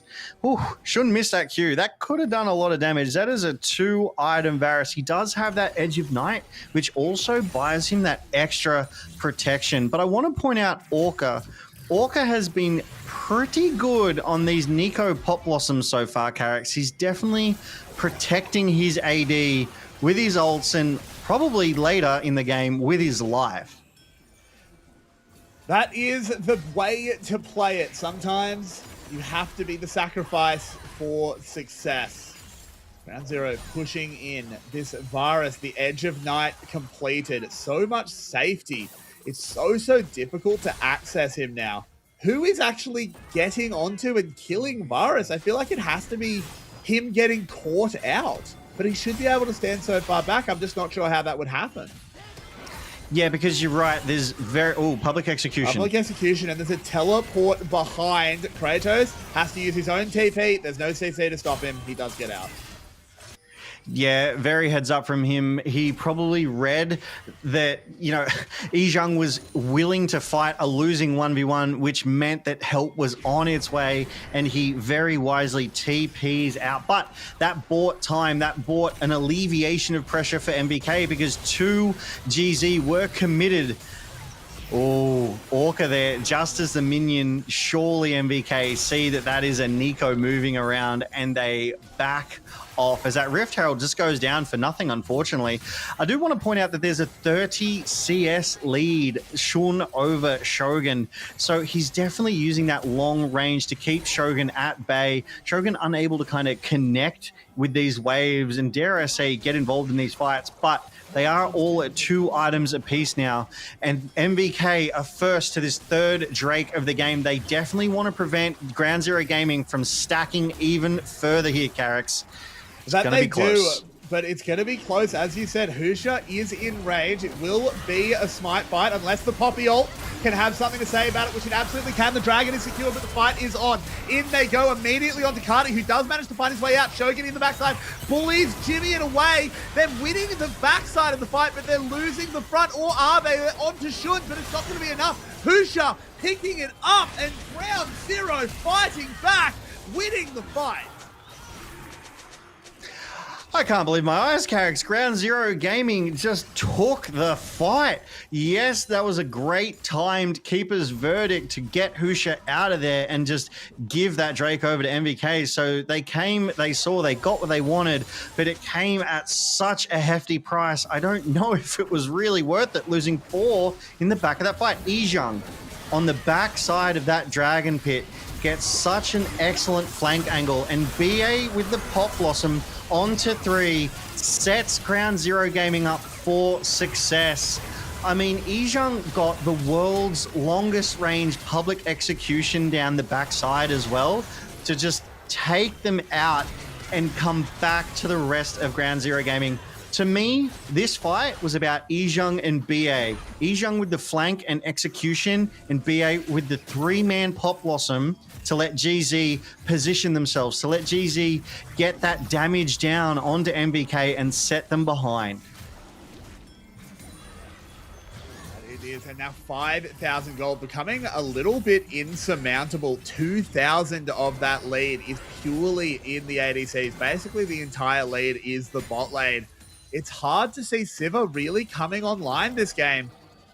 Jimian in that fight wasn't quite able to one-shot Shogun, but it was extremely close.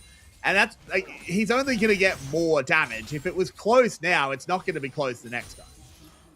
Yeah, Shogun was taken out of that fight handily early. I know he didn't die, but when you've got like 100 health, you are effectively out of the fight, and that is as good as dying, as this ward value for Yizheng just sees Elio rotating down, able to take out that ward as well, because vision is so important in these games. I mean, Shun with that Q poke would be able to take you out from, dare I say, halfway across the jungle. It would allow Yizheng to public execution over terrain. It's so important for MVK to maintain vision control, at least in their own jungle, to prevent ganks in that side. They need somewhere to be safe right now. They need somewhere to be able to play the slower game, to try and catch back up on this 5K. But Carrick's Ground Zero Gaming, they're not going to let him. They're going to draw MVK into them as they start up this Baron. And that's exactly what they should be doing. The Yorick is on the other side of the map, has teleport, but they want to force him to fight. They want to force him out of the comfort zone. They do decide that it's not worth risking everything, though. They stop the fight. They clear the vision. And we do see Kratos still down on that bot side, shoving that wave in, and Yizheng rushing down there to answer that inevitable push that a Yorick can bring to bear. The Maiden is out as well. It should be a turret here, but Yizheng has defended well. Kratos is going to respect it. Yizheng does exactly the right thing. Kratos now has to back off, invest more time, and Jimian will be entering. Kratos needs to run, should be able to. He is able to play this one pretty aggressively. They'll clean up the Maiden, though, and that as soon as that ult goes down, Yorick's effectiveness halves. Yeah, MVK were doing well, though. They were collapsing. Kratos was playing the long game to buy more time, but I think GZ, they got what they wanted. They killed the Maiden, they pushed Kratos back, and they were happy to walk away. So everyone on bot side, no cross-map plays to be read there. The 4th Drake of the game coming up in a minute, but MVK look to be placing priority on that top side. They want to get vision down on that Baron. They know that Ground Zero Gaming could start this Baron up if MVK decide to go for that Drake, and they would have to respond. They would have to try and stop this, because I think GZ would just become too powerful. I'm so afraid of anyone that even appears on Shun's screen. He's now a 4-item lethality Varus. Those piercing arrows do so much damage. If a Chains of Corruption land onto Shogun and he can't spell shield it, he will die immediately. Oh, you are absolutely right. That's a 2.5-item Siva. Unfortunately, 2 levels behind right now as well. So, dare I say, it might be a highlight reel if Shawnee is able to just hit that Q on the Shogun and that spell shield is ill-timed or not available. But this fight is brewing around this Drake on the bot side. GZ, they're hiding in the brush. MVK, they've presented themselves. They want to stop this dragon stacking. That they do. But Jimian is onto Carti in the backside. They're going to try and turn onto him. The Sivir ult burns, but the stealth causing so many problems. Shogun going low, Shockwave being used. Jimian goes gold. Can Carti and Shogun navigate this? They need to kill Jimian. They do. The shutdown comes in, but the Pop Blossom should take care of Shogun on the other side. Coming in, he is going to fire off more damage, living just long enough to help with the fight, but it's not going to be enough. And in go the Chains of Corruption, and Ground Zero are firing forward. Kratos and Elio, the only ones left, and they can only run. And whether they escape is very much up in the air. Husha finds his way onto Kratos. They bear down on the Yorick. A flash to safety, but Ground Zero are in full control, and I can already smell a game number 3. Yeah, that game 3 is nearly certain from this point. It's a 5.5k gold lead. It just feels like Ground Zero has that team fighting locked down. They secured themselves that Drake. They took the team fight 3 for 1. A deep TP from Kratos, though, trying to stop the recall? Yeah, unfortunately, unable to stop that recall. It was a little bit too late there from Kratos, but he will be able to push that wave back out. As we see 2 members of MVK committed to this bot side here, because Jimmy very nearly solos out Cardi early in this fight. MVK is forced to respond. They give over priority on that Drake because there's still 4 members of Ground Zero. So Jimmy did so much work there. Really well played to be able to force MVK away, force MVK to answer. Shogun himself impressing though, getting 2 kills just before he goes down. But unfortunately, that's all she wrote for MVK Esports as we go back to live and they're fighting again, Carrix. Yeah, Guri just has to spread his wings just to run away. Really not having a huge impact on this Aatrox, but the person I need to see more out of is Carti. This is a problem I've noticed for MVK, is in this Orianna-dominated meta, he just doesn't have a fantastic Orianna. He never really has throughout his career in the time I've been watching him. It's always a champion that's been a little bit of a hole in his roster, but he feels forced to pick it, and he sort of is, and they're getting punished. Yeah, they're not able to link up those command shockwaves, but another fight is brewing here around the Baron. There's not enough zoning on Guri. I think they need to call this off. This is going to come down to basically a 50-50. The steal is in. Kratos, the sacrifice. That's a heist by MVK. That was a well-played heist as well. It wasn't like it was just a last-second Hail Mary snipe. They had Kratos frontlining. The keeper's verdict from Elio able to take Husha out, so there was never a contest for it. Guri able to lock down that Baron, steal it away from Ground Zero Gaming, and buy themselves more time. They now have 4 Baron-empowered members. Kratos, he just walks in, and that beautiful, beautiful keeper's verdict. Goodbye Husha, goodbye Baron for Ground Zero Gaming. MVK, they knew exactly what to do here. And if they'd gotten that kill that Kratos was so working towards, it would have been a bonus, but he still would have gone down. But we look at MVK Esports. They have 4 Baron-empowered members. They're going to use this advantage that they earned for themselves to, at minimum, push these waves out to buy themselves some time and space, some breathing room, and that gold will be used to start buying those 3rd items on the side of MVK. It's just to catch them back up though, Carrix. It's not to get themselves ahead.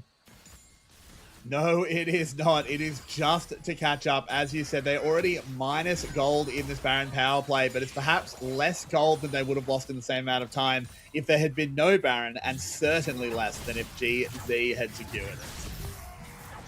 But as we were saying before, Cardi on this Orianna is not delivering the results that we would expect a meta shaping, a meta defining control mage to deliver, and the damage tells the tale here. Only doing 14,500 damage, less than his counterpart, less than the AD and top side of Ground Zero Gaming. To be 5th overall in the damage, it's not a good story to put forward here.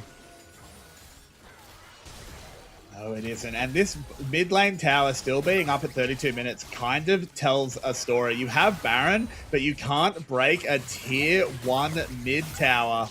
Guri trying to get something done onto Orca, but unable to do it, was wanting to link up with Kratos. But this wave will be cleared out, or at least halfway. They should finally crack mid. Hopefully, because they need to open the map up.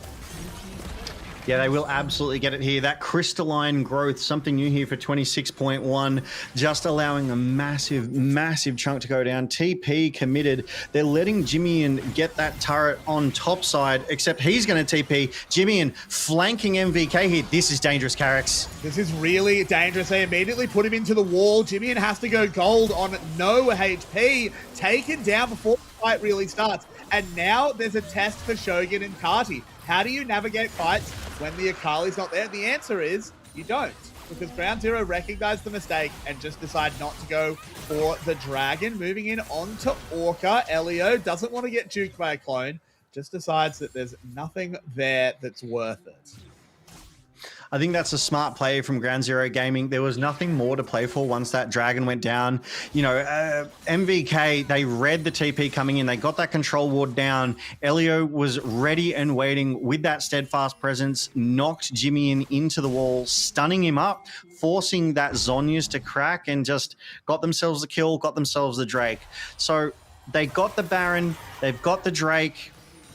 They're in, I want to say, a better position. They're showing that they can make the plays, but it is still a tall order for MVK Esports here tonight. They're still down 5K, but they are up on Drakes. If they can get that next Drake, if they can get that soul, that will help them stay within touching distance of winning this game too, Carrix. They have to maintain vision control. They have to maintain priority. They can't give another inch.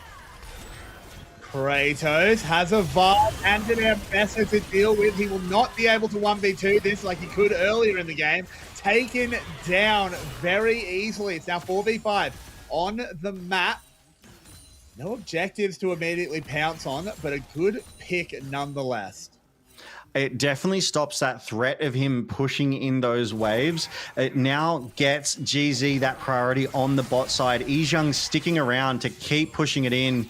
And GZ, they've got two here in mid to keep pushing in the mid wave as well. They're forcing MVK on the back foot. They have to respond. They have to bounce these waves, protect their turrets. And Ground Zero Gaming, they're happy with that right now. They're probably waiting for the next Baron, which is up in a minute. A couple of recalls coming through, finalize those items before coming back out onto the Rift. And you take a quick look, GZ, they have two Guardian Angels and a Zhonya's. You basically have to kill three of them 2 times over before you can actually get through to them here, Carrix. And that's a real problem. But one thing that MVK has in their favor, wrong Vietnamese team, got it on my mind, has in their favor is 3 Drakes secured. A Dragon Soul goes a long way to equalizing a gold lead. Yeah, and it's currently 6K, so in the last minute or so it has increased, but I have to imagine that if MVK hadn't made those plays, hadn't got the Drake, hadn't killed Jimmy in, that it would be so much bigger right now. As Guri just takes that Q poke pretty well, actually. I'm quite surprised at how little damage that did to him there. We do see Shogun picking up that GA for himself. He knows that he will be a prime target in the fights to come. The Zhonya's on Cardi buying that level of protection too. It feels like there's an undercurrent here, Carrix. It's building the tension, the stakes that this match has here tonight. MVK, they need to win this best of 3, and they obviously wanted to win here, but they still have another opportunity if it goes to that game 3, so they can stay around for the playoffs. Exactly. MVK will not be giving up. Despite the dire situation, in they go with the immediate collapse onto Kati. Guri doing his absolute best, but there is nothing to be done. MVK just forced off Guri, chunk super low. The Baron's on the map. This is 2 times now that Husha and Ijung have worked together really well. At least on the... Like, yeah, they get them... Definitely, and they get themselves that priority as this Baron is going down. Pop Blossom onto 2. It is a tanky 2 members as there is the Baron. The Poppy ult does send out the Akali, but it just doesn't matter because all Ground Zero have to do is leave, and anything they get on top is just a bonus. Shogun having to flash away. Guri will be taken down. And Ground Zero, 30 seconds on the Dragon. They're going to be able to stop the Soul, get the Baron, and surely we go to game 3.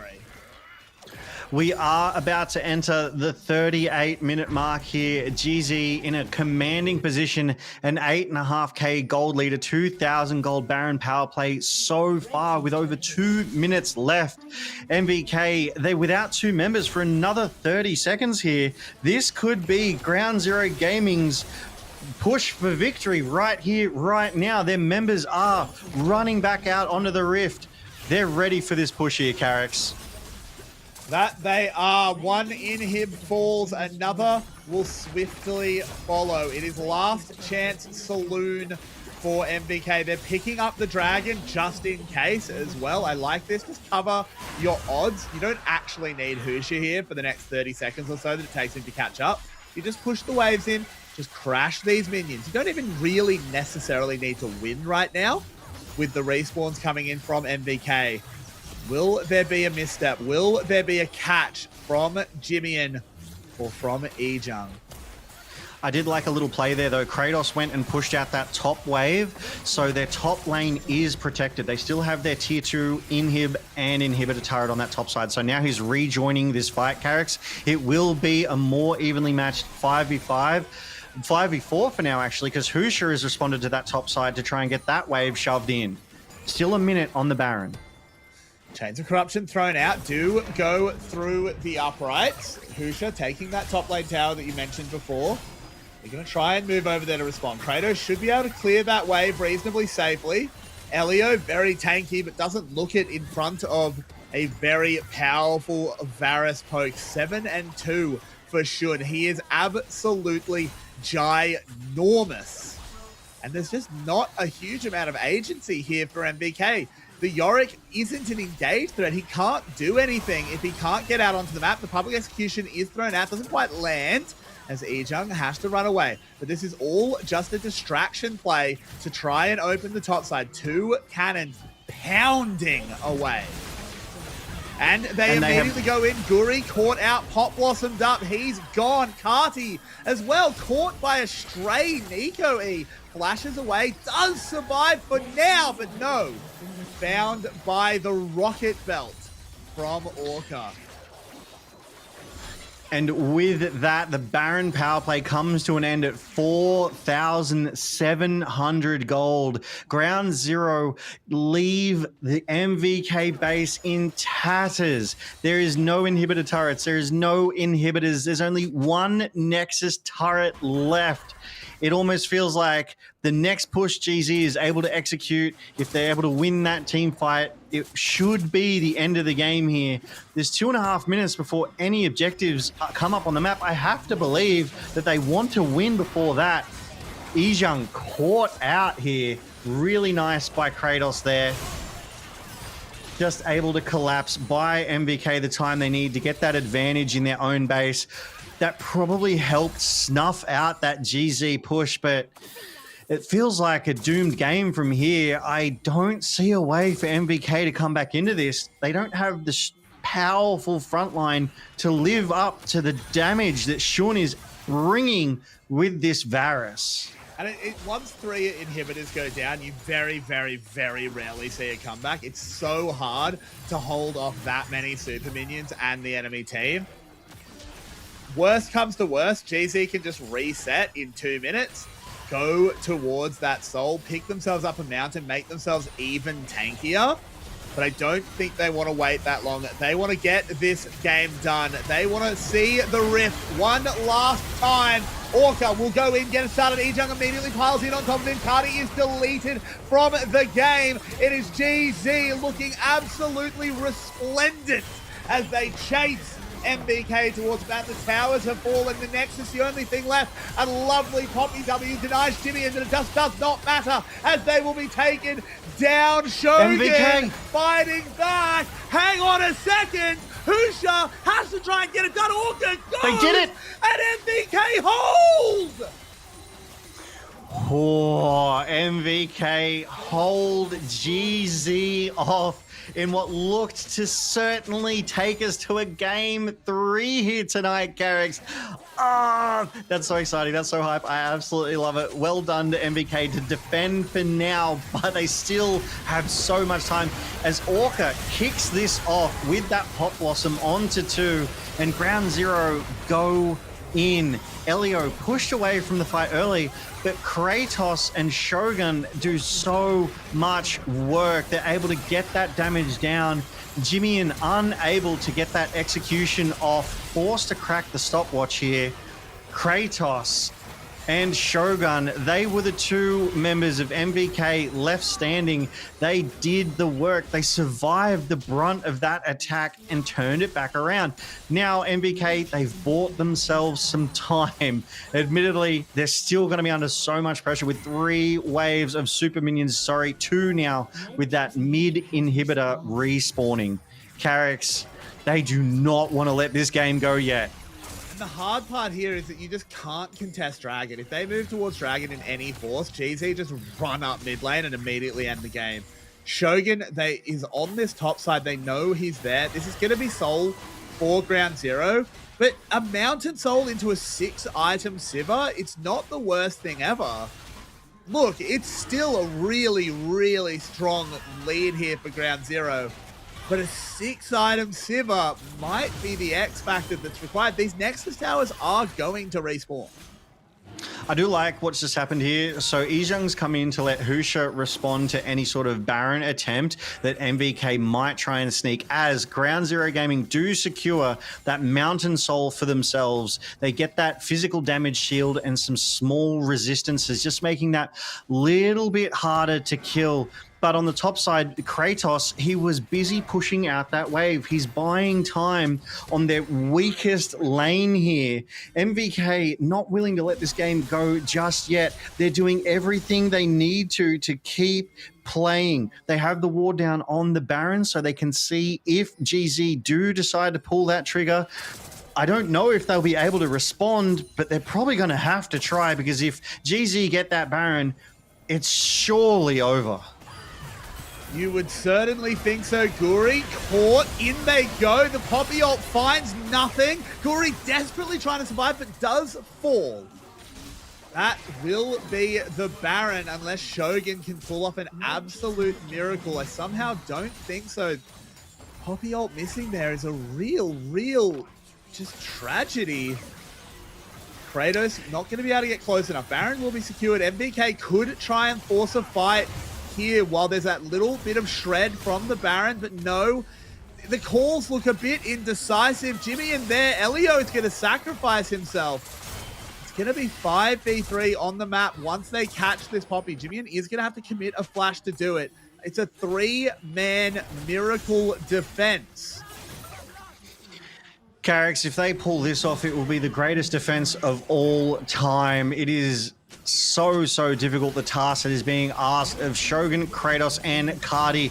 As Ground Zero Gaming, they look to siege. They look to put the final nail in the coffin. There are TPs coming down from MVK on that top wave that is at GZ's base, but I don't think they can afford to TP Kratos down there to apply that pressure. We do see Jimmy and Husha. They have brought in the wave on the bot side, so it is a 2-lane push. MVK, they've bought themselves the time. There's 4 members strong now. This is their last chance. Public execution goes in. They get onto Shogun. That's all that matters. He'll go into the Guardian Angel. He buys enough time. The Nexus.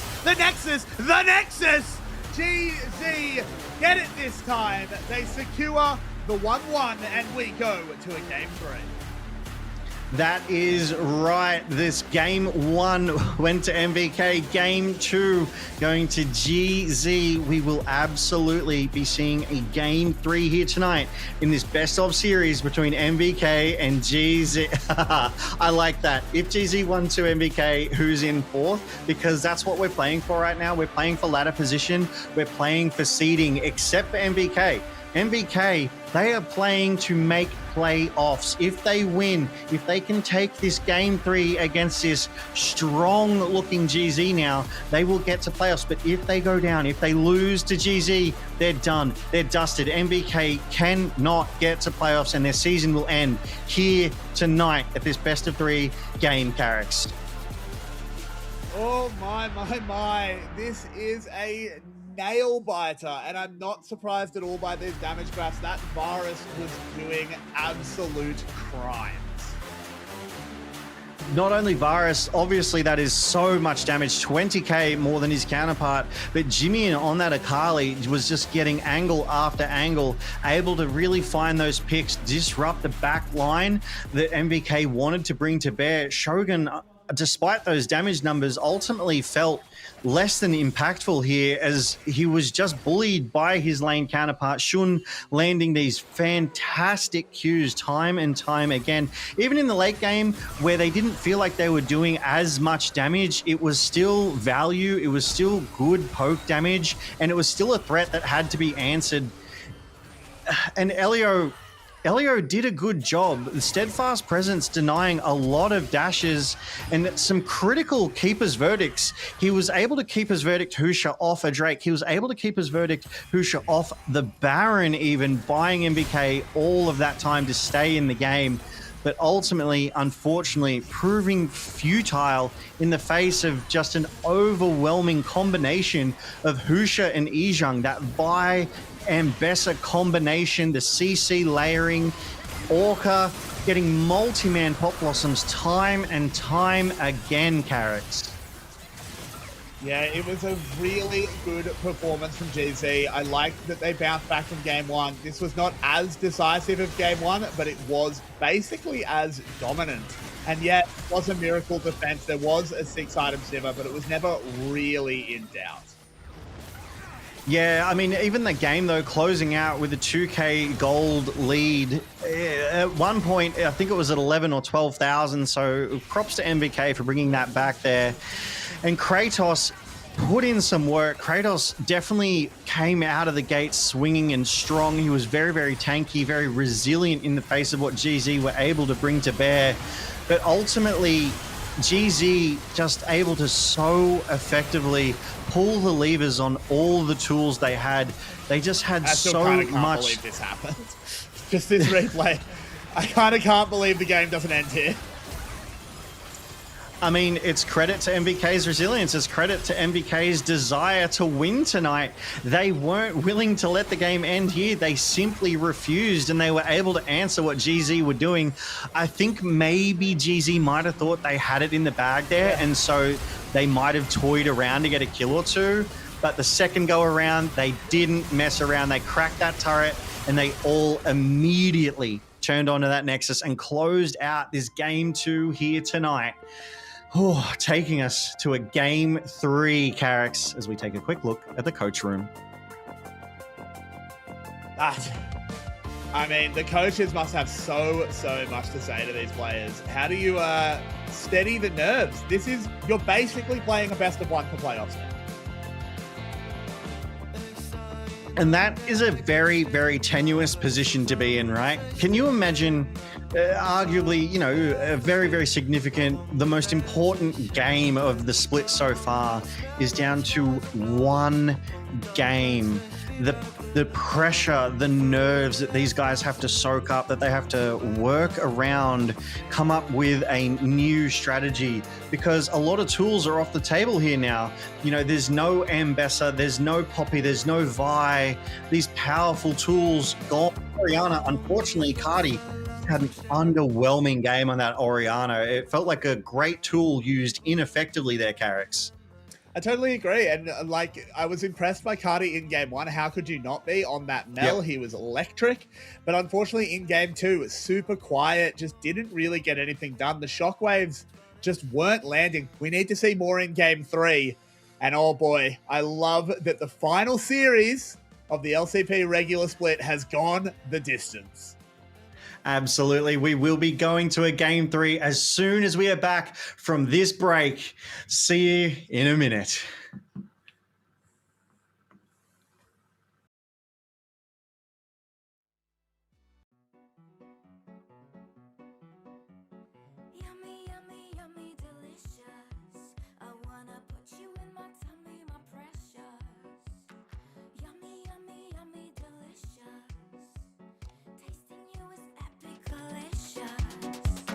Fancy Caesar salad, a sweet Darjeeling tea, a vegan matcha latte, and a hot French creme brulee. I like you crunchy, I like you soft. I like it when you freshly served for me,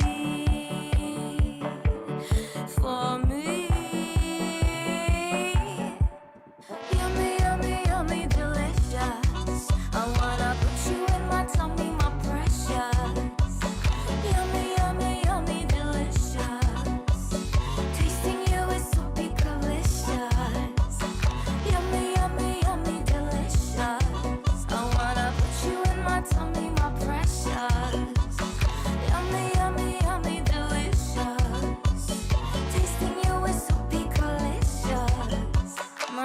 Mama's borscht and syrniki, your mama's baklava. Some grandma's secret recipe to tauntaun ramen bar. I like you crunchy, I like you soft. I like it when you freshly serve for me. For me. Yummy, yummy, yummy, delicious. I wanna put you in my tummy, my precious. Yummy, yummy, yummy, delicious. Tasting you is so delicious. Yummy, yummy, yummy, delicious. I wanna put you in my tummy, my precious. Yummy, yummy, yummy, delicious. Tasting you is epic delicious.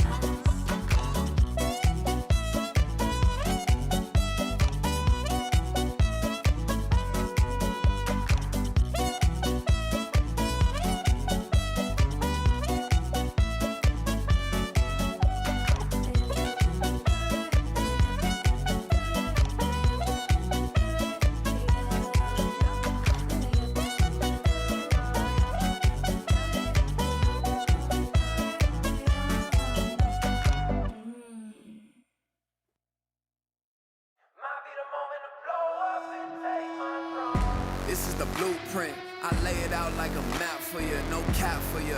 Better take notes, this facts for you, real rap for you. Catch me in action, seatbelt fasten. Can you imagine? Tell of a dragon, you'll never get it or get anywhere without all of the passion. Put in the work, multiply that, straight from the dirt, straight out the mud. Catching a buzz now, this a high with no come down. Tune in for the rundown, yeah. Ooh, if you want a problem, then come find me. Come find me. Come find me. If you want the work, then come find me. Come find me. Come find me.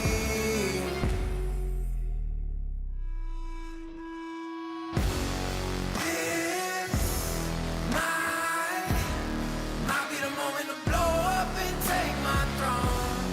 Chills down, all down my spine, feel it through my bones. This might be the moment to blow up and take my throne.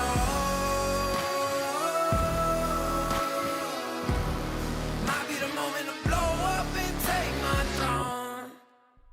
Don't chase what you can't handle, type to dismantle what's in the way. I gotta chill, but keeping it real, I'm always hungry, hunting for a plate. Refills ain't coming too easy, be still so the ops don't see me. Trust and believe me, I'm about to take what's mine. Typical selfish and greedy, Ooh, if you want a problem, then come find me. Come find me. Come find me. If you want the work, then come find me. Come find me. Come find me.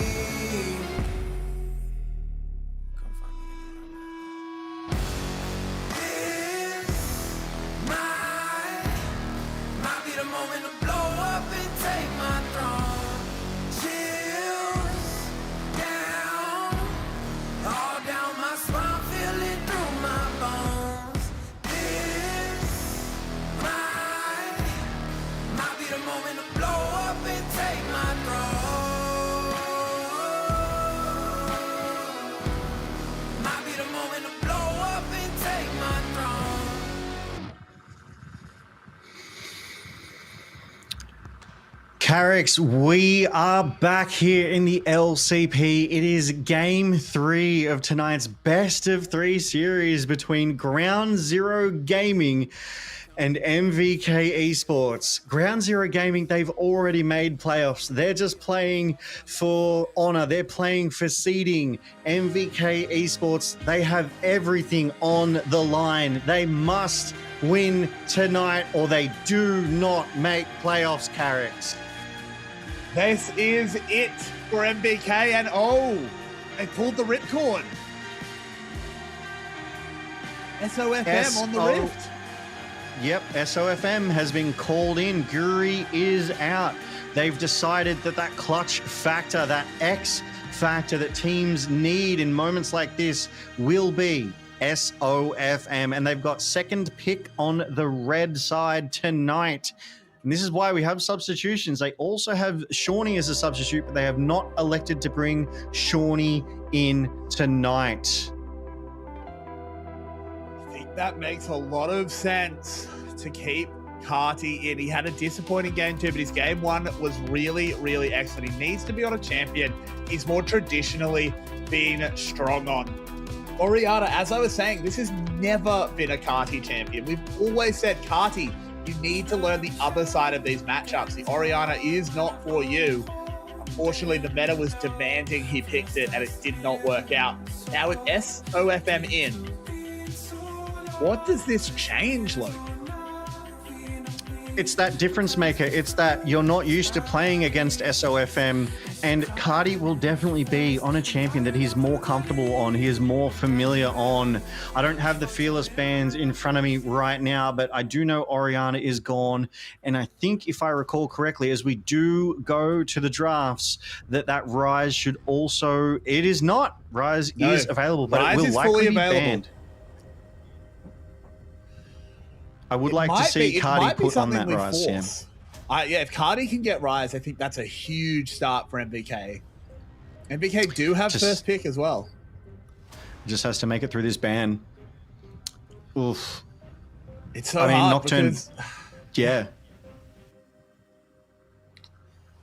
It's 10 staff Rise. It is. Oh, there it is. Yeah. I mean, it was expected, I think. With the Malphite, the Nocturne, it was going to be those meta champs, those top of the list picks. So Malphite banned, Nocturne banned, Rise banned, and MVK have taken away that J4, that Jace, that Gnar on the top side, expecting big things out of Ijung on the Gnar, it looks like there.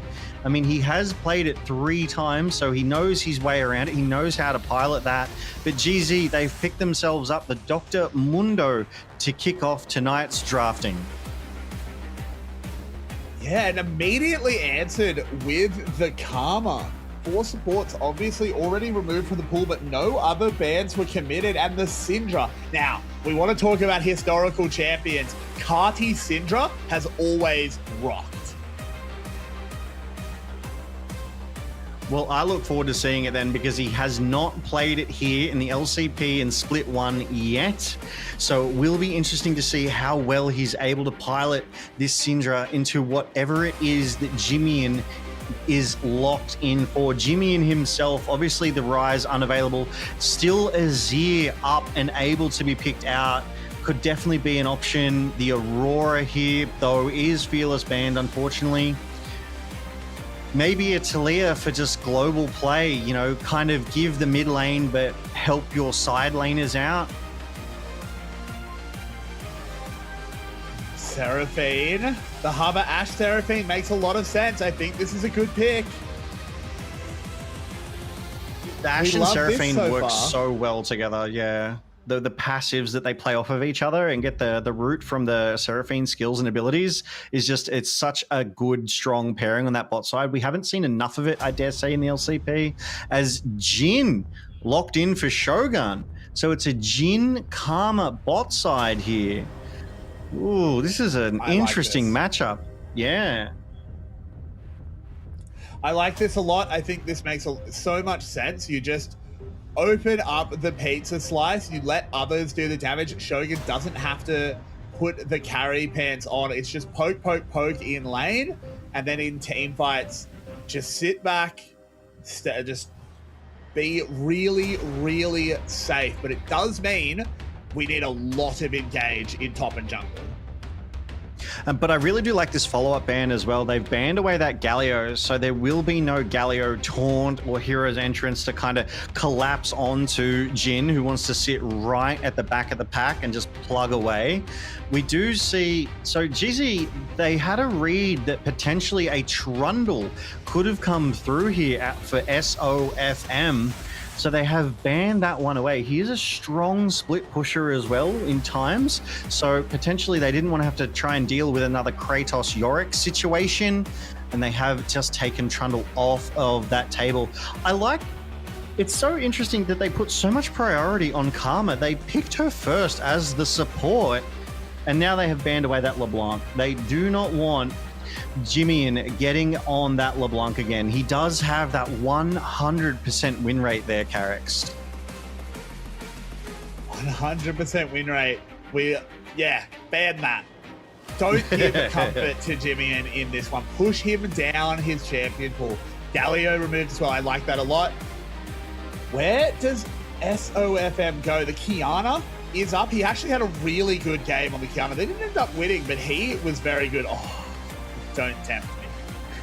Don't tease me. That's locked in. Zach, let's go. In. Yeah, okay. So one thing that I really, really like here with that Kiana that you were mentioning for SOFM is that, yeah, they lost, but he was making plays. He was the initiator of a lot of these fights. He was setting MVK Esports up for victory. It was just the case of they were a little bit too far behind. They weren't able to really capitalize or close that gap that had been eked out. And crikey, I have to say it, the crocodile has hit the rift. It is Renekton locked in for Ijung on that top side, and oh no, here's the Yone. We've been talking about Yone all night. And this is smart. It plays really well into Syndra. If she uses that Scat of the Week on you, very easy to respond. If you're in your E, you just snap back. If you have your ult, you can go on to her. I like this pick, but it is a bit risky. But MVK just instantly slams a hen. This is a bizarre comp out of MVK. I have no idea what to say about it. Yeah, I mean, you've got Zahen to frontline, sure. You've got Zach to dive the back line, maybe apply that pressure. Syndra is able to scatter the weak, is deliver some CC, some protection, some damage, obviously. Jin is going to be left alone to just do whatever he wants with Zach jumping around in the back line, Zahen frontlining. I can see the synergy. It's just, I have to see it work. I feel like they've almost picked for solo lanes, not so much for the team play. You know what I mean? I know exactly what you mean. And it's interesting you say they've got Zahen to frontline. I think he's going with the Zach. I think the frontline is really sus at the moment. I think this is going to be on ground zero to hold their nerve. I think it's going to be really easy to see this game devolving into lots of little 3v2 skirmishes and split fights, and I think that would help MVK. As we get ready for our third game of tonight's best of three series, the last game of the LCP 2026 Split 1 regular season between Ground Zero Gaming and MVK Esports, Ijung, Husha, Jimian, Shun, and Orca against Kratos, SOFM, and more. But they've cut me off because we are on Summoner's Rift here, Carrix, for the last game of the night, the last game of the regular split. The final game, it all has led to this. It has all led to a returning VCS legend descending a pretty much literal Deus Ex Machina, God from the machine, coming in to save his team, to bring them over the line to the playoffs. Oh, Logan, you couldn't script it better. Yeah, if he's actually able to do that, that would be insanely hype. That would be another feather in his cap. That would be another just story in his legacy, as we do see Cardi using that ranged advantage over Jimian effectively here, and you would expect nothing less. We know how these matchups go. We know ranged gets that early advantage on the melee, but ground zero, they're going in. Reading Jin level 1, not where he wants to be. You can just aggress on him. That reload time is pretty brutal, and the fourth shot doesn't hurt very much yet. So able to just shove that in, get that priority, get the earliest of early leads, is once again Carti just bullying Jimian. This is going to be the reality for Jimian. Just needs to deny as many soul shards as he can. Yeah, he's got a tall task ahead of him in this early game, but we all know Yone comes online around that sort of early mid-game and then is a threat, and Cardi does have to respect that. He's going to have to eke out as much advantage as he possibly can here and now in this early game to put himself in the best possible position for that mid to late. I mean, once he gets that fate sealed, he will be a team fighting powerhouse, but I really think it's going to be up to SOFM to initiate a lot of these fights. He's going to have to dive from creative angles to prevent GZ responding in a timely manner here, Carrix. Good reaction there by Jimmy. Has that snap back to keep himself safe, but it's a big wave pushing into his tower and not a lot of health to do it with, as we did see SOFM finishing up his clear, is behind Mundo. Basically no champion in the game clears quite as fast as Mundo, but it is fast enough to get the smite. Doesn't have to worry about any scrapping over the scuttle. I think we'll see SOFM just walk through mid lane. They'll split the scuttles. And I'm waiting to see Zach really get involved. I'm really liking Cardi on this Syndra. He's already got significant priority in this mid lane. He's going to have to respect the appearance of Husha, throws out that Q and just walks away. SOFM, though, is still around, and that passive has been procced. Exactly. They pop the passive with the Scout of the Week. Husha is going to take a lot of damage. He has to flash. That was just a little bit cocky. They knew SOFM could be there. He was definitely on that side of the river. Yeah, I mean, Husha just walked in with all the confidence in the world. I feel like maybe he had thought SOFM had gone further away, was deeper in his jungle, not ready and waiting right there. But I mean, even you called it. They were going to split the Scuttle Crabs. And yeah, Husha unfortunately just gives his flash away for essentially free. But I was saying that I'm liking seeing Cardi on this Syndra. He already seems to be more comfortable on it. He seems to be playing a bit better around this Yone on this Syndra. And I'm hoping he's able to maintain that energy, keep his edge through the mid and late game here. I mean, so much on the line for MVK. The pressure is unreal. I bet that sort of coach comms in the background in that team meeting room was all about, hey guys, you know, it's just another game. We just need to win it like any other, like keep you cool. You know what I mean? Like don't throw anything. I kind of like to imagine it was, you know, that soft, the coach just talking through things and then the door opens, the rectangle of light across the team, and SOFM just says, it's time. Pick me, Zach. I can do it. give me that, Zach. Exactly. And I mean, obviously that is the decision. SOFM is here. Guri is not. Guri currently has to sit on the sidelines. His hopes, his dreams of making it into the playoffs lay here with Kratos, SOFM, Cardi, Shogun, and Elio right now. They're the ones who are going to have to get this game 3 over the line, get MVK into those playoffs that they so dearly want to make. Because if they do, all 3 VCS representatives will have made it, Carrix. Exactly. They do not want to be the one VCS representative not getting all the way through. They want to get the pride, get that excitement for the region. They want to prove how strong Vietnam is and always has been in this cauldron of the LCP. Oof, the trades in mid are starting to even out. It's quite equal there as SOFM is here in the bushes. Jimmy and I think suspects something up. Husha is answering though, so nothing is going to come of this mid exchange here. Just a cheeky little Husha Q onto SOFM and the thumbs up. But we do see Kratos getting himself a little priority. He gets a ward down. SOFM goes in. Yeah, he just wants to try and hold some of this wave and catch it. Cardi doesn't have TP, so was going to lose all these minions. But SOFM there just to make sure that someone gets the gold and the XP. And something I sort of want to float, because it's not going to be a problem now, but it can be a problem as the game goes on. Shogun getting chunked. Who kills Mundo? Yeah, it's going to be a problem. But if Zahen's hitting Mundo, I think there's problems.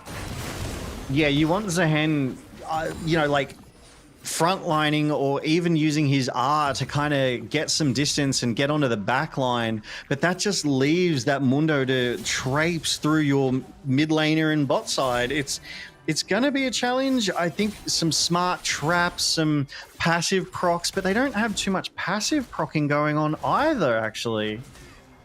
And an interesting tidbit, if MVK win against GZ 2-1, there will be a 3-way tie with the same match record, game diff and head-to-head record, hence the need to get down to the victory time in these matches. Wow. So the faster wins are mattering. It's so close here, Carrix. That's really interesting. I have no idea who might be ahead in game speed between the Hawks and MVK. MVK, when they win, it does tend to be fairly quick. But it's so scrappy as well. This is a really, really exciting playoffs, but this game is exciting as Jimmy goes low, the flash forward, the Cinderol will secure first blood. Husha now charging forward as Shun has arrived. They want Carty. They can't get him. MVK, powerful, powerful moves, but we have to go back to what we've just been told. We were under the impression that an MVK win was playoffs. But we've been told, and I need to repeat it, it's not. A 2-1 victory gets a 3-way tie in terms of the 3 statistics. They're the same record. They're the same game difference. It's going to come down to match time. So MVK, not only do they have to win this best of 3, they are on the clock. They have to win it quickly. It looks like they have to win it in under 33 minutes as well. 33 minutes and 14 seconds, I think it is. They have to win it that quick. This is fascinating. I mean, it's not often you see this every day, but I do want to point out that flash from SOFM. He was in amongst GZ. As we go back to live when we're fighting again, I don't even get time. The question I wonder is, does MVK know? As does anyone else know? Traded? Well, because if MVK doesn't know, 33 minutes, that's a really fast game. It is. I mean, most games, they kind of go to 35, 37 minutes. I feel like sub 35 is pretty darn quick there, Carrix. Like, does GZ know? Does MVK know this? Like, are they prepared? Did they build a draft to win quickly? Because I got to say, it doesn't look like it. I don't think they did. I mean, it's a hard one to read, but Syndra is a scaling pick. Jin comes online sort of around that mid-game. This is so exciting, Logan. This what a way to end a split. What a last game of the split. It's actually wild. But as I was saying, in that first fight that broke out where First Blood went over to Cardi and he collected himself that 100 gold bounty, it was an insanely heads up flash from SOFM. He was ulting in amongst the ground zero team, just getting that value, getting that damage down, and he saw that enchanted crystal arrow come soaring down toward mid there and flashed out of it, neatly avoiding it and not giving over a kill back to GZ. I just did want to call that out, the sort of reflexes that you need, the reaction time to see and make that decision is just fantastic. We do see that MVK, they're valuing a lot of vision control on this bot side, and here's why, because SOFM straight onto this Drake. This is the first Drake of the game, and it looks like it'll go uncontested, Carrix. It's a proto belt Zach, Logan. He's going AP. It's a fun Zach. Yeah, it's a fun Zach. What do we think about that over a more traditional tank? I think it's going to win them the game quicker if they win. Yeah, I agree. I think that makes a lot of sense. Jimmy in trouble. The Cinderol is ripped and they're shielding on the backside. SOFM desperately trying to finish him off. Doesn't with the proto belt. You couldn't script it better. Elio will be traded on the other side, but I think MVK knows that they're on the clock. That was fantastic. I love that belt was called out, and SOFM uses that belt to get that last hit he so needed to get the kill. Tidily avoids Husha, but Husha and Orca, they're chasing. Now it's just to take the jungle camps, but this is a deep one. They really want SOFM here. Yeah, they just want to really get priority. Just push every little lever that they can. Oh, Logan, I'm so excited. Let's have a look at the replay here. Yeah. Yeah, such a good trade from Cardi to start this off. SOFM goes straight into where he knows Jimmy is going to snap back. Jimmy burns the flash as well. So maximum value gain for MVK there. And then, like Batman in the night, SOFM just flies out of there, unable to be traded back on, Elio being the one to go down. So I still think that's a favorable play for GZ. You get them, MVK, you get GZ's mid laner. GZ, they just get your support. Oh my gosh, there's only like 20 minutes left. Oh. I want to get a confirmation on that number before we index it into it too much. I'm pretty sure we're right, but what a wild scenario if that is 100%. And Carty is dominating mid lane. He's feeling himself. He's back. He's got his comfort. It's so hard for Jimmy to walk up into this Syndra. Absolutely love seeing this play coming out of him right now. I mean, Jimmy can't even walk up to Cardi. And SOFM, shout out to SOFM, credit to him. He's roaming this map. He is everywhere right now, and it feels like Husha, by comparison, is just nowhere to be found. So SOFM taking that blue buff away very tidily, so also getting some cheeky little invades. The top lane quiet as usual. Yijang has eked out a 10 CS advantage, but it's not too much of an issue here. It's just a wet noodle pool fight. Cardi 20 CS advantage, and those role quests now completed for everyone on both sides. The gold difference though, that's negligible. It's just yes. Red, I should say. Good job. Yeah, red there, yeah, because SOFM did invade and steal the blue. Oh, Husha's going in. He was sick of SOFM bullying him. Yeah, and he knows that SOFM really can't stop this Mundo. You see, he's losing the fight handily. The ultimate comes out. It's just two healing tanks going at it, and they end up just backing off from each other. I did notice that SOFM won the camp war. He did get the minions there in that camp, so well done, minor victory. As we do see the rotation start to come through, Shogun and Shun now in the mid lane of the supports to join them inevitably very, very shortly.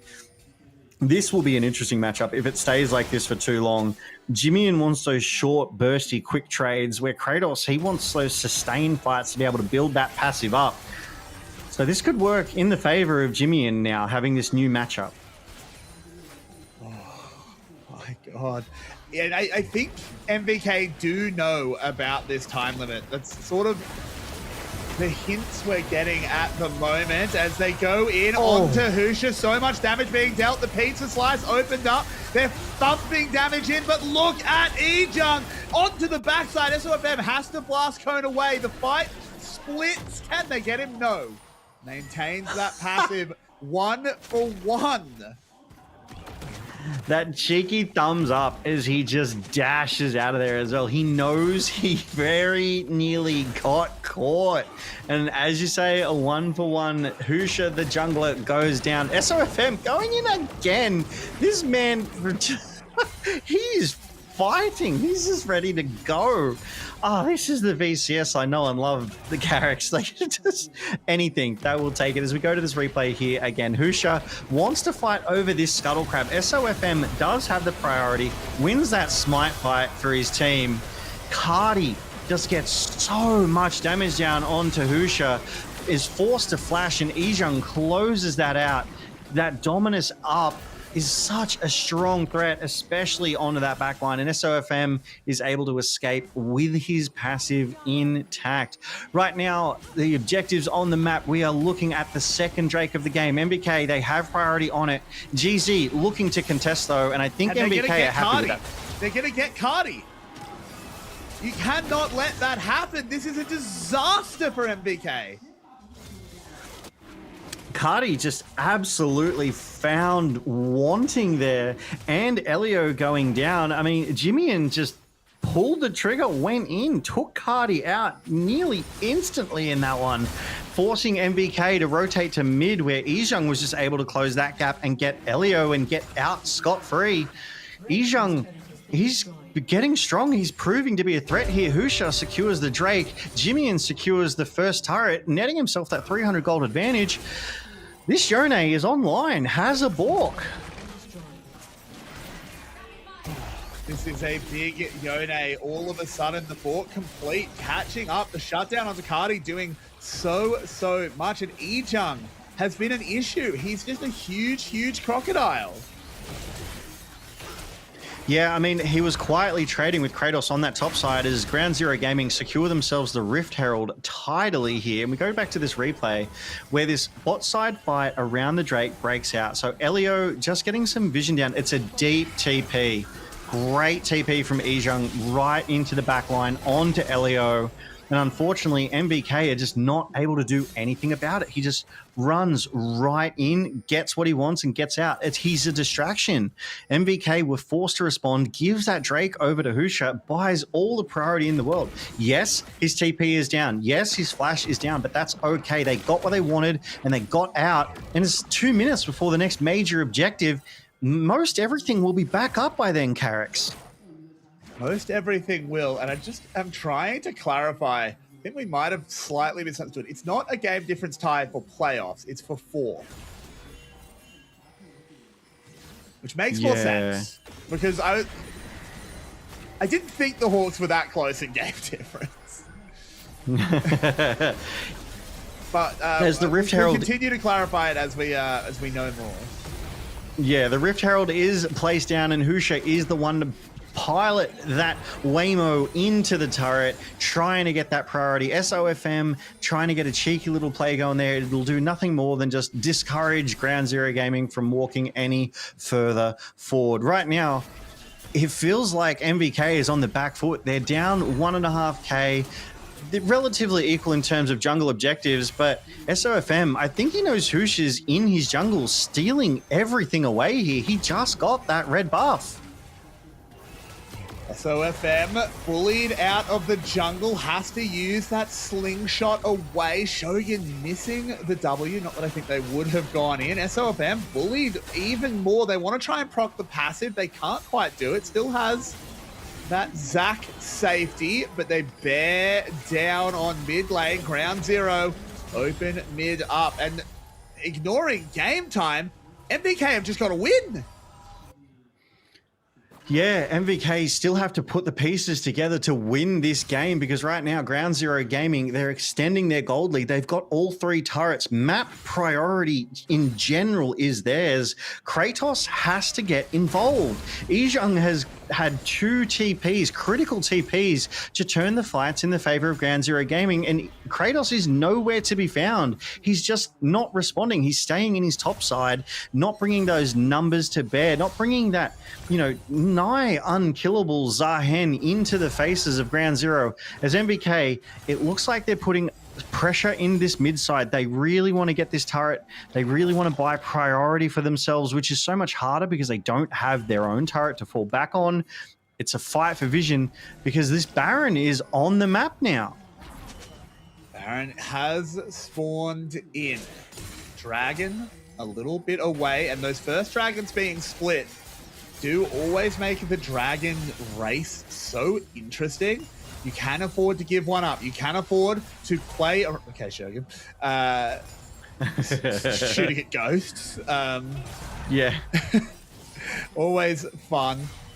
As they clear out the vision.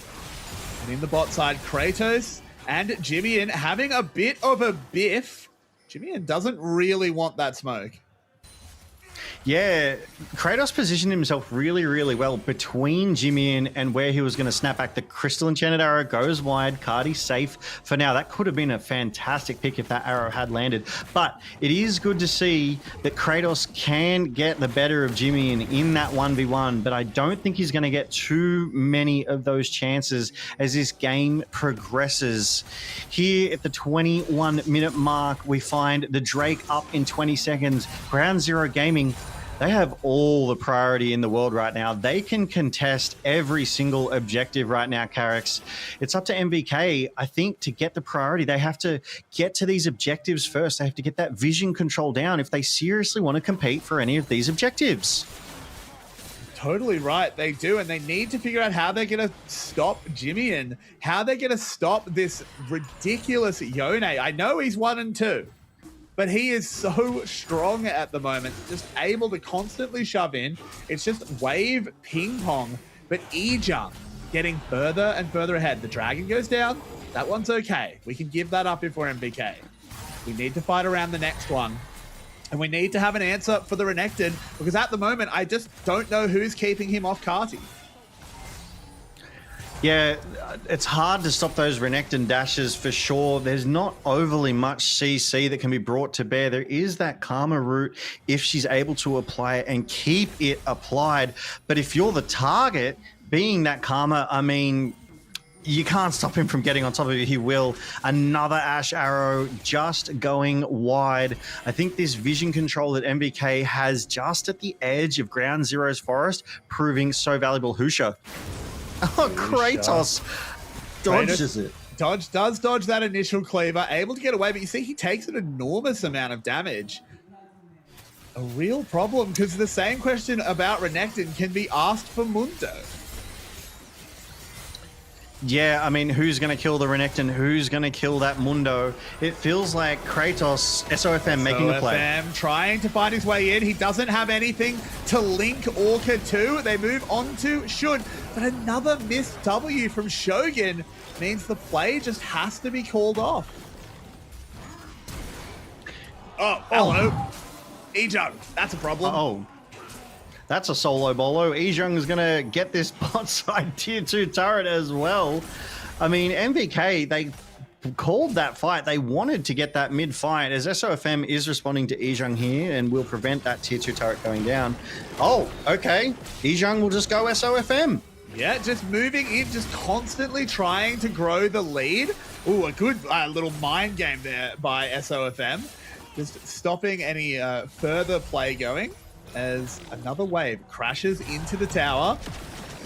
Shogun desperately trying to farm up to relevance, but on this Jhin, he's just going to struggle to cut through these incredibly tanky targets of Ejung and Husha. And if we take a quick look at the itemization as well, both teams are bringing that anti-heal to bear, which will continue after this. So here's the Ejung Kratos 1v1. Kratos walks up and Ejung just pulls the trigger, gets that clean stun, dodges the hook from Kratos, gets the ult, but just not able to build that passive up enough. Ejung commits that flash and takes him out clean as you please. That was just, he outhands him there, Carrix. Yeah, he did. That he did.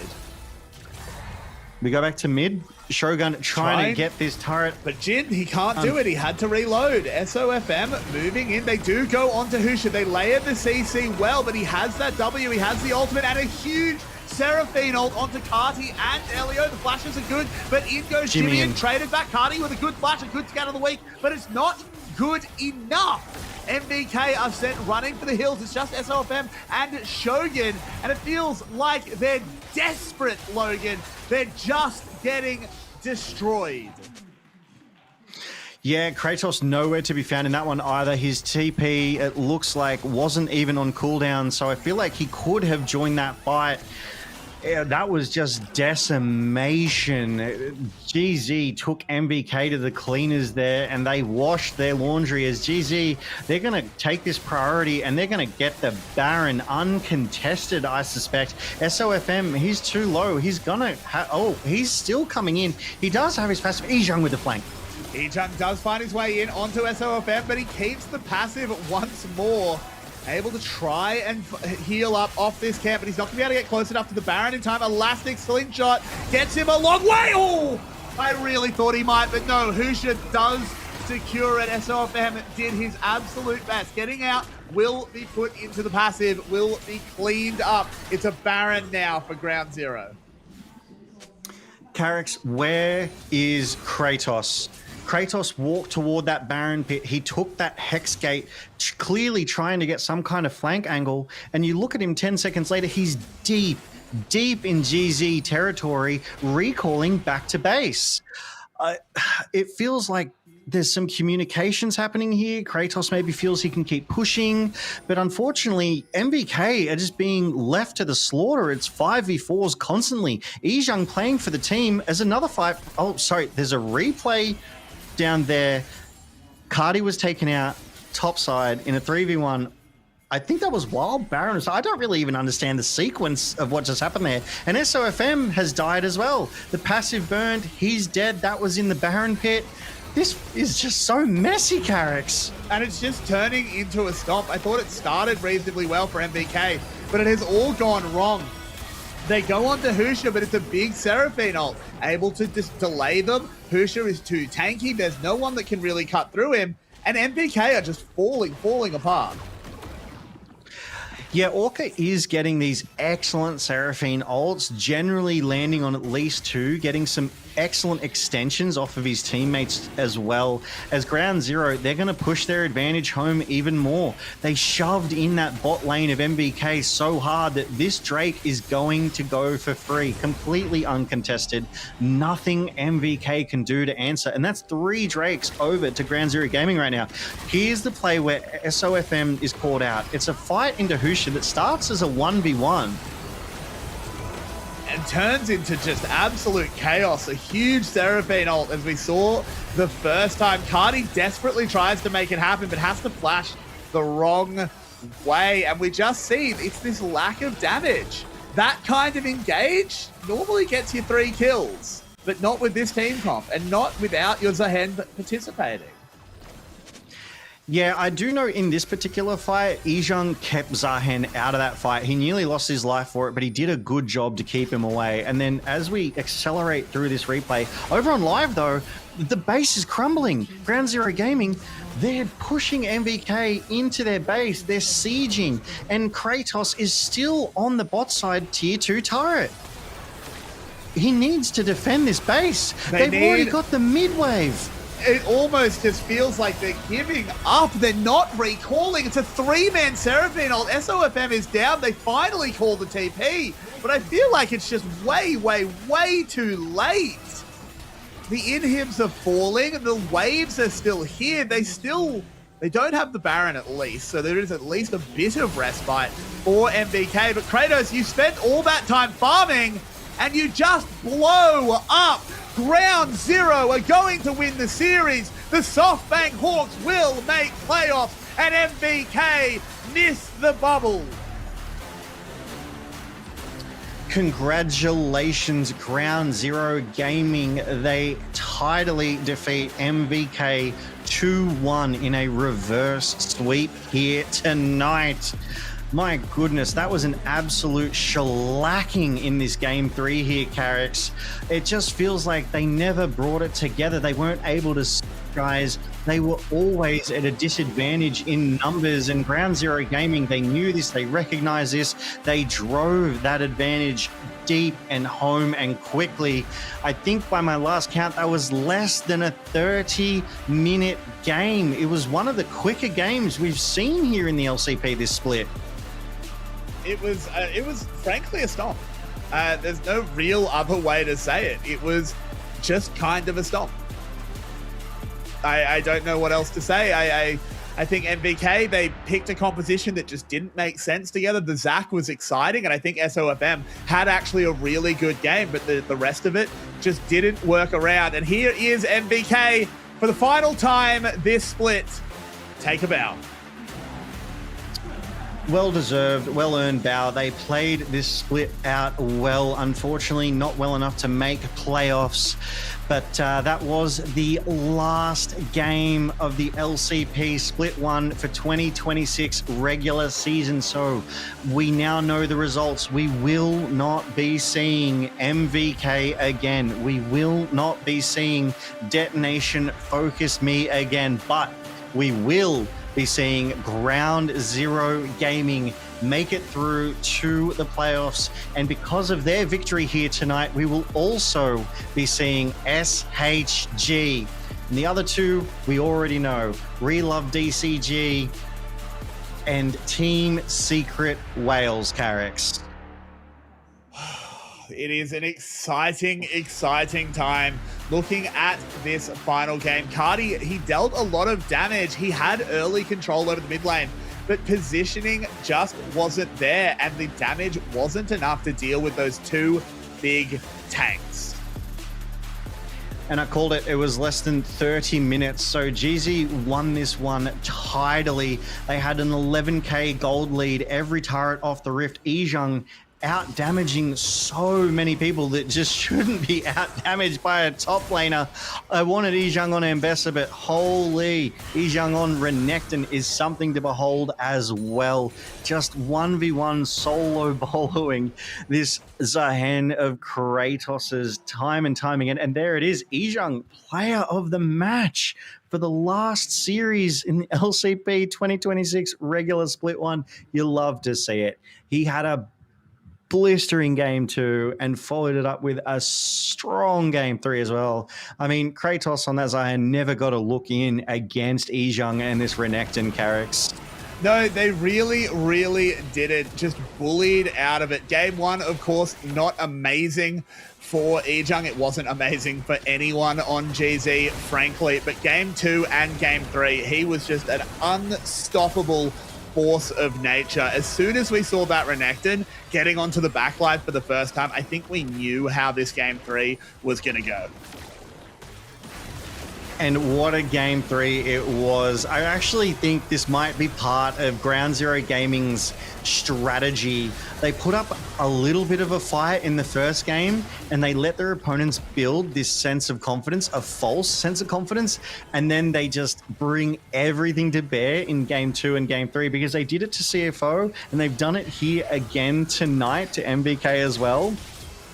And honestly, it's plays like these that made Ejung get that player of the match. Just this top lane domination in the 1v1, even if it wasn't kills, it was priority. And those deep TPs, the moment a fight broke out, Ejung was ready to answer it. He was turning those fights in favor of Ground Zero. Sometimes all you need is numbers to win, and it proved to work tonight. Here, MVK, they thought they had the numbers. It was 4v1, but that is a Mundo, and that Seraphine charm extended, landed so nicely, bought time, allowed Ground Zero to collapse.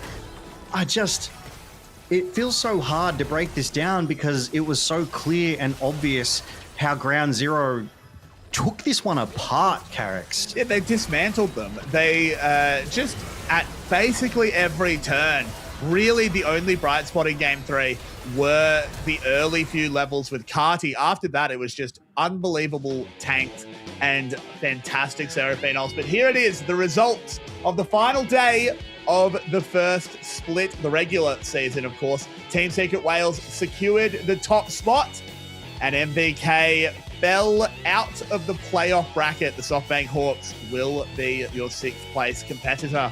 And Logan, I am so excited for playoffs. And it all kicks off from next weekend. As we've said before, and we'll say again just to make sure all the viewers at home know, here is the team standings. Team Secret Wales sitting in first in the LCP. Relove DCG second behind them on championship points, followed by GARM, Ground Zero Gaming, then CFO in 5th. SHG coming in 6th place, making that playoffs cutoff. And we have to say goodbye to MVK Esports and Detonation Focus Me, because these playoff games, they start next weekend, Carrix, and they are all best of 5s. So we can be guaranteed at least 3 matches per playoffs night.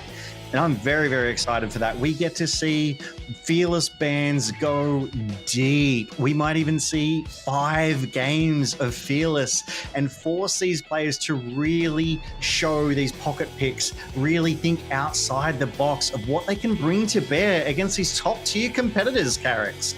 And it's so exciting. I love best of 5s. Fearless makes them so much fun. When you get that deep into it, it is just like the games just turn into pure grit and heart. I really, really love it. Yeah, absolutely. And I'm really, really looking forward to seeing how these playoffs are going to work out, because now we know the seedings, now we know the buys, so we'll be able to take a quick look at them shortly. I'm fairly confident when I say this bit, but the graphic coming up could correct me, that Team Secret Wales and Relove DCG, they've earned themselves a buy for the first round. That is their reward for seeding so well, as we do see it here. So Team Secret Wales and DCG, round one, they have that buy. But this is the path to first stand. This is the path to Brazil for our LCP top 6 Carricks. Yeah, and look at the path you have to take. It is brutal the whole way through. We have a loser's bracket. Of course, if you make it to round 2, you gain a life. Only those first rounds are single elimination. I love this format. I love that you get to make another run, even if you fall early. If you're Garm, I have seen Garm do this. I have seen Garm lose initially to Team Secret, and specifically Team Secret, go into the losers bracket, run all the way through, and then beat them in the final. I've seen that team do it, and I'd love to see them do it again. We are in for some spectacular matches. We have so many ahead of us. And as you see here, Garm is going to be the first cab off the rank. They are our 3rd seed coming into these playoffs, coming into this knockout stage Carricks. So I hope to see the best they can bring to bear here, just as we would expect through the regular split. But now every game matters just that much more, Carricks. Do you have any final thoughts for our Split 1 regulars so far? Oh, there's so many things I could say, and I'm sure I'm going to spend the next few hours ranting on social media about every single thing I'm excited about. But the biggest thing I can just say is that if you're not here next week, where the hell are you? Where are you, mate? But that is all from us here tonight in the LCP. Thank you so much for watching tonight's games, because here in the LCP, we're made for this. See you in playoffs.